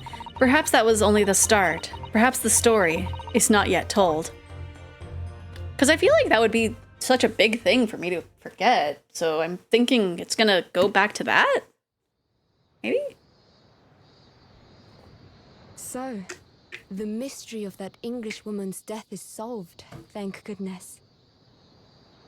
And having stood in the Supreme Court now, I think I can comprehend a little better. How you must be feeling as you fight for people's freedom in a foreign land, Naruhodo-san.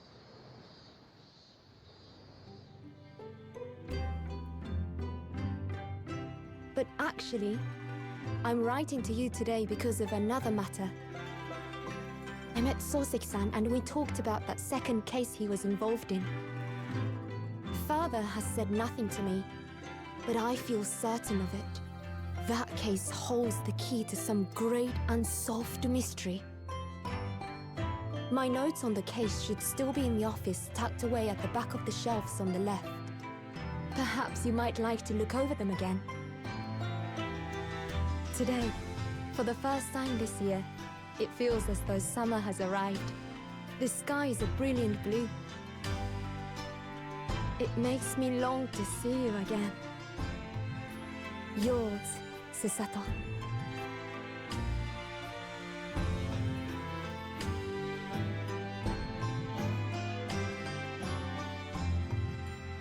I'm still really confused on to like her accent is kind of just like everywhere in the voice acted scenes here. Like for the first half, for the voice acted scenes, she sounded like very British. And now it's like more Scottish leaning, but like you can kind of tell that they're like trying to make it sound Japanese, but like it's there was like a little bit of another accent in there. Should sound very British, right? Like slightly less than she did previously. The clouded kokoro. Okay, let's learn about the clouded kokoro.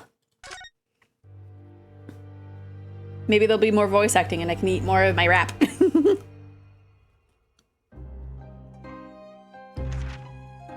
It was a ghastly tale of a winter's night. One of an invisible killer and a crime perpetrated on the pavement along Briar Road. As the victim lay at death's door, the mystery of just who had stabbed the young lady from behind had been resolved. But no sooner had my friend saved that Eastern Exchange student from his harrowing plight than in the dim, flickering shadows of gaslight did a second bizarre crime rend the stillness of that very night. I dare say most can still recall the sensational headlines of the day. Haunted apartment of death, the condemned criminal's curse, the dread demon of coal gas. Yet, though the great detective had at once discerned the truth upon his arrival at the scene, it only proved to be the overture that announced the rising of the curtain on a most tragic play. We get a play area? Nice! Okay. Let me take one more bite.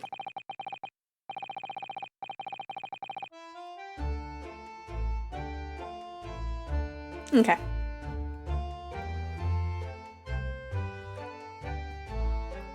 At least it's better than giving her a standard American accent. Well, like, I guess so. But yeah, I was very, like, British sounding in the first ones. Okay. My name is Ryonosuke Naruhodo. I'm a fledgling lawyer, just starting out on my journey. 6 months ago, I arrived at a visiting student of law, having made the long voyage across the sea from the Empire of Japan to here, London, England. On the way, in quite extraordinary circumstances, I made the acquaintance of a world-famous detective.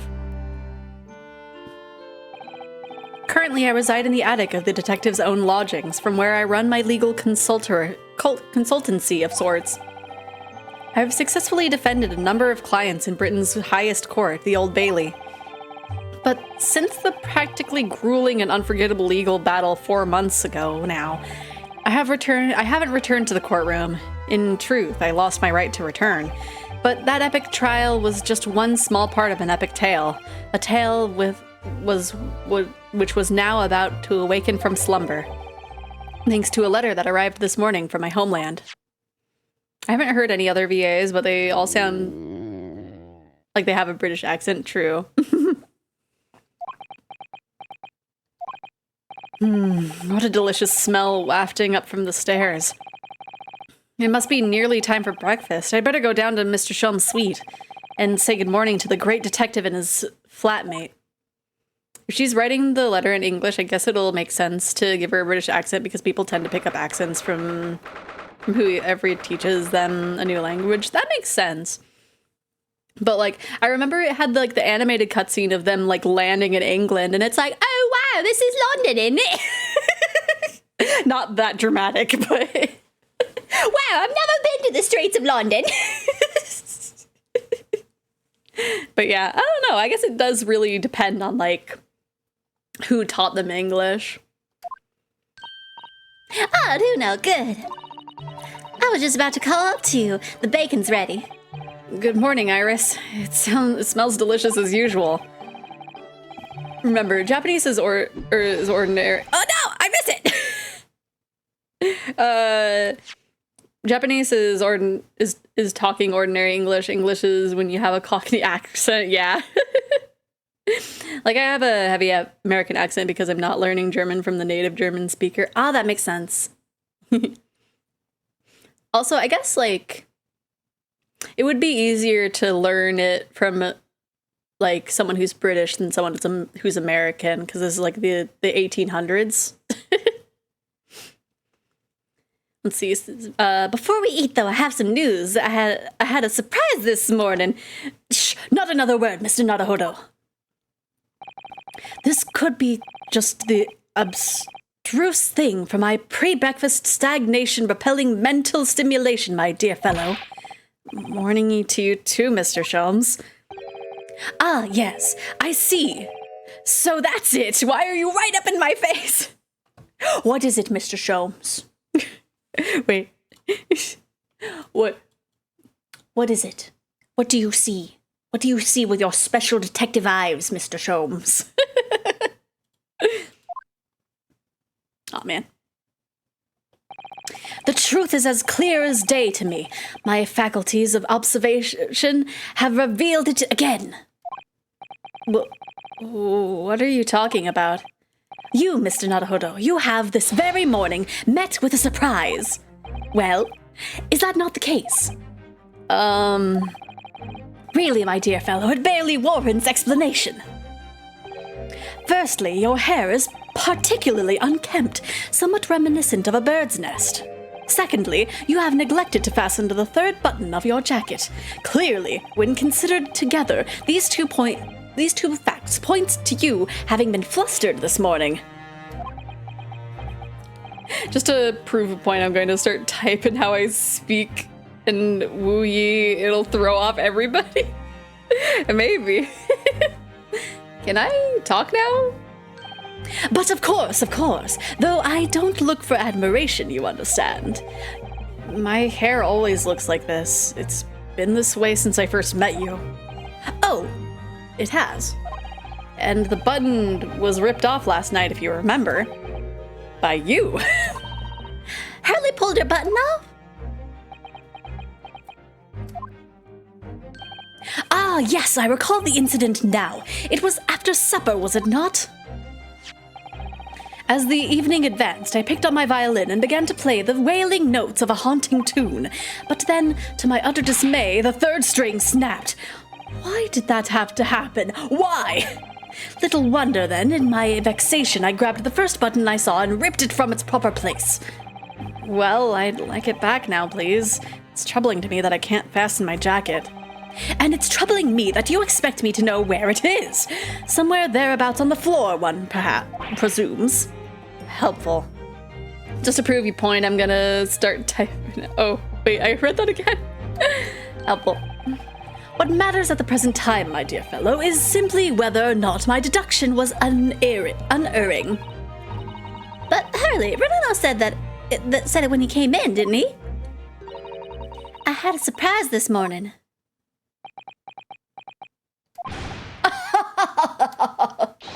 Well, that really is a surprise. Yes, this man is the pride of British Empire, the famous consulting detective, Mr. Sherlock Holmes. I said it the correct way, Sherlock Holmes. Read it in the southwestern accent. I mean, it makes sense. There can't be a single person in the world who doesn't know his name. All right then, enough of this silly conversation. Come and eat this bacon before it gets cold. And I have a new herbal tea for you to try too, my latest special blend. And here we have Iris Wilson, Mr. Sholmes' lodger and companion, a truly exceptional young girl who's the author of a highly successful serialization here in London. Yes, The Adventures of Sherlock Holmes, as published in Rand's magazine. So, Mr. Naruhodo, won't you put us out of our misery? What surprised you this fine morning? Well, I received a letter from Japan. Oh, from Susie, you mean? Was it really? That's right. She had some rather startling news, in fact. Yeah, she's 10. Ah, intriguing indeed. You must tell us all about it over breakfast. Oh yes, what fun! Should I give her more of a child voice, even though I gave her like a Southern Belle voice for the first half? This is a letter that arrived from Japan this morning by International Post. Oh, how lovely! Look at Susie's beautiful handwriting. I wish I could read it. And how is this judicial assistant faring, may I ask? Yeah, she's a heckin' smart 10-year-old. She's very well, thank you. In fact, according to what she's written, she actually appeared as a lawyer at the Japanese Supreme Court and won a case. Really? Isn't she wonderful? A cut above your good self, my dear fellow. I've won cases too, you know. Apparently, Miss Natsume appeared in the trial as a witness. Natsume. No, I don't recall that name. Of course you do. We helped the man twice. You know, in those 2 cases that took place on Briar Road 6 months ago? Ah, the mustached, twitchy man with the somewhat feline eyes and the mustache. You didn't have 2 mustaches, Hurley. Yes, who could forget those 2 cases? They made a very deep impression on me. Although I must confess, the details are a little hazy now. A very deep impression they made on you, clearly.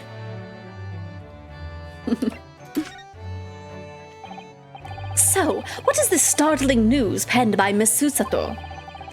Do you remember the case of the haunted lodgings, Mr. Sholmes? Ah, yes, it's very interesting, you know. I don't feel entirely uncertain that a case of that nature did not occur. He's totally forgotten that. Yeah, I feel like we're gonna be told about the second case in this section. Because I don't remember anything about a haunted lodgings. Anyway, in her letter, Miss Susato asked that we read over her case notes again and investigate further. Though it took place half a year ago. For what purpose? Because of something that Mr. Natsume said to her, apparently. He suggested that the real reason why she was called back to Japan so suddenly might have something to do with that case of the haunted lodgings. Where's the recap episode when we need it, right? Oh. On Mr. Natsume's return to Japan, Miss Susato's father questioned him about the case, she says, and something Mr. Natsume said appeared to trouble Professor Mikotoba, prompting him to send that telegram. Oh, that case, yes. It was very strange, wasn't it? Yes. And I had compiled the whole story into a nice, neat manuscript ready for publication, too. Oh, is this the story that got stolen in that one case? But then Hurley here was all funny about it, remember? He was very mean. That story must not be published, he said, very mysteriously as well. Really? I said that. Are you sure? Do you perhaps know something about it as well, Mr. Sholmes? About why Miss Susato was suddenly told 4 months ago that she had to return to Japan. Okay, so I think this is something to do with the story that was, put into the, like, storage store, whatever it was called? Maybe.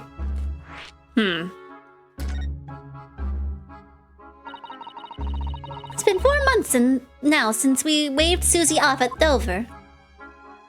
It was such a shock, wasn't it? The way she just suddenly announced that she had to go back to Japan. Indeed it was, due to a telegram she received from her homeland, I believe. That's right, telling her to return urgently.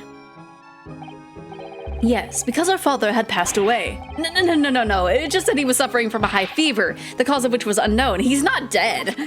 But according to this letter, that news about her father's fever was just a ruse. A ruse? So Susie's daddy lied to her so that she'd make the voyage back home? Why would he do that?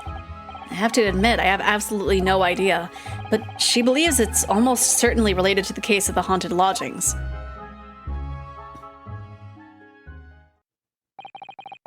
Summoning her back to Japan so suddenly like that, I wonder what Miss Susato's father is hiding. Hurley, do you know what it's all about? I have no idea what's going on, but I'm ready to go into the case immediately.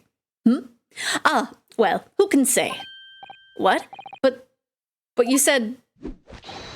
Please, I have engagements, my dear fellow. My calendar is quite surprisingly full today. Do not look at it. And the stringent analysis of the matter would be excessive, I feel, even if I were quite at leisure. So, man the fort in my absence, won't you, Iris? I will, Hurley, don't worry. See you later.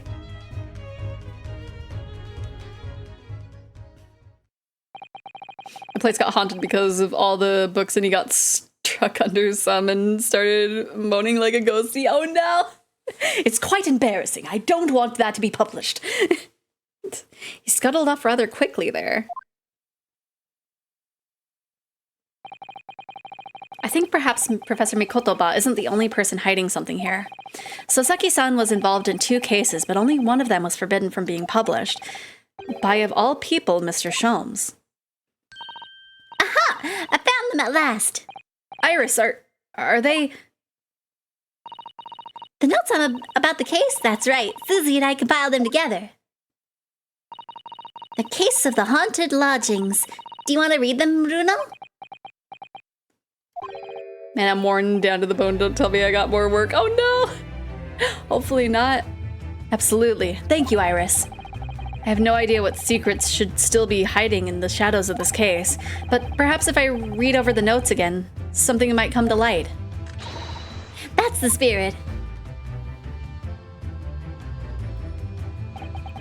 And so, Iris and I decided to read over the case notes again together. Everything from what happened to our investigation and that fierce battle in court that followed. Reliving every detail. I just need to find a clue, and I have all the time in the world. Because, of course, I'm no longer allowed to practice law in the courts of Great Britain. When was that established? What did we do? It was 6 months ago, a mysterious incident that unfolded in the wintry streets of London. A young woman was found lying on the snowy pavement of Briar Road with a knife in her back. Is it because he's too good in court of law? Probably. That or it's like, hey, Mr. Naruhodo, we noticed that you sometimes like brute force things. We can't have you doing that. Fortunately, her life was spared, but she was unconscious for several days following the incident. The fog was thick, and nobody saw her attacker, but by a cruel twist of fate, a visiting Japanese student was walking behind her at the time and was duly arrested. What happened? Son, did you present false evidence and got barred for it, right? We kissed Von Zeeks. And it's just like, no, that's not allowed to happen in this court in the 1800s. That man was Soseki-san, and the man who effected his arrest was Mr. Sholmes. Believing in our compatriot's innocence, Susato and I decided to represent Soseki-san in court. And, after a grueling trial of many twists and turns, we finally managed to prove his innocence. Joyful, joyous, jubilant jubilation! Was the man's reaction after the trial, but his jubilant jubilation was short-lived. We received a telegram from Mr. Sholmes the following morning. The victim of the Briar Road stabbing has regained consciousness. Hurry to Bart's at once. So Susato-san and I summoned a hansom and headed immediately to the hospital.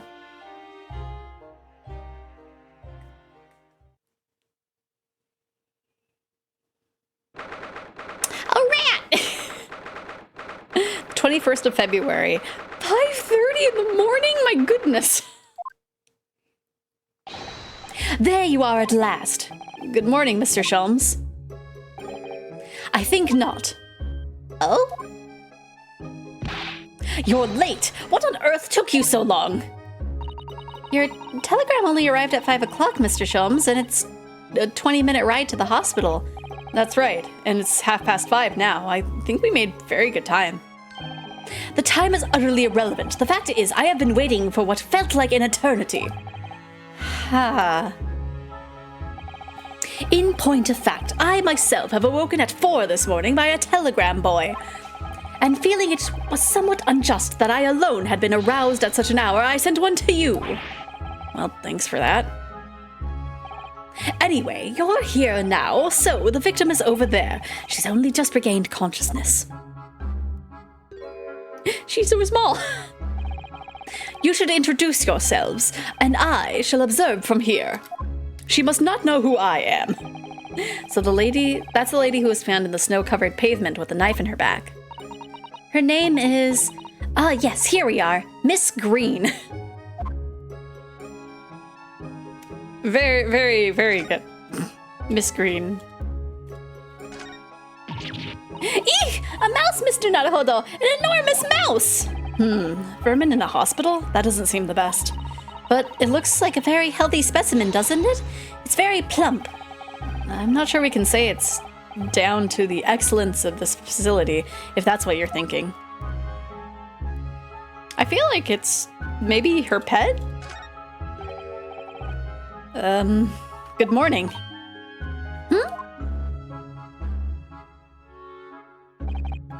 Hello, I'm Ryonosuke Naruhodo from the Empire of Japan. Oh no, was it your knife that... Are you the man who... No, I'm a lawyer. And I'm Susato Makotoba. Pleased to meet you. Oh no, was it your knife then? Are you the one? No, I assure you, I'm Mr. Naruhodo's judicial assistant. We heard that you'd regained consciousness and wanted to come give you our best wishes. Best wishes? For me? Thank you. I'm Olive Green. I'm an artist. Well, no, that's not right, is it? What I mean is I'm trying to be an artist, an aspiring artist. Well, what I really mean is I desperately want to be an artist. But the truth is, I don't have any talent. I know I don't. It's no wonder I was stabbed in the back. Oh no, baby! I don't think that's related, actually. Gosh, this young woman seems to bend over backwards to put herself down. So an artist with creative block and no practice, right? Yeah. Seeing as we're here, we should ask her about what happened with her from her perspective, I suppose. About the incident. To suddenly be struck in the back by a blade as you were walking alone along the pavement, what a terrible experience you had, Miss Green. It was so cold that day, and the fog was so thick, I couldn't see a thing. That was 4 days ago now, I think. Is that right? Yes, that's right. I'm afraid you've been comatose all that time. But the case has been solved, hasn't it? While I've been in here in a hospital, I mean. Indeed it has, my dear madam, spectacularly by none other than I, Herlock Sholmes. Mr. Sholmes, as you well know, it was Mr. Naruhodo's hard work in court that solved that case. Are you yet to hear what happened to Miss Green? Yes, I'm afraid so. A gentleman from the police force is supposed to be coming to fill me in shortly. So he can't practice law because he felt guilty about sending the wrong person to jail. Oh, maybe that could be it. Oh, I see. Me coming round seems to have made everyone frantically busy. I'm so sorry. I should never have regained consciousness. Oh, it was selfish of me. Oh no. Oh no. We're all so relieved that you're back. You're on the mend, Miss Green. Really, we are. With that kind of attitude, maybe her surname should be Blue, not Green. Poor lady. So, you're an artist, are you, Miss Green? Oh, no, I couldn't possibly claim that. I'm a fledgling artist at best. I mean, I'm a student of art, really, at the Thornduke Academy of Fine Arts. Oh my, an Academy of Fine Arts. Great Britain is such a wonderful country. Tell me, Miss Green, do you live hereabouts? Oh, no, actually. I don't deserve it, but I have a little flat in Brixton Road. I see. How very interesting. Oh, no, is it...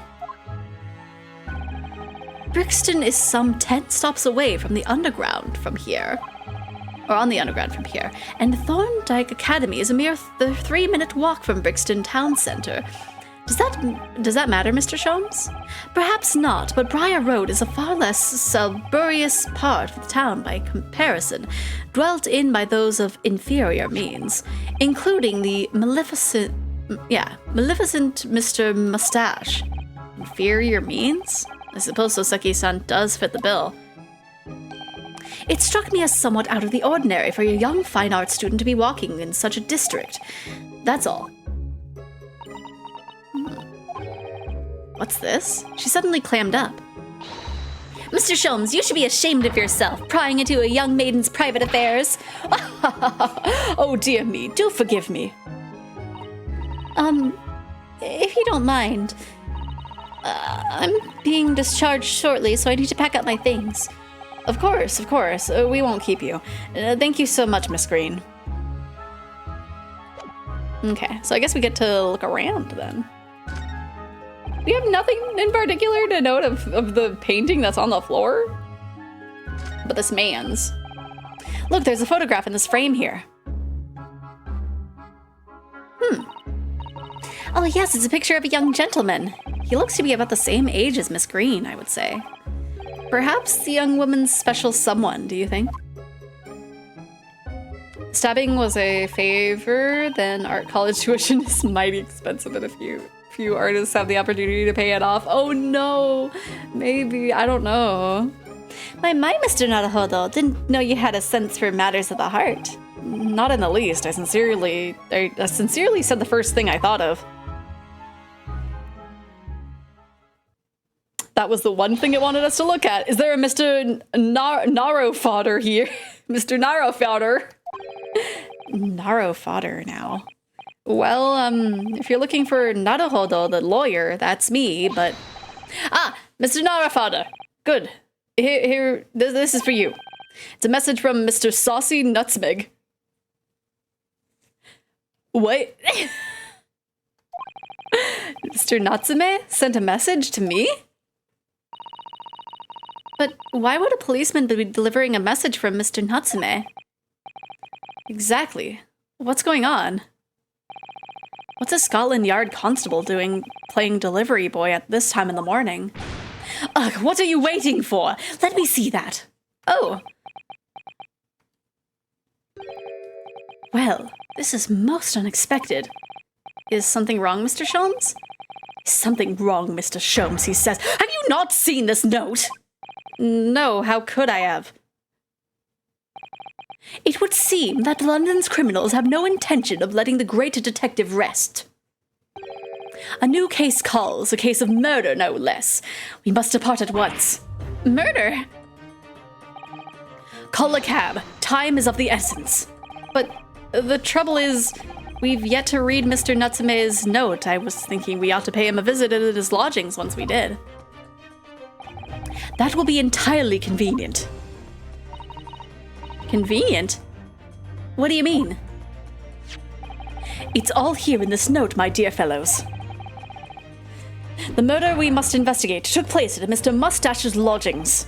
Wait, what? I'll hail a fiacre at once. What is that? It was only yesterday that Soseke-san was in court and we were dispelling doubts about his innocence. And now, the very next day, there's a murder at the man's own address? He may very well be the unluckiest man alive, or so it seemed to us at the time, but we were soon to discover it was worse than we thought. Right, he just has terrible luck.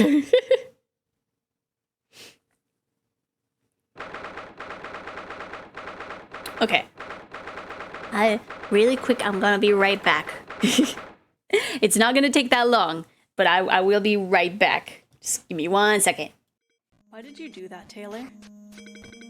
That wasn't very nice. Huh? Do what? I'm quite confident that you know exactly what I'm referring to. Why did the background music suddenly change?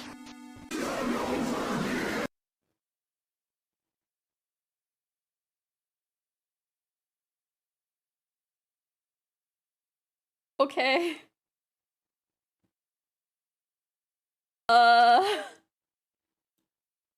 What? Was that the best ending?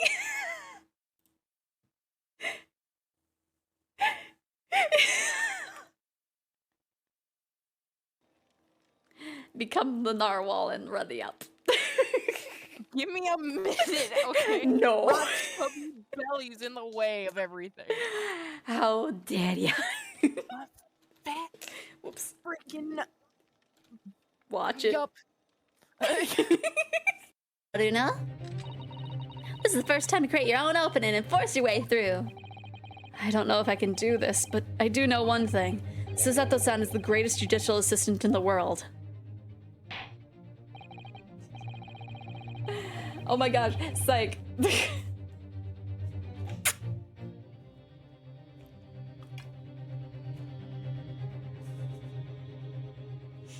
Case solved. Okay, I'm back. Sorry about that. Oh.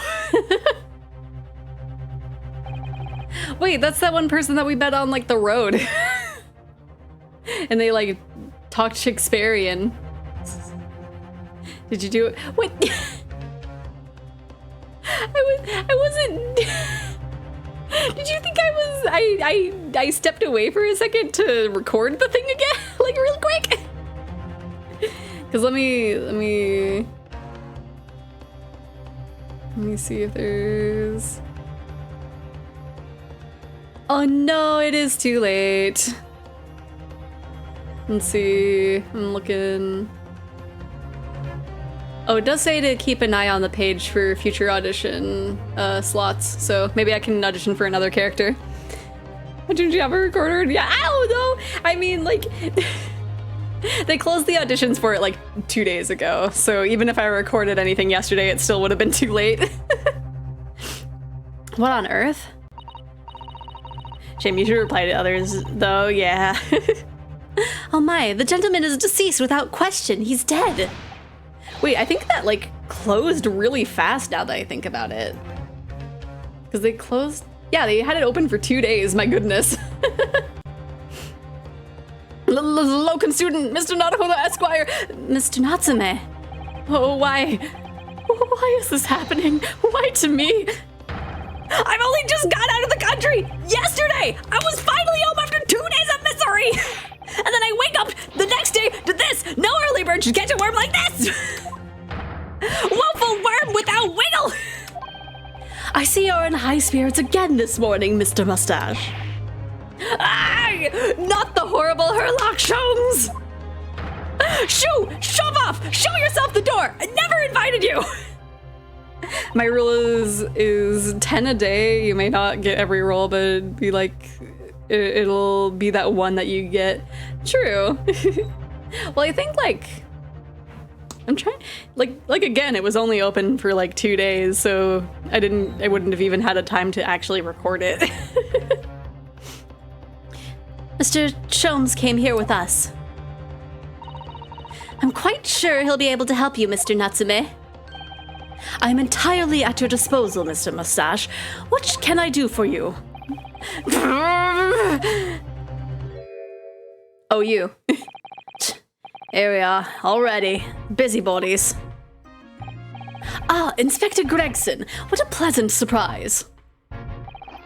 Pleasant, is it? Gives me heartburn every time I see your face at a crime scene, Sholmes. Ha!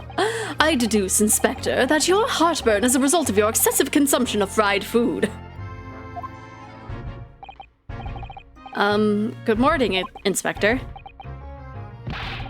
This is a crime scene, don't you go touching anything. Or good morning to you too, sunshine. Time to touch the dead body. Oi, I said hands off. You're gonna mess up the crime scene. Oh, no, I just wanted to look, that's all. No chance. I know you're kind. You'll mess it up just by looking at it. Someone's in a bad mood. There's certainly some bad air in here, isn't there? All right, it sounds like I'd better talk to the inspector first and try to curry some favor. Hey, can I get a permission slip? So, Inspector, what was the victim's name? Who was he? Mr. William Shamspeare.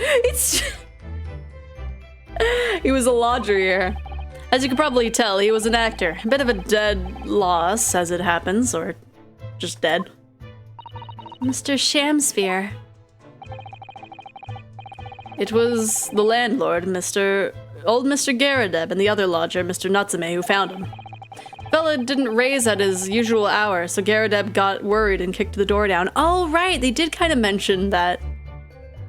I think I remember they kind of hinted at him, like, living in between the two places. That's right, that's right. But doesn't Mr. Garadeb have a bad leg? Ah, yeah, you're right there. It was that jittery Japanese hunchback over there who actually did the kicking. Really? Saseki-san? The victim was pretty hard up, it seems. Even done some time inside for petty crimes. He had no money, no place to go, and no friends. His only acquaintances were the people in his house. Or in this house.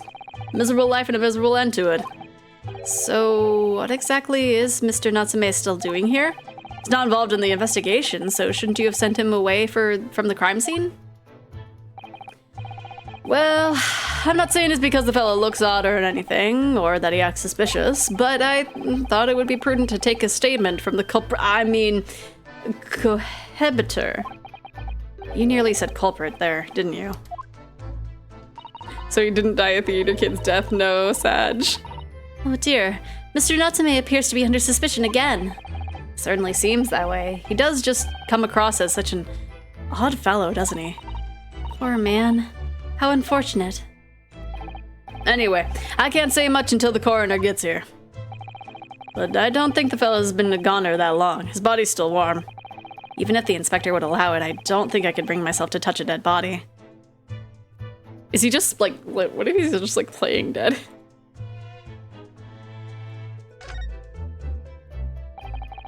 What a terrible thing to have happened. It's only been 3 days since I was arrested for the incident on the pavement outside. And then, having finally regained my freedom, it starts happening all over again. Endless existence of excruciating experiences! So the victim lived here on the ground floor and your room is just 1 story up, isn't it? Yes, that's right. In a way, we were neighbors, I suppose. So, did you know the victim? Were you friends?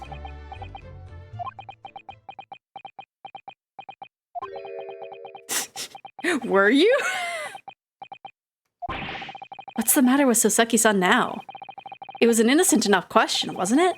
Why does he seem so shaken up by it? Well, I suppose he was a complete stranger, but did he ever invite you to his room? Never! Or did you ever invite me to? On my honor, I swear it! Right, spit it out. This is how you create an author that's a H.P. Lovecraft type. Oh no, what if? What an extreme reaction. You're probably wishing you'd never asked now, aren't you, Mr. Naruhodo? When we found him here, I felt wretched, which is why I sent word asking you to come. Though that inspector over there! Or through that inspector over there. And they were roommates. Mr. Sholmes, what are you doing? Ha!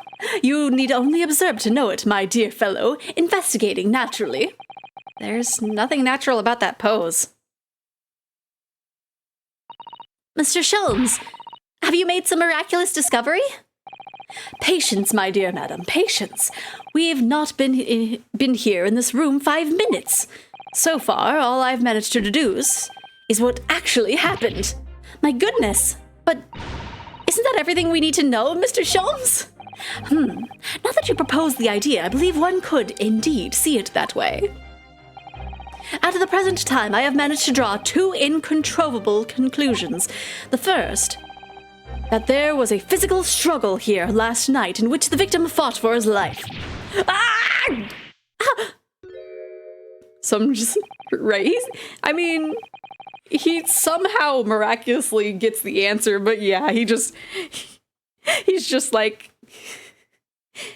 he took fake it till you make it a little too far. Just like, if I believe this is the truth, then it is. Mr. Natsume, what's wrong? Is something Mr. Sholmes said significant somehow? No, don't mind me. Forget here. And my second conclusion is that there was a poison lingering in the air here last night that saved the victim's passed the victim's lips. Nonsense! You're looking very suspicious. All right, Mr. Natsume, why are you reacting so extremely to Mr. Sholmes' deductions? No, please, pretend I'm not here. Invincible, ineffable, unstruggable, insignificant. Impossible to ignore.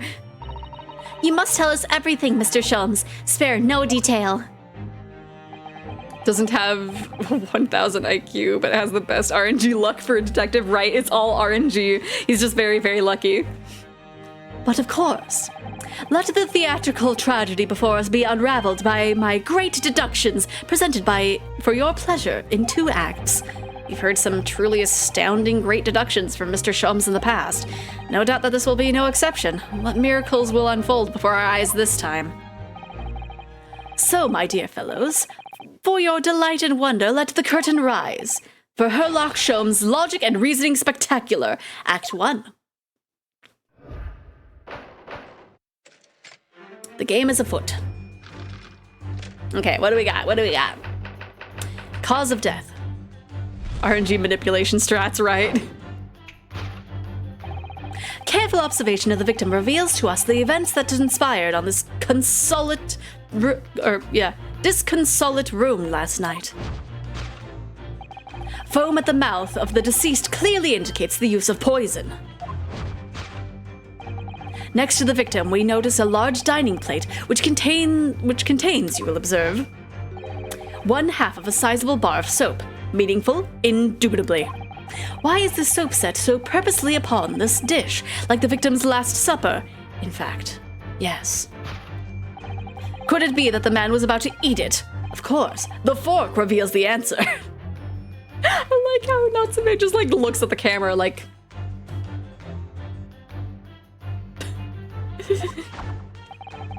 It appears that the young man's appetite was his undoing. Taking up arms in the form of his cutlery, the victim engaged in a deadly battle for his life. Weird eating. Oh no. Yet the struggle against his hunger was in vain, for in the end he couldn't resist devouring the slippery feast. But London's foul soap is besmirched by foul poison. Yes, the victim's life was claimed by poison that tainted the contents of the plate. What? He probably... Okay, like, seriously? He probably was just so broke, he was like, I have nothing to eat other than soap. The soap and the lather about the young man's mouth are too perfectly matched to ignore. The cause of death was clearly intoxication due to excessive indigestion of foul soap. Though, personally, I have a greater interest in the taste of foul candle wax, of course. What?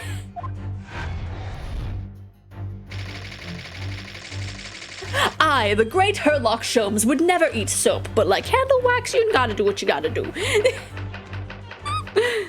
Wasn't there arsenic in soap in the olden days? Oh, probably. The cause of death identified, we proceed to Act 2, where we ponder the next question. Was this suicide or murder? Oops, I did not mean to press that button. The audience will recall that death occurred during the victim's last supper. Did the man dine and die alone? The single teacup suggests the answer.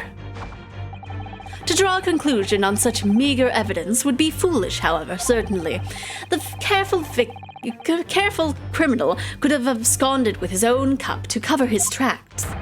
Well, allow me to lift the veil of doubt, my dear fellow. Indeed, what reveals the answer, of course, is the broken lock.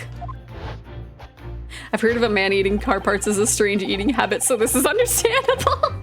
I'm thinking it's just like, well, I have nothing else to eat, so I gotta do what I gotta do. Maybe soap will work. It smells good, so maybe it tastes good.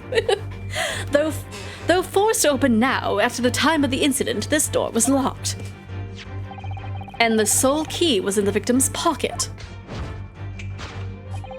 In other words, when the victim consumed the poison, he must have been alone. Alone with his inferior soap, from whence wafted an inferior scent. And with that acrid aroma lingering in the air, the victim met his end in tragic solitude. We can take comfort only in the fact that his soul was well cleansed on its way to the hereafter.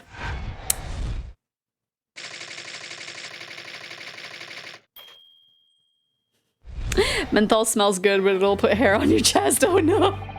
Thus concludes the final act of Herlock Sholmes' great deduction. So anyway,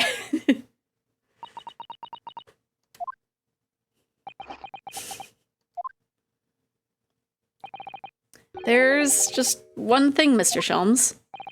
You are disposed of identifying just one thing, aren't you? Mr. Naruhodo, pray, what concerns you? Well, no matter how hungry he was, do you really think the man would have eaten soap? I think so. It is quite apparent that this man had barely a penny to his name. It is a curious thing, but to one so destitute, soap can suddenly appear quite irresistibly appetizing. Why did I have trouble there? I'm just not being able to read. How extraordinary. In truth, I have tried a little soap myself in the past. You've eaten it, you mean? My dear fellow, it was some time ago now. My postulation was that it would cleanse my gut. And did it? As I writhed in agony on the floor and spilled the contents of my stomach, yes, I believe it did. The experience taught me a valuable lesson. Soap is quite poisonous. It has an unpleasant taste and leads to great discomfort. In summary, I cannot recommend it. The man had pica, an eating disorder where you eat inedible objects. Interesting. Believe me, I wouldn't eat it even if you did. There's something that troubles me as well, actually. Oh? What's that? Mr. Natsume. I couldn't help noticing him shuddering and quivering out of the corner of my eye, almost as if Mr. Sholmes' deductions touched a nerve somehow. Nonsense! Well, that clenched teeth episode didn't last. I think, judging by Mr. Natsume's reaction, the great detective's deductions may need some gentle corrections in order to reach the actual truth. Yes, Mr. Sholmes' observations and deductions are sometimes a little too sharp. He has a tendency to hit the nail on the side of the head and drive it at an obtuse angle. When he does that, it falls to us to straighten things out. Alright then, let's see what we can do. Yes, we must pick out the key words in Mr. Sholmes' quite brilliant deductions, and discreetly exchange them for something that makes a little more sense. If we can do that, I'm sure we'll arrive at what Mr. Sholmes meant to say in the first place. In that case, are you ready for the second performance of the day? Once again, my dear fellows, for your continued delight and wonder, let the curtain rise. For Herlock Sholmes' Logic and Reasoning Spectacular, Act 1. Okay. The man had a... Oh wait, I already read that. I keep like double reading the things in chat.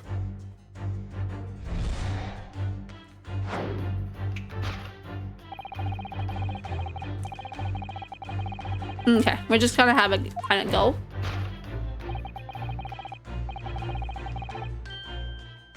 So it was the use of poison.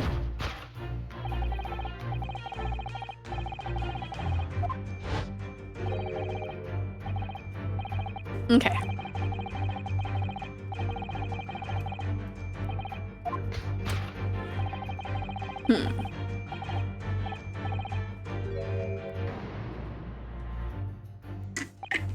Well, you can't deny that a fork implies the man was eating something.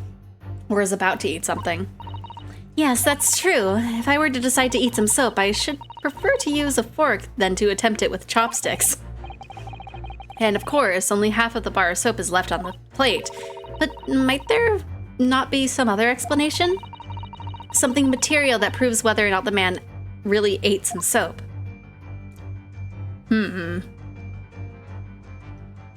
Oh. The other piece of soap. Take that!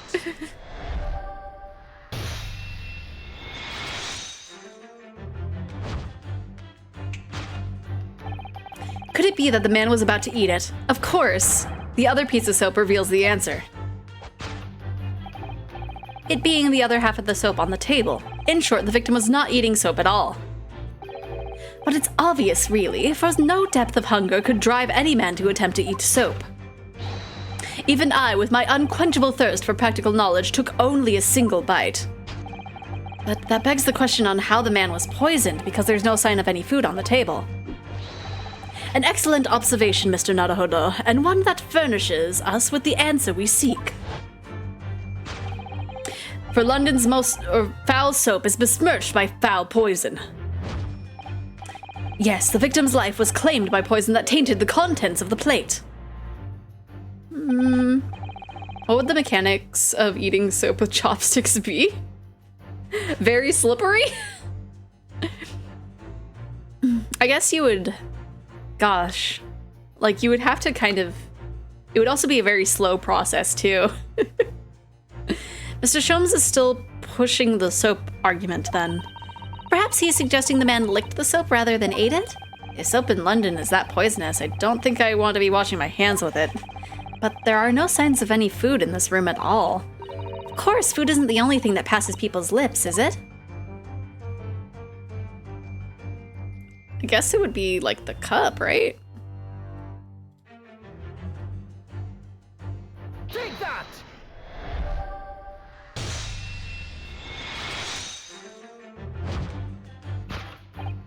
Yes, the victim's life was claimed by poison, that tainted teacup. Indeed, cups have been the vessel of choice for practicing poisoners over the centuries. And it would appear that this victim drank every last drop. There's no sign of food anywhere in the room. Which leads us to the immutable conclusion. The cause of death was clearly intoxication due to the ingestion of poison contained on this teacup. poison in the tea.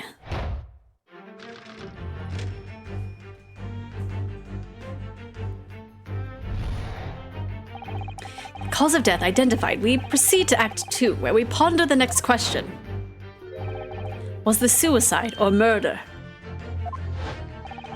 The audience will recall that the death occurred during the victim's last supper. Did the man dine and die alone? The single teacup suggests the answer. Ah, the Western vessel for infused hot drinks again. It's already featured heavily in our deductions so far. Yes, we can imagine that shortly before his death, Mr. Hamsphere was having a drink of tea. There would be nothing remarkable about that, but what troubles me is Mr. Natsume's reaction when he heard Mr. Shom suggest it.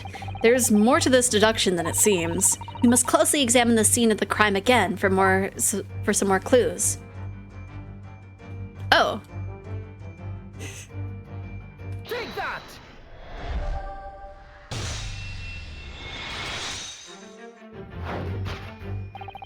Did the man dine and die alone? This other teacup suggests the answer. Yes, there were two teacups in this room all along. In other words, this is a strong indication that at the victim's last supper, there was a guest present. At the very least, we can say now with certainty that somebody else was here in this room last night taking tea with the victim. What are you talking about? Utterly, unbelievably, unjustly unreasonable. To draw a conclusion on such meager evidence would be foolish, however, certainly. In which case, what more can we deduce about this possible guest at the table? Well, allow me to lift the veil of doubt, my dear fellow. Do you mean to say you know who exactly it was in this room at the time of the victim's death? Indeed, what reveals the answer, of course, is the broken lock. If you want a good cup of tea, see a herbalist, man. They can make you some good tea that can make your cough go away. Oh gosh. I don't know if I know any. There was this one place in a mall when I would visit Portland sometimes called Tivana, and then the last time we went, they were like, yeah, our store is closing, Starbucks bought us out, and it's like, no, because they made some really good teas. I'm not sure I like where this deduction is going now. I'm afraid it's too late to go back to the halcyon days of eating too much soap. But the identity of the guest who was in here last night when the victim passed away is something I have a very bad feeling about. Well, you can try to ignore your feelings, but we cannot ignore the truth, Mr. Naruhodo. No, I suppose not. Time to look around again. Glasses? No. Pile of books? Empty bottle? I'm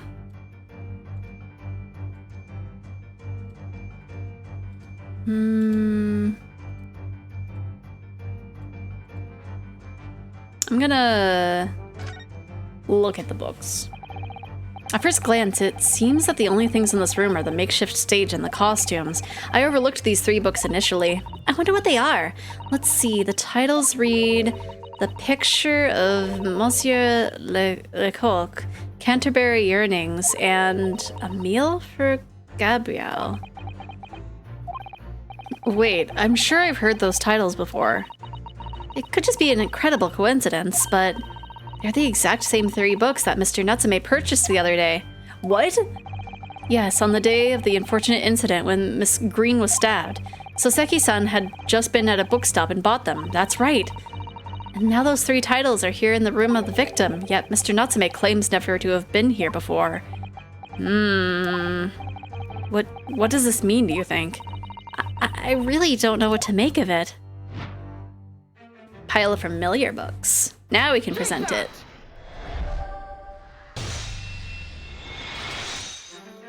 One of my friend's moms was a herbalist, and I swear every time I went to their place I got a status boost. That sounds so fun. Indeed, what reveals the answer, of course, is the pile of familiar books. Quite so. It is no mere coincidence that these 3 titles were here in this room. It's the link to the truth.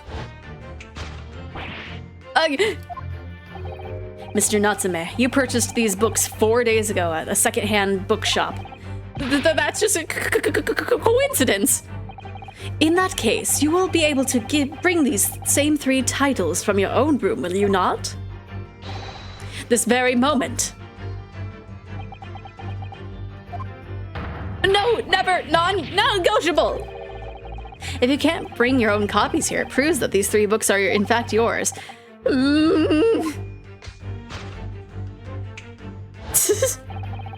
Having purchased the books 4 days ago and returned to your lodgings, you were arrested the very next day. So you could conceivably have brought the books here on that evening, but you never mentioned that.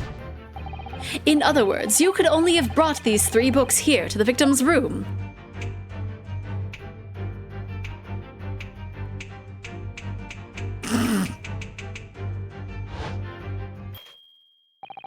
Last night, having returned to your lodgings after the trial concluded at the Old Bailey.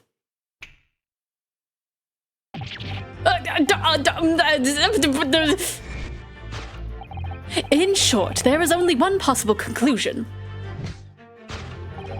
The victim died here in this room last night as a result of poisoning. And that same night, the victim had a visitor. And that visitor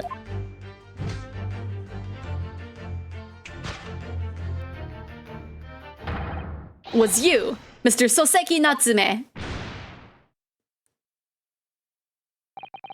Thus concludes the final act of Herlock Sholmes' great deduction. The book was laced with anthrax. Oh no.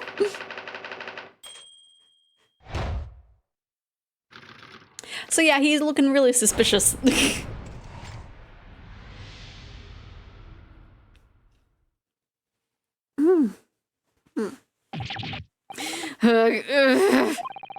Not again, not again, not again! Not again! Well then, Mr. Natsume. It would appear you're gonna have to accompany me to the yard. Again. But wait! Hold your horses! Yes? Door, key, locked, entry, exit, entirely impossible! He's so flustered, he's being even stranger than normal. What? You think it's an alibi? You could have just made a copy. What? You live in the same building after all. You'd have plenty of opportunity, I'm sure. Miss Ruby! Sorry, sir. You'll get your chance to give your side of the story later. The facts speak for themselves, Mr. Mustache. You horrible Herlock Sholmes! He really has found himself an arch rival now, hasn't he? Come on now, no dilly-dallying. Outside, there's a carriage waiting. Locum student Mr. Naruhodo Esquire. I never imagined I'd be in this position again, but... You have to help me! Please, please! I'm innocent! Alright, I understand. We'll come to your call later cell later and talk about it. And one more thing. Oh, yes? My poor little kitty cat. Please give him its breakfast for me! And so, his evil curse still apparently unbroken, Soseki-san found himself, once again, the prime suspect of a case of murder. Thanks to the incriminating deduction of the great detective. My dear fellow, that honor belongs to you. I guess so, yeah. Well, at least that means Inspector Gregson is no longer here. We can examine the crime scene in more detail now. Yes, that's right. Oh, and of course... What?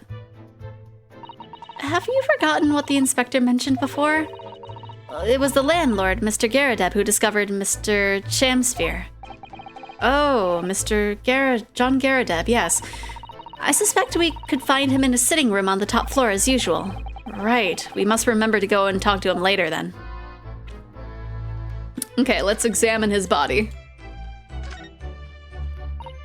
Oh, poor man. So young to die. Do you suppose it was a very painful death, being poisoned as he was? I don't know. All we can do now is hope that he'll be reborn in to a better life. Yeah, I suppose you're right. I wonder. Do you think that putting our hands together in a Japanese prayer will help a British soul? Sorry?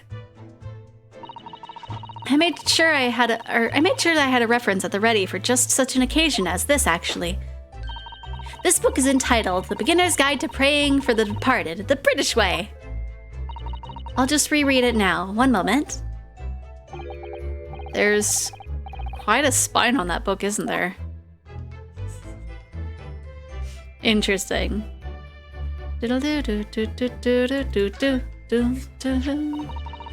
What's this? It looks like a part of an envelope, I think. Yes, I think you may be right. Perhaps it was torn off from when the letter was opened. Is that significant? Well, it's a little out of place, perhaps, when you look around the room. There's no sight of a letter, or the rest of the envelope, in fact, in here. Ah, she's right. And yet, here we have the torn off end of an envelope. It just strikes me as unusual. I agree. We'd better take this, then, just in case. Interesting. Okay. So I guess we'll find the rest of the envelope here soon. There's not much on these shelves, is there? Just this wine glass and bottle. And both of them are cracked. Yes. Not much use, are they? What's the matter? Pardon me. I was just reminded of the Reaper, that's all. Prosecutor Lord Van Zeeks? Yes, he's so reckless about his wine glasses. I was thinking it's a waste and that he should donate some to the needy. You can suggest it next time we meet.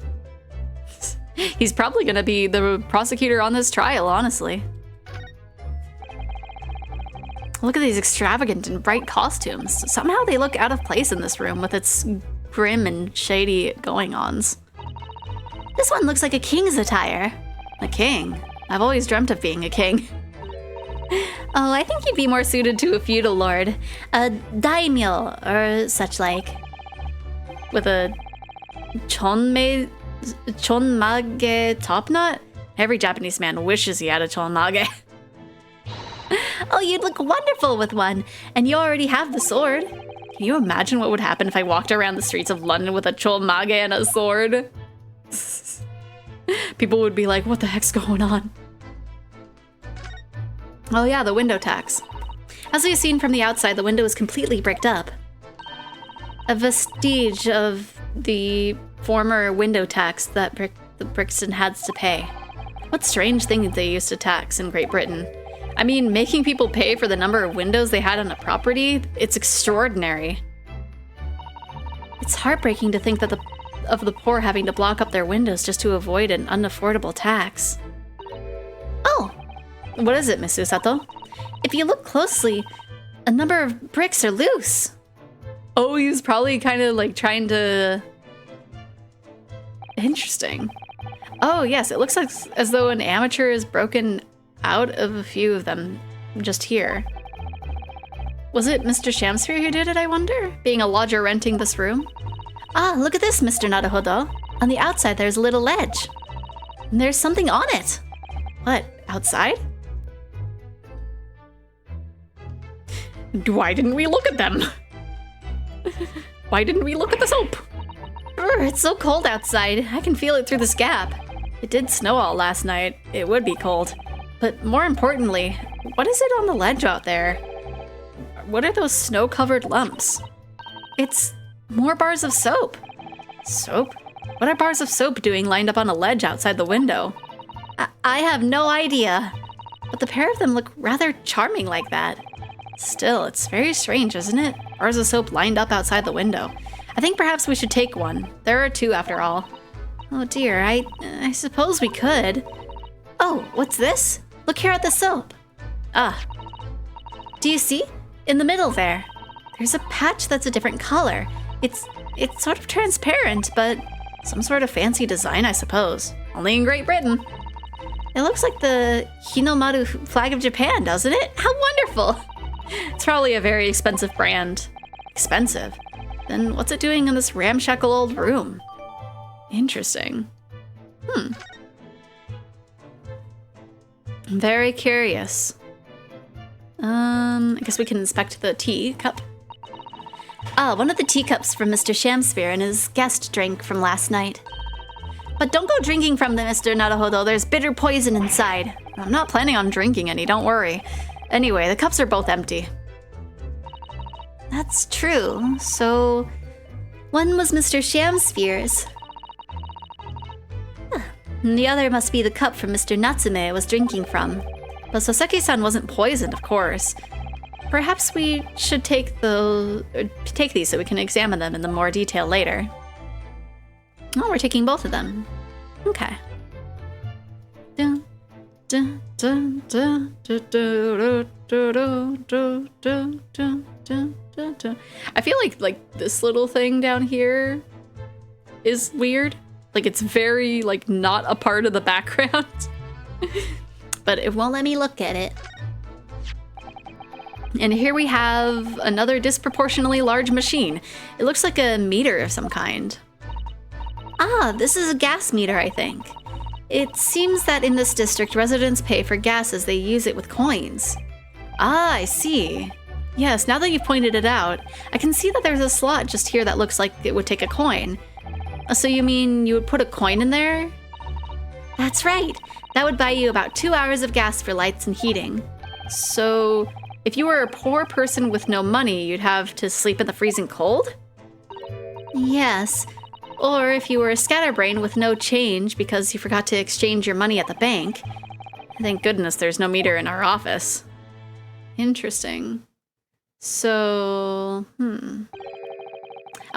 that might have been what he was using the soap for.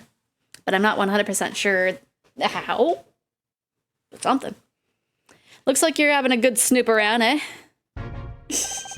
Inspector Gregson, back so soon? After I threw that little Japanese fella in the clink, I went and reported this to the investigation division. In 5 minutes' time, this place will be cordoned off by the yard. Ah, I see. Well, we'd better be leaving then. Poor Mr. Natsume must be feeling very low, being back in the cell again so soon. I'm sure. We should probably go and... See, I knew he was not dead! I knew he wasn't dead! What's wrong, Mr. Naruhodo? Gah!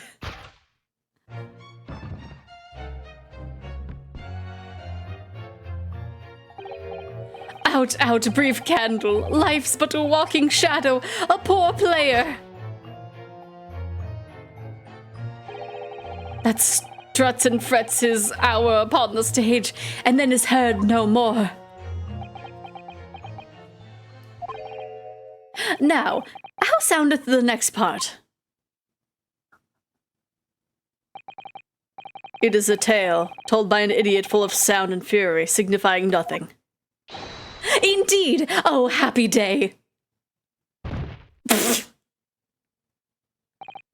What? Walking Dead!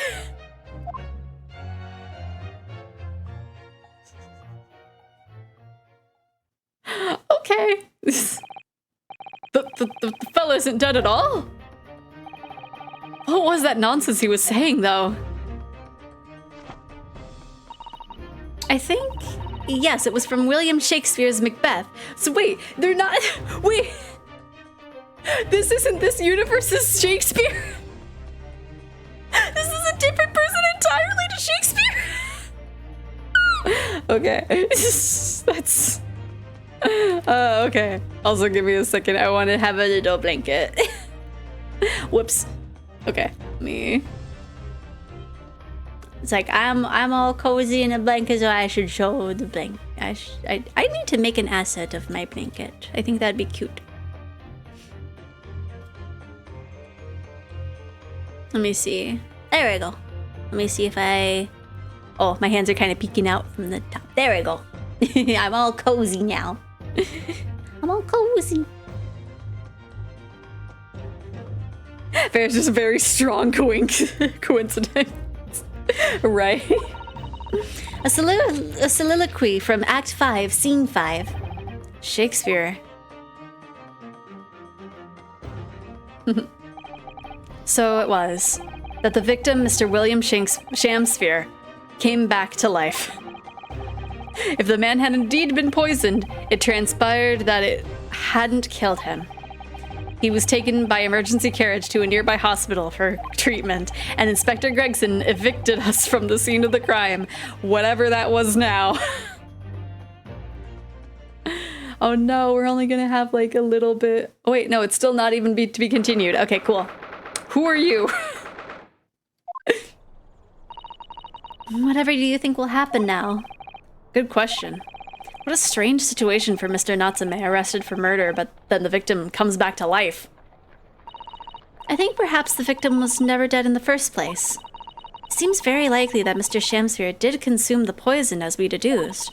But was it an accident? Attempted suicide? Or attempted murder? Until the truth can be established, I imagine the police will keep Mr. Natsume in custody. I suppose so. Let's hope it doesn't come to anything more than a night in the cells. Oh, what's this?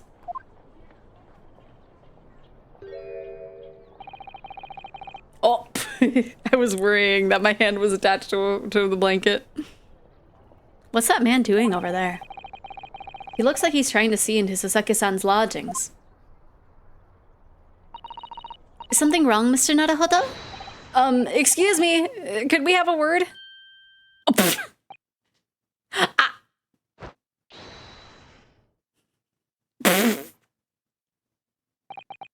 He just ran off. I feel sure that I've seen that man somewhere before. Where was it? I do too, but I don't remember.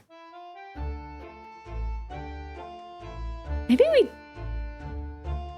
Have we? Let's see, is there anything to really examine that's like new over here? No.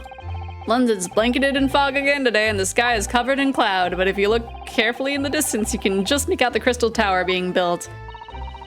Ah, the Crystal Tower, yes, the centerpiece of the great exhibition that is open in 6 months' time. Everyone's talking about the Great Exhibition of London at the moment, it seems.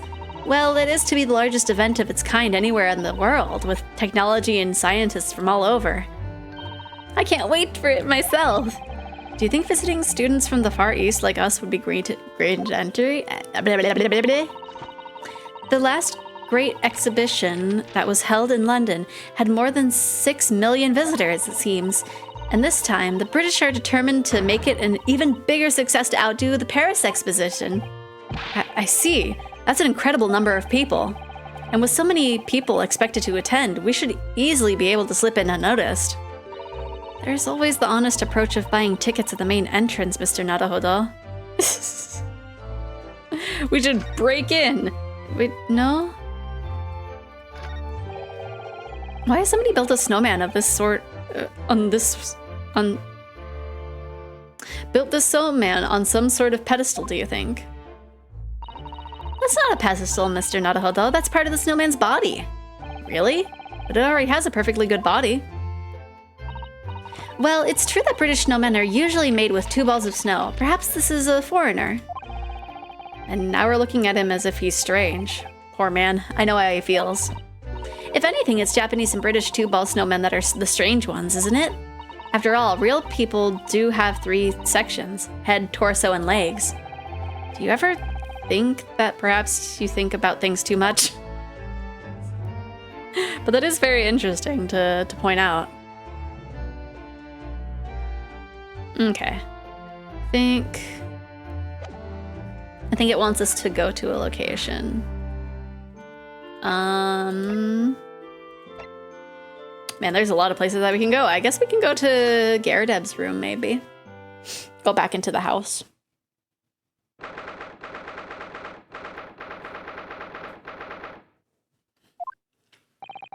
Here we are again, the eccentric landlord's eccentric top-floor abode.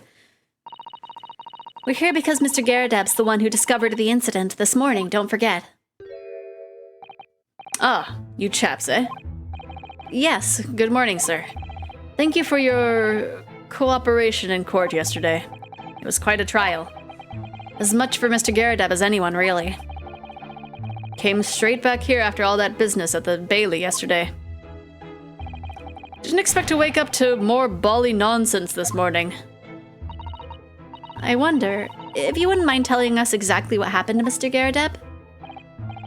Yes, I suppose you'd like to know all about the dead loss of an actor chap in the ground floor room. Those were exactly Inspector Gregson's words, weren't they? Oh, the slap cleared up. Okay, let's converse. This morning's incident. It must have been a real shock for you this morning. I hear that you discovered what had happened. Ah, well, that hopeless actor chap raises at 5 o'clock sharp every morning without fail. But at 5:30 this morning, he still hadn't lit the gas. So I went down and knocked at his door, but no bally answer. And that's when you broke into his room by kicking down the door? Well, I called on that rum-looking Japanese chap to do the grunt work, of course. Wasn't it a little premature to kick the door down? The man could have just overslept by half an hour. That's very true, Mr. Naruhodo. If 30 minutes oversleeping warranted such behavior, I'd have to kick down your door every morning. Well, you know, better to be safe than sorry and all that. Is it just me, or is he avoiding our gaze now all of a sudden? Except that it was a sorry situation indeed that you found on the far side of the door.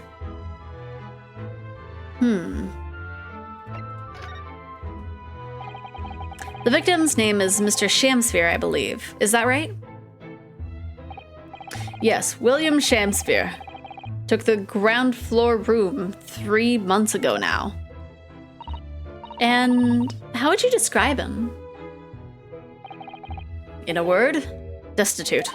Destitute? Well, let's face it, the only redeeming features of that room is the cheap rent.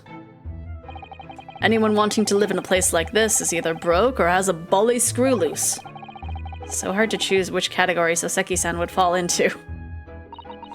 Mr. Naruhodo, that's a little rude. I thought it in my brain. He was doing research as well. Research? Into what? Shakespeare, of course. Shakespeare. Read a few plays of the old bard myself, you know. Romeo and Hamlet and all that. Yes, William Shakespeare is England's most highly regarded classical playwright and author.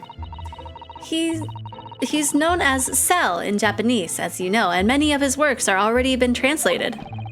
It seems incredible that Shakespeare was shortened to Sal, though. Someone was too heavy-handed there. There was a lot of costumes in the victim's room, actually, weren't there? Of course, Mr. Natsume is a scholar of English literature as well. I imagine he and Shamsphere would have had much in common. Shakespeare interpretation disagreement leads to shocking murder. Let's hope it's not that. Mr. Naruhodo, really? How rude! I don't know if she's like reading our mind. Or like if we're just like saying this under our breath. We've been coming across that that kind of issue for like some of the Yakuza games. Because at one point, I think I started noticing it in 3, where like something would be in parentheses, and you know, in the first few games, you're used to that being in thought process, but then like all of a sudden it shows Kiryu's mouth like while he's thinking things, and so it's just like, what? But then like, and at first you think like, oh, it's just the regular old Sega scuff, and then it's like, oh, they're actually like whispering these things. Because some other characters have done it too. After Mr. Natsume's trial yesterday, you came straight back here, I believe, didn't you? Did you notice anything strange between then and this morning? Well, now, must have been about 6 in the evening by the time I got home. Snow was coming down rather heavily, as I remember, and it was completely dark already. That failed actor chap was out at the time. Mr. Garadeb noticed there was no light from his room or something, I suppose. Couldn't summon the energy for anything much, so I just sat in front of the fire up there. It was after 8 before Shamsphere got back, And the chap was up until past 1 in the morning, I'll have you know. Suppose he met his end sometime after that. I was asleep by then, so I'm rather in the dark there. Well, thank you. That was very illuminating. Is everything all right, Mrs. Sato? Well, I was just thinking it's a little strange, that's all. Mr. Garadeb, you were up here in your room all evening, if I have understood correctly. Not a big fan of stairs, not with this blasted leg. Then, how is it that you seem to know? The precise movements of your tenant on the ground floor, I mean. It's a very good point. I can't imagine that you could hear noises from the ground floor all the way up here. Does this old man like to spy on his tenants? Is that it? I say, I know what you're thinking, and it's a bally outrage. I'm ex-military, don't you know? I don't go around spying on my tenants. Why would I? Then how did you know, Mr. Garadeb? It's the gas woman. The gas tells me everything. The gas? Speaking gas. What on earth do you mean, sir? How could the gas tell you anything, let alone everything? Well, as you're probably aware, the gas is supplied to the building by pipes. Yes, I'd more or less worked that out. Every room in this building is connected by a single pipe to the gas main outside, and the gas company supplies gas to properties via the main. Yes, I understand that too. Let me see if I can explain. Let's say I was to light the gas lamps up here. What do you suppose would happen? Well, obviously the room would get brighter. Exactly, but at the same time, the lights in all the other rooms of the house would dim for a moment. What? They'd dim? Why? Perhaps it's because when you light a gas lamp, it briefly uses more gas than usual, and that reduces the amount of gas in the pipe for the other lamps that are connected to it? That might explain why the other lamps dim momentarily, mightn't it? Yes, of course, because everything's connected to a single supply pipe. Is that supposed to happen, though? It sounds rather undesirable. Jolly good point. Fact is, the gas company's pipes in these parts are pretty hopeless, long worn out, and barely got any gas in them to start with. Opposite's also true, of course. Extinguish the lamps up there and they'll glow brighter in the rest of the house. Ah, right, I see. So by watching the flickering of the lamps in one room, you can determine what's happening elsewhere. You've got it. Oh, of course, because when people come back home in the evening and before they go to sleep at night, what they'd guarantee to do is either light or put out their lamps and fires. Clever.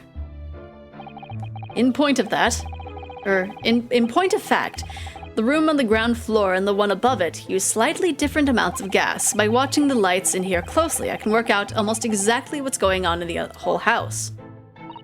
Gosh, that's fascinating, Mr. Garadeb. Absolutely fascinating. Oh well, nothing to it, really. I can't really see that it's going to help us with the case, either. What I'd like to know is why Mr. Garadeb is so interested in what his tenants are up to in the first place. I feel like there's more to it than idle curiosity. Well, we've done as much investigating here as we can, I think. Perhaps we ought to go to the prison and speak to Mr. Natsume again. Good idea. Okay, bye. Bye, Garadeb. Do you want to look at my this? Do you want to look at my armband? Mr. Garadeb, could I show you this? Been quite a couple of days, as you can imagine. I'm afraid I'm rather tired. Haven't really got the energy in the old eyeballs, to be honest with you. Some other time, then. I kind of doubt that there's anything else that I can show you. He's like, I'm Eepy. Go away. Actually, it's like... I don't know what time it is. But I feel like it's just the afternoon for him.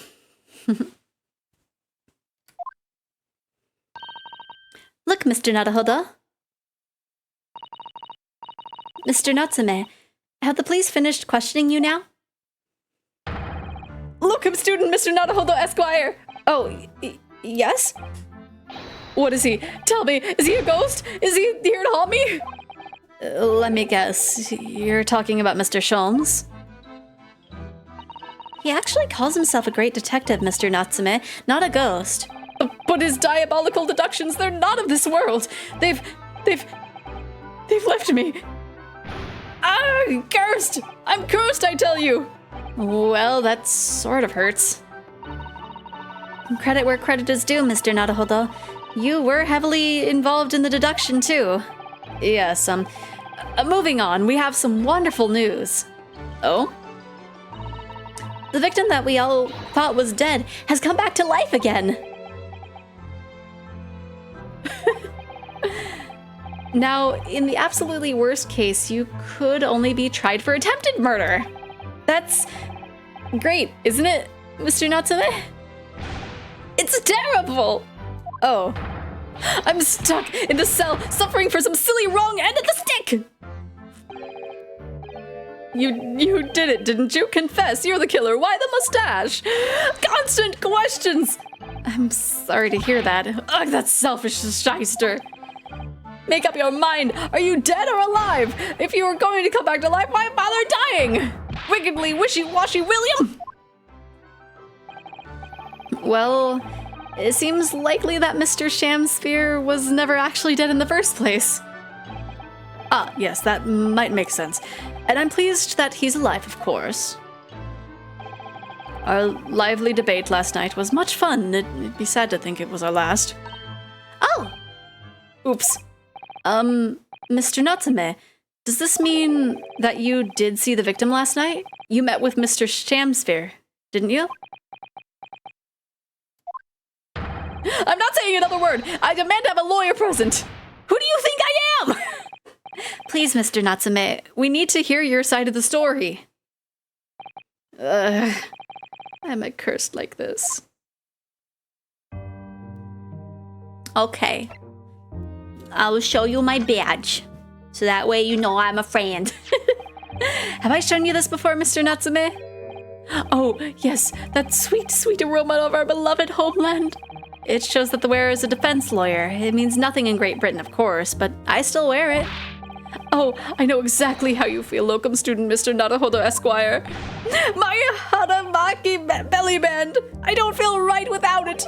Your Hadamaki belly band? It's perfect for the cold English winters. Just the thing to keep my tummy warm. Yes, I see the link. Almost. Makes sense. Okay. So what happened? Can you tell us exactly what happened last night then, Mr. Natsume? There's nothing to tell, but Mr. Naruhodo Esquire, I'm eternally grateful to you for helping me with that accursed case yesterday. The case that saw poor Miss Green hospitalized after she ended up with a knife in her back. It's hard to believe that was only yesterday. After the trial was over, I trudged my weary way back to my lowly lodgings. And that evening, at past 9 it must have been, I visited Mr. Shamsphere. So you did go to the victim's room then? As we feared. I didn't do anything wrong! I'd never been in his room before. It was my first time! Then what made you decide to go? I bumped into him when I arrived back at the house. We got chatting and it developed into a discussion, but he had to go out, so I bade him farewell. That ties into what Mr. Garadab said, that the victim went out and came back after 8. We met again later that evening, at around 9 or just after, when I took him some nice tea I'd brewed as a gift. So it was you who brought the tea that had been clearly drunk at the scene then. And I suppose you were discussing the works of Shakespeare, weren't you? Yes, that's right. That's exactly right. Romeo and Juliet, who was the stronger? It was a delightful debate. I'm sure. Such a stimulating subject, Shakespeare! And the debate became very heated, so you slipped poison into Mr. Shansier's tea? No! Never! Not at all! Team Juliet won. That was me. And when I left his room, the flamboyant fellow was fighting fit. I swear it, categorically.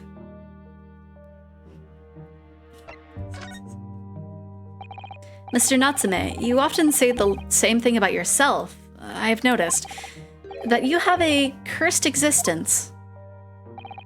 I'm sure I've mentioned this to you before, but I've been here in Great Britain for a year now, and in that time, I've learned that it's no place for me.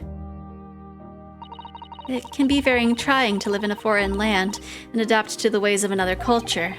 There are foreigners everywhere I look, and they all stare at me. They all laugh. That's the impression I get whenever I go out. It makes me scared to leave my room. Which is why I've become a recluse.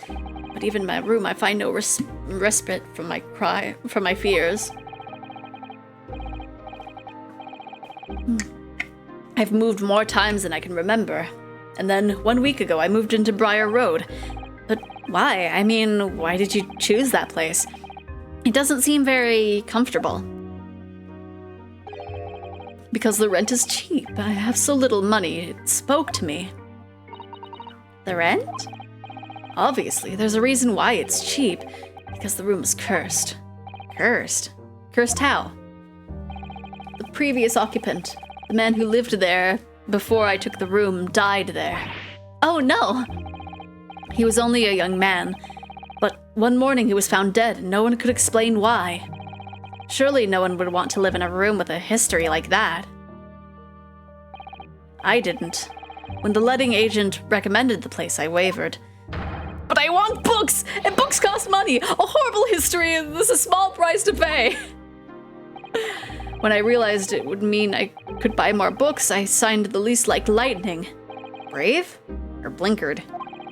But after I moved in, I soon came to realize what I'd done. I realized how horrible the room's history really was. Gosh, was it really so awful? Tell me about the ghosts. How did the room's horrible history affect you, Mr. Natsume? What happened? At first, it was just a feeling of beady eyes boring into my back, watching me. Do you think that might have just been your mind playing tricks on you? No. My mind doesn't know any tricks. It was someone else. It's been one long nightmare ever since I was given the keys to the place. A nightmare? You must have been having bad dreams, you mean? All the souls who've died in that room, I lean all over me in my sleep and try to strangle me! That really is horrible. And now I come to think of it, it happened again last night, too. The very same night that Shamsphere was writhing in agony from the poison in his body. I was on the verge of being suffocated silently by those miserable spirits in my room! You simply must move out of that room as soon as possible! Yes, you're right. I know it. And that's why I'm already searching for the next room with a history to call home. I think perhaps you should try to avoid accommodation with any kind of history at all. Otherwise, I'm scared that you yourself may become history. Susato knows how to make a man listen. Beginning to think Shamsphere is a sham? Maybe. It's hard to tell. Of course. Mr. Lord of the Manor is worried about the curse on my room as well. You mean Mr. Garadeb? Yes. He knows that if people keep dying there, he'll never be able to rent it out again. Well, that's true. I, for one, wouldn't go near the place. Ah! Perhaps that may explain why the landlord pays so much attention to the gas lamps in his tenants' movements. You mean because he's worried about their well-being? He does seem to have an unusually keen interest in the amount of gas in the pipes. There must be a reason why he keeps such close tabs on the occupants in their rooms. What do you mean he pays so much attention to the gas lamps? Oh dear! No, it's nothing to do with you, Mr. Natsume. Please, forget I said anything. Oh, now you're talking about me behind my back as well. What's important is that Mr. Shamsphere isn't in fact dead at all. Once he's come around and he's able to tell us what happened, we'll be able to get you released. Yes, please. Oh, I do hope you're right. Ahem. Excuse me. Inspector Gregson. I couldn't help overhearing what you just said. And on that note... I have some good news and some bad news. Oh. Which do you want first? Always, every time, the bad news comes first. And hope is all you have. Hold on to it. That's my guiding principle. Right, well, in that case, the good news it is. Huh? Sorry, but it's just a lot easier to explain everything that way. And why did you ask me my preference? As you might have heard, the victim, Mr. Shamspear, was just unconscious. He's come around now. Yes, we saw it happen in all its terrifying glory. He's still being treated by the doctors, but we've managed to get a written statement from him already. Oh, isn't that wonderful, Mr. Natsume? Oh, thank goodness, it's all over then. I can leave the somber cell. I'm pretty sure the bad news is it's like, yeah, anyway, I am Shamspear and Soseki did it. Or something. Sorry, no, that's not on the cards. What? Why ever not, Inspector? Mr. Shamspear has implicated someone as being responsible for what happened last night. Implicated someone? Oh dear! You don't mean... I'm sorry to say I do, yes. He's pointed the finger at you, Mr. Natsume. By sweet poison did he seeketh to end my life. That wickedest caitiff, Soseki Natsume. No. So I'm afraid he'll be appearing in court as planned. He'll be wanting to make the necessary preparations. No! Oh no! And so, once again, Soseki-san found himself having to take the dock in the Old Bailey. Whether his room was haunted, or whether he was just terribly unlucky, I knew I had no choice. The following day, I would represent him in court, and do my utmost to break the curse that blighted him.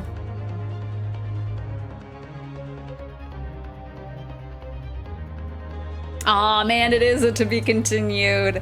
Man, that's a good stopping place. It's a little bit early, but that's a good stopping place. I'll save.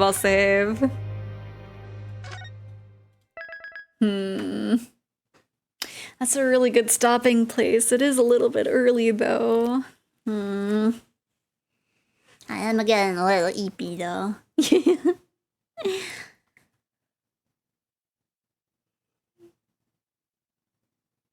Okay, that was a really big yawn. It's just a little early. But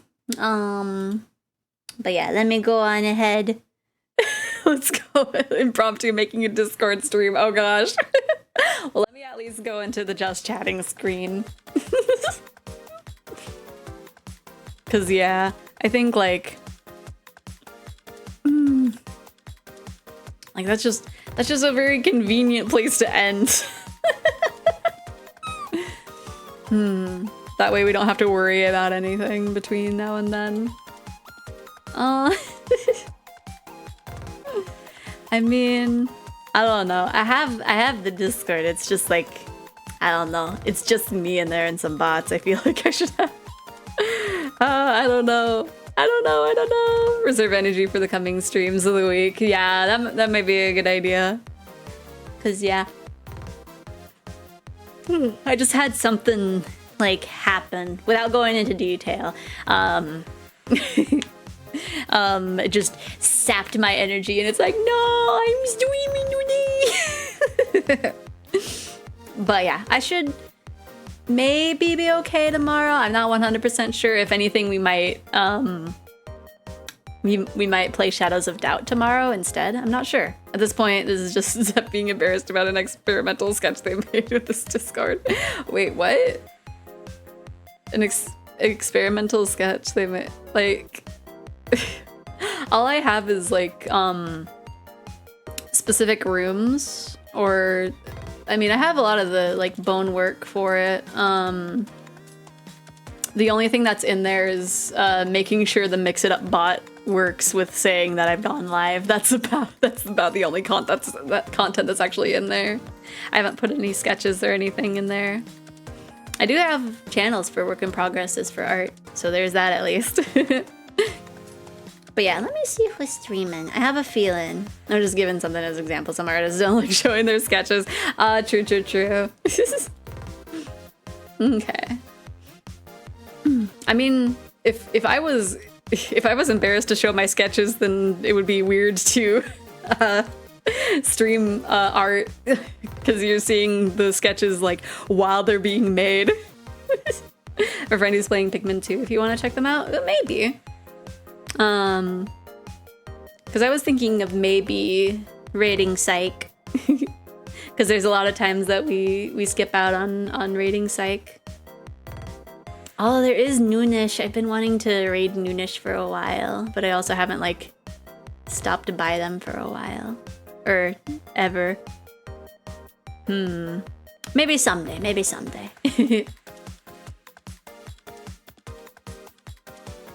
Psych is allowed the one raid. Okay. So let me get that ready. Let me see. Eepy Court Dragon. Raid. And then we'll do Bonk. Sykes' pleas for raiders have finally arrived, right? It's like he will be allowed the one raid this week. But yes, let us start the countdown, and there is the raid message. Thank you, Eggy Buddy, for joining me today. Let me put my blanket away. Oops. Thank you, Eggy Buddy, for joining me today. Hopefully I will have more energy tomorrow. If I am a little tired, I will be streaming oh gosh. I'll be streaming Shadows of Doubt instead, and then we'll continue Great Ace Attorney on Thursday. Because I think if I'm sleepy, actually going around and solving the crimes, I'll use more of my brain, and that might be better. I don't know. I don't know. But yes, and yeah, my brain is slowly turning into pudding. Yes, see you tomorrow, Icky Buddy. Hope you feel better. Oh, it's okay. It's something that's unavoidable, and I won't. It is what it is kind of thing. There's nothing to worry about. But anyway, I will see everybody tomorrow. Bye-bye. Bye-bye. Bye-bye. Oh gosh. Oh gosh, no.